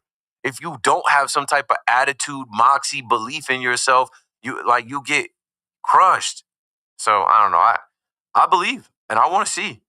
I certainly want to see the Jets win and compete, and I think they have some talent to do it, and they're not in a rebuild. And I think that's part of it too, right? He's coming in and he's knowing like this has to happen right now. I'm inheriting a team that's got good players on it, that's expected to win games right now. Let's go to Rockland County. Steve, you're on the fan. What's up, man? What's up, Keith? How are you? Good. How are you? Good. I want to get back to the Jets again. So it's hard to get jazzed up, even with, I think both of these signings are the right thing to do, right? They're homegrown. And, people get all worked up with, the highest paid quarterback now and highest paid receiver or one of the top paid receivers. And it's like every new guy now that gets paid is the top guy, right? Because you try to get ahead of it like the Eagles did with A.J. Brown. I think, to your point, I think Aaron Glenn's the guy. And Saleh was a glorified cheerleader. Like, when's the last time you saw him, players get off the field and he's like got his iPad out and coaching and teaching? It was just all clapping. It was every kids would come, these kids would come off the field and he's just clapping. Felt like he was along for the ride too much. Yeah, so he was a great defensive coordinator, and I wish him success, and as back as the defensive coordinator. But he was never the answer as a head coach. He never improved in the areas that he was struggling, calling timeouts, that whole mess. But you have to show me, and I'm a little pumped up about Justin Fields, but the quarterback is the most important position, and we don't have one. We don't have one. So how do you get so excited? I think the prospect of like Justin Fields is something you can get excited about. I think this kid is the most athletic quarterback you've ever had. And I think what you're hearing about him and the fresh start he's getting with this new regime, they're in lockstep together. They went to get him. They kicked Aaron Rodgers to the curb. And what we're not hearing about him is anything off the field, anything negative. All we're hearing is that this kid has shown up to Florham Park to work. He's putting in the work. He's showing up early, often. Like, I also think they've already seen a good rapport with him and Garrett Wilson. They're paying Garrett Wilson because they know that the quarterback with Garrett Wilson, they got a relationship since college days. They already got their rhythm and timing down. Like, yes, and if you believe in him, you try to get ahead of it. So that was a good signing. Yes, I love the Justin Fields signing, but it's like you said before. At some point, you got to show me, right? You've been burned so many times. I have a ton of Jet fan friends. I've been to more Jets games, obviously, because when you're a Dallas fan, you're not showing. I don't go to Giants games unless the Cowboys were playing them. But I've seen the Jets play the Patriots, the Dolphins, random teams, and like I have a few friends that are Jets fans, and they live in this like under this blanket of misery. It's like they can't get from under it. It's like even when you're in the room saying, "Yo, Justin Fields, yo, they signed Garrett Wilson," they're under the blanket. Like, nah, don't wake me up, bro. Wake me up when we're 6-1. Right, you show me, don't tell me. Right, like I've been fooled so many different iterations of quarterbacks from Tim Tebow to Brett Favre to Mike Vick to Aaron Rodgers. The Aaron Rodgers trickery, that was the worst because we were loaded. Our roster was loaded. Here comes Hall of Famer, and I think he was such a detriment to this team. And throwing players on. Look at Mike Williams. Georgia, think he just retired today. Mike Williams is done. Yeah. Yeah. He had no rapport with these people. I mean, his family didn't even like him, right? Drama with mother or something. I don't know. He's married now, and we don't know who his wife is. He's like showing his ring, but keeping his wife a secret, like Shohei Ohtani. Yeah, he was yelling at kids on the golf course the other day, like a kid hit him. I didn't even bring that up. I just like Aaron Rodgers enough already with this guy's attitude and ego. It's like another such an ego, loves himself, thinks he's smarter than everyone in every area. That ayahuasca hits different. Thanks for the call, Steve. I can't imagine. I watched this whole Enigma on Netflix. That ayahuasca must make you live in another type of reality or a different kind of plane. All right, we're going to break here. Appreciate all the calls. Still got a few calls to get to. I want to get to them, but I'm glad we're kind of talking about a bunch of different things and moving around here in this open mic hour where anything is on the table in the sports world. Keith McPherson on the Fan, whatever you guys want to talk about. We've got Yankee calls, football calls, trade deadline calls, and I'll mix in a couple things. There was a story that came up with PCA Pete Crow Armstrong that I'll lead with when we come back from this break. From the first pitch to the final whistle, WFAN delivers wall-to-wall Yankees, Mets, Giants, and Jets.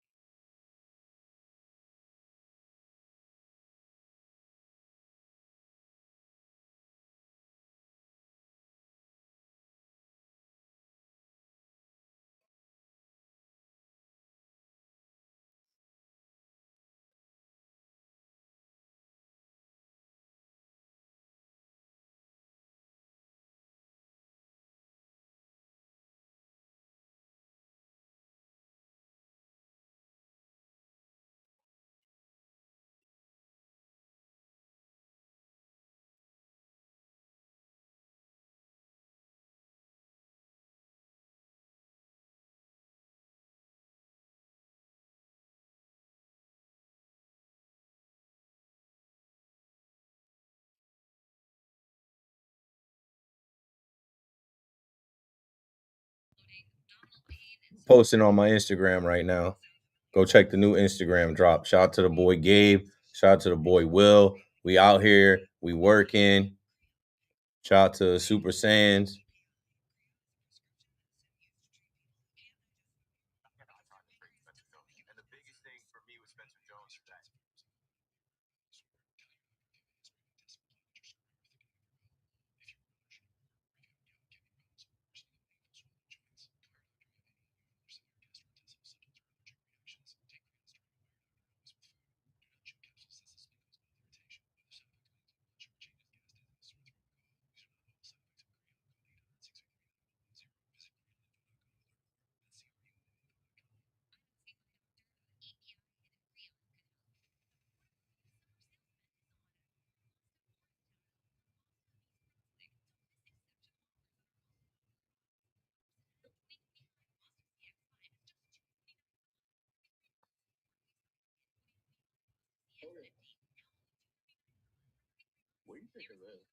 And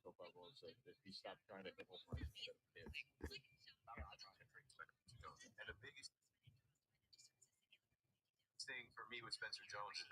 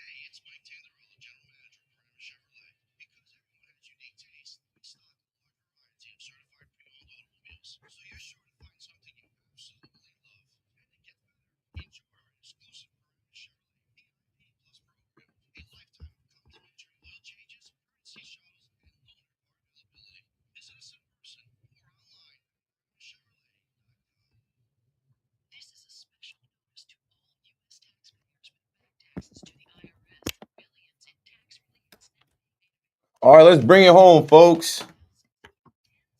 Another 5-hour KM to AM. We got 20 minutes left. 888-808-1019 if you want to bang the line. If you're on YouTube, if you're on Twitter, hit the like, hit the whatever is on the Twitter. I know most of the chat is on Twitter because that's where I have 41,000 followers. So whenever I throw these lives up, they're just easy to find. And like I've been saying, this is like a nighttime community, especially with no baseball on, no major sports on. If you're into sports and you want to hear people talk sports and conversations, and if you don't want to just like listen to the radio and you want to interact in the chat and then also watch on video, here I am. Appreciate y'all, for real. Like behind the scenes, I talk to a lot of people, and it's one thing to have followers, it's one thing to have engagement, it's one thing like there's some people that are big on TikTok. There's some people that like have just like different pockets. They went to school for journalism or radio or television and don't have one or the other. Like I'm trying to have everything. I have the education, I have the degree, I have the resume experience, I have the radio. Like even though radio is an old hat, like I love it and appreciate it because I went to school for it and I'm old. But like some of this younger generation, they're never gonna get on the radio. I have hours and hours of myself talking on the radio, interviewing people, taking calls, doing that. And now I've extended it to this live stream, which is the 2025 version of it all. And you guys giving me your time, like that stuff is calculated on YouTube, on Twitter, on Twitch. And it helps me as far as like marketing myself and showing my value. So let's get back into it. Let's finish the show. Thank you guys for watching. Okay.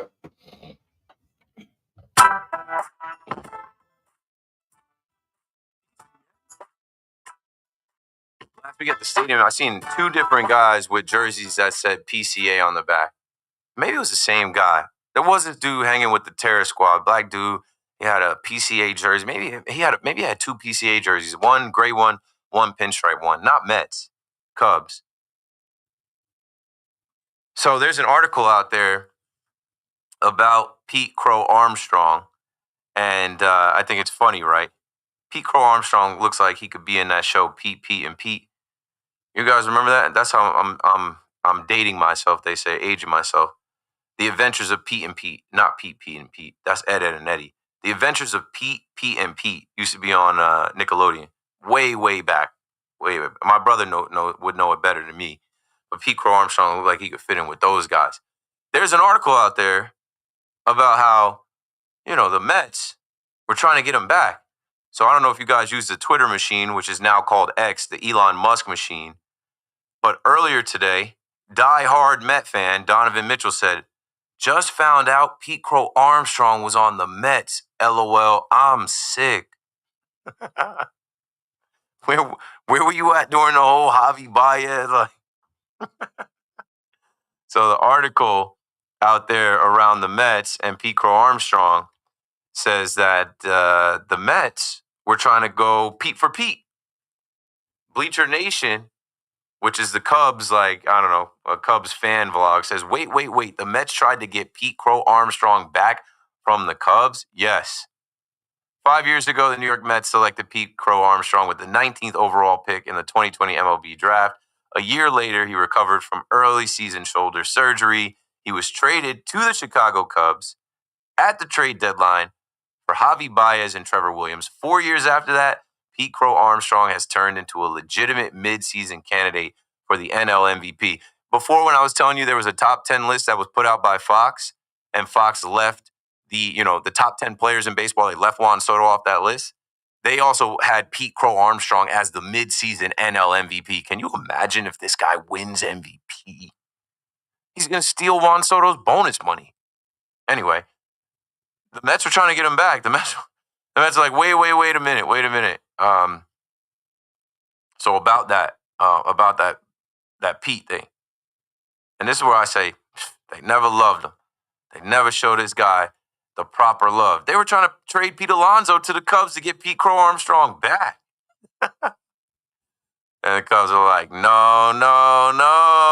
We got a guy now. We got a whole guy now. This young guy is legit. And he's when I say Pelotero, he's a ball player. He's got the look about him. They had him mic'd up in the All-Star game. And his chick is a baddie too. The girl he had with him, the Cubs were making sure to feature her. Yo, did y'all see Ryan O'Hearn's girl?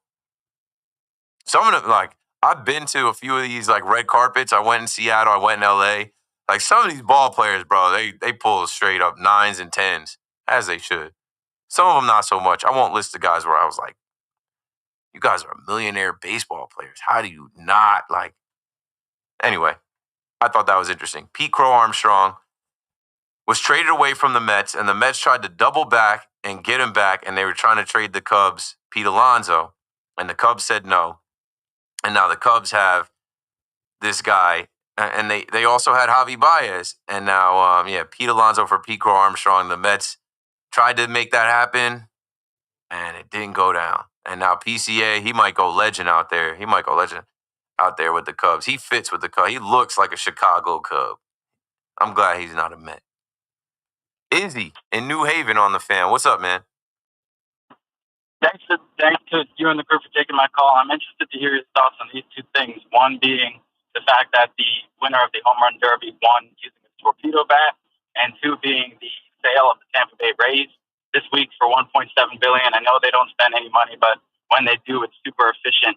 And now with this $1.7 billion sale, I'm interested to hear your thoughts on the whole thing. Thanks again. Yeah, thanks for the call, Izzy. I did not realize Cal Raleigh was using a torpedo bat. But I saw Cal Raleigh in Yankee Stadium. It doesn't matter what bat he uses. It doesn't matter what side of the plate he hits on. The big dumper is like that. He's a hitter. He smacks the ball. I'm not taking anything away from him. And again, the torpedo bats are not illegal. They're not any type of revolutionary invention, science. It's just a little different shape of the bat. Funny, right? The torpedo bat stuff happens, and they come up with a nickname for Volpe. They start calling Volpe the Volpedo. Yeah, didn't stick. Didn't last long. So I remember saying it's not the arrow, it's the archer. It's not the wand, it's the wizard. Well, Cal Raleigh's a hell of an archer and a wizard. just not on the level of Aaron Judge. Not going to beat Aaron Judge out as the MVP. Not going to win the MVP, and hopefully Judge wins the Triple Crown. 888-808-1019. What else did you just ask about? Oh, the Rays. Let me go back to my notes talking about the Rays. I think when I came back on Tuesday, I talked about the sale of the Rays. And good. One, like, I go down there to Tampa every year now, and I've been to Tampa a bunch of times. I've never thought about going to Trashicana Field. I don't know. I never wanted to go to that ballpark, and now it doesn't exist. So now Patrick Zalupski has agreed to purchase the Tampa Bay Rays from Stuart Sternberg. And what we heard is that Stuart Sternberg, I don't know, he might have been POS. The town, the city of Tampa or whatever, they didn't like him too much. I think they'll like this new ownership group better because this new ownership group prefers to keep the team in the Tampa Bay area over having them out there in St. Petersburg, and I think that would be better. I think they should figure that out ASAP. But then also, I talked about how they have given the okay to the Tampa Bay Rays to play their postseason games, including if they get to the American League Championship and World Series. They get to have George M. Steinbrenner Field, the Yankees spring training home, as their home ballpark for that. That place fits 11,000 fans. They have to build up some like makeshift bleachers and some like temporary seats. Like, all right, like, I don't know. I'm not even going to put the Yankees in it because I'm like, wouldn't it be some weird kind of destiny that like the Yankees end up rocking against them and like, I don't want that to happen. Or maybe I do, but I wouldn't want to lose, but I'd want to go down there. But like all these fan bases travel. Like, can you imagine the Boston Red Sox fan base traveling down there? Like you need more seats. The Houston Astros fan base traveling, the Detroit Tigers fan base traveling to Tampa to face the Rays. Like they need more seats. They need more room. But they gave them the okay because they probably thought about it and they're like, okay, well, let's pack this place versus going to Miami and not filling up half the place, or going to Atlanta and not filling up half the place. Let's sell out. Let's make the tickets $5,000 for the ALCS and let's sell the place out. So, not looking forward to that. Not looking forward to that. Looking forward to the upcoming games. I'm going to take another call and then we'll talk about some like pitching matchups as we head into this, start of the second half this weekend. Mitchell in Fort Lee, my guy, back on the fan. What's up, Mitch? What's up, Keith? How's everything, my friend? Everything good? Great. I kept giving you love and shouting you out, as I always give credit to everybody. You know, when I was sitting with you and Judge made that catch to get Rodon out of there, that video that I took, it's done hundreds of thousands of views, and people are like, shout out to the cameraman who filmed it. I'm like, I filmed it. People are like, oh, nice seats. Whose seats were those? I'm like, they were Mitchell and Fort Lee's seats. He's got great seats. He's a nice guy. He offered them to me. He's had Sal in his seats. He's had Hoff in his seats. He's a good Yankee fan and listener caller in the WFAN. Thanks, Keith. And also, when you come down there, the people that when you come down there, they all love you. You've been very nice to them, taking a picture and everything else. So it's been great. So getting back to two things. Number one, you're talking about the Jets and Giants. I was just in Atlantic City 2 weekends ago, and the guy that runs his name is Tom Gables. He's the sports book there. He runs the whole show. And he told me everyone should bet the over-under for wins for the Jets and Giants are 5.5. He told me both of them bet the under. They're not going to win 5.5 games or more. So it's going to be very interesting there. And, with the Jets and Giants, if you look at it, look what the Giants have as a quarterback. They got Russell Wilson. The guy couldn't do anything in Pittsburgh, and it was a complete disaster. I mean, the Giants are horrible. Fields, you might get something out of him because he can run, he can pass, he has players that he played with before. So the Jets might be exciting a little bit, but I don't think so. But Keith, the truth is, I call tonight for the Yankees. I was thinking about everyone saying, let's make this big trade, let's make everything. When Brian has to make a trade when he knows what he needs, he always finds a way of doing it. It might not always be the top gun star, but he always finds a player that comes in and can give them what they need. Remember years ago when we got Brocious and we needed a third baseman, or Charlie Hayes, or Boggs, back then when Boggs was basically done with his career. Cashman always finds a way to get these players. He always finds a bullpen guy that he needs and everything else. And, everyone's talking about pitching. You got to remember one thing. In another 2 weeks, they say, we're going to have Hill back. Hill pitched good the first game. He still, went 3.5 innings, struck out 60 of 1 run. So let's see if he gets okay. He can get through another 2 more starts down in AAA, and we'll bring him back up. So I don't think the Yankees are in such bad state as everyone thinks they are. I think our biggest concern is, the major concern is third base, and let's get 2 guys in the bullpen, and I think we're okay. But I don't think we should mortgage whatever we say, quote unquote, our prospects. That except for Judge, all our prospects have become duds. What do you think about that? Yeah, I'm not giving away some of these top prospects. They actually finally do have a farm. They actually can build a team that's cost effective in the next few years. And like I said, these young guys can help carry Judge and Cole and the older players to the finish line. I think for the Yankees, it's more on the lines of they're going to be good if they just add a couple pieces, but they have to add at the deadline to push them into the territory of unstoppable, can win the World Series. Thanks for the call, Mitchell. That's the difference, right? The Dodgers were a good team, and at the deadline they said, no, we're going to go for it. We're going to add what we need, all that we need. We're going to add a relief pitcher, a starter, a utility guy like Tommy. We're going to really bolster our lineup up so that we can, finish the race. And the Yankees have come up short so many times, resting on, we've got Luis Gil coming back, or Fernando Cruz will eventually get back, or this guy will be back, or this guy is whatever. Nah, if you're going to win the World Series or get back to the World Series and try to win it, push your chips in. Jazz and Mark Leiter Jr. were good last year as far as what Jazz was able to do. And Mark Leiter Jr. was very valuable to the Yankees coming in once Ian Hamilton got hurt in the postseason last year. Stack the deck. I haven't seen Cash this season. He ducked me at Pinstripe Pride. I don't think he ducked me on purpose. I think he ducked everybody. He was in and out of there. And shout out to Cash for even coming to the Pinstripe Pride autograph event, signing autographs and being in the wild with fans. But I wanted to talk to him then. I wanted to talk to him and be like, yo, bro, do it, man. Do it. How many more trade deadlines do you have? How many more years of this window? Go all in. Finesse these other GMs. Try and get the best that we can get. You got to have the best players. You got to have difference makers. You got to win. You can't get by taking shortcuts. You can't get by with some of these lesser players thinking that, Judge will carry us. What have we learned? Judge needs some help when we get to the postseason. So why not plan for Judge to not be Judge? And then if you get the good fortune that this year Judge is Judge, and you also have an Eugenio Suarez, Stanton, Belly, Goldie, you know what I'm saying? Then you'll be better off. And I'm not even worried about the pitching. I know they're going to get pitchers. I know they're going to get relief pitchers. I know Matt Blake and Harkey and these guys will figure it out with them, and they'll be good. And even the starting pitchers, I can't trust Rodon, but it is what it is. He's an all-star. He's had a great year. It's his best year as a Yankee, and he's got to figure it out. Max Fried's got to figure it out. It's not the pitching that I'm worried about. It's the hitting going cold in October. Speaking of pitching, we don't have, it's TBD. I see Katie in the chat says Fried pitching tomorrow. We don't have that information yet.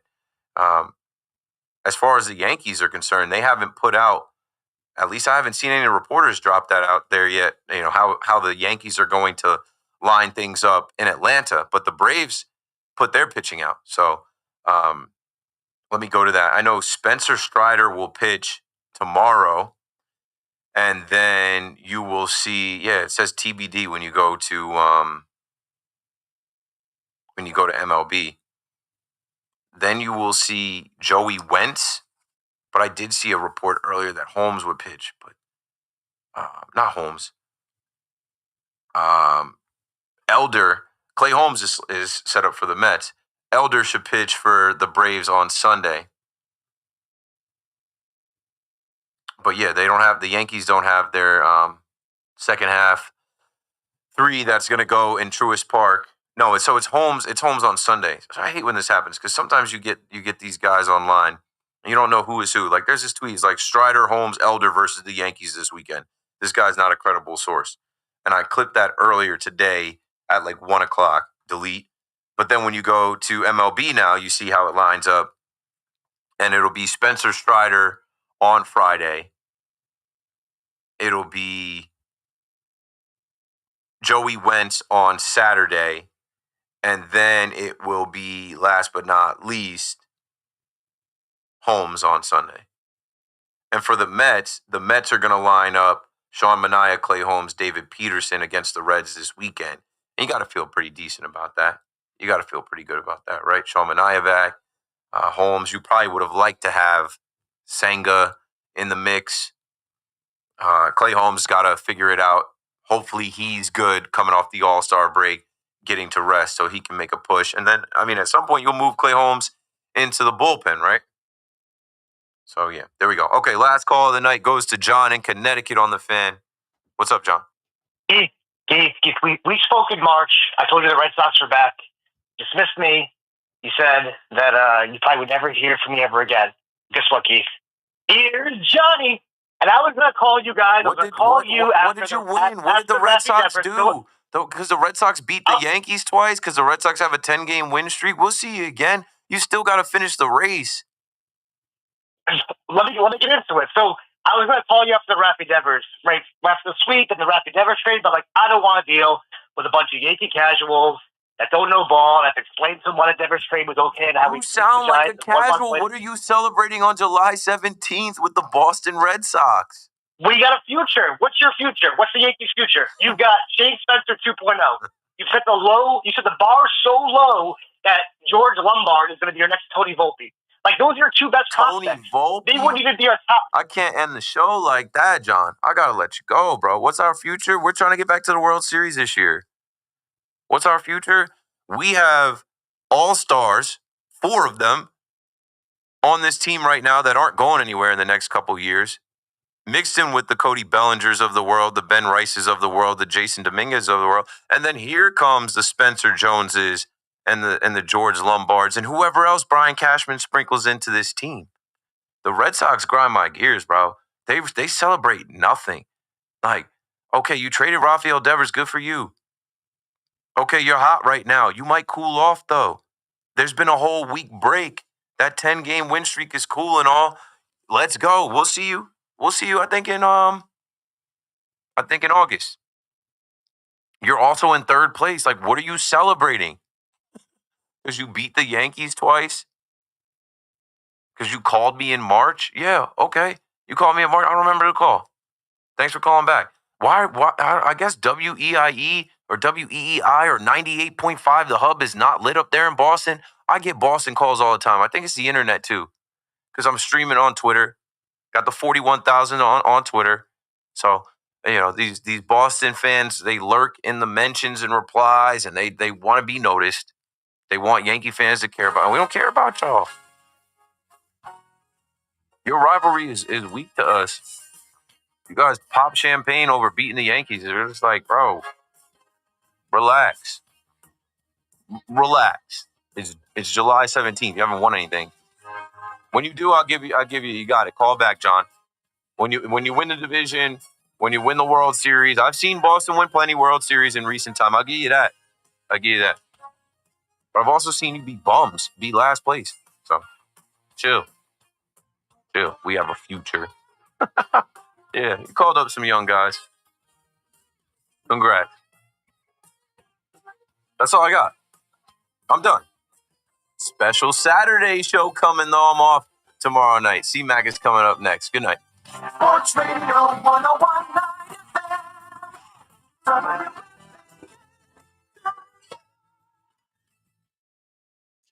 Life insurance. Why are you putting it off? Can't afford.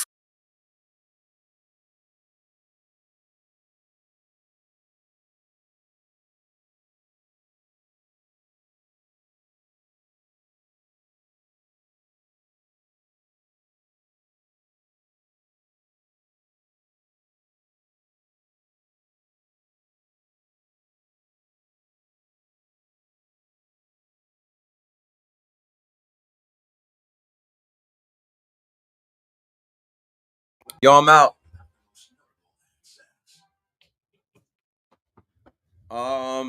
We'll do a stream from the crib tomorrow. I don't know exactly what time. If you're on YouTube, put notifications on. If you're on Twitter, put notifications on, because I'm not doing my show from here tomorrow. So yeah, we'll do a home stream at some point to just talk about stuff. Maybe we'll do a little preview going into the second half, looking at the Braves and stuff like that. Love y'all, man. Be good. Good night.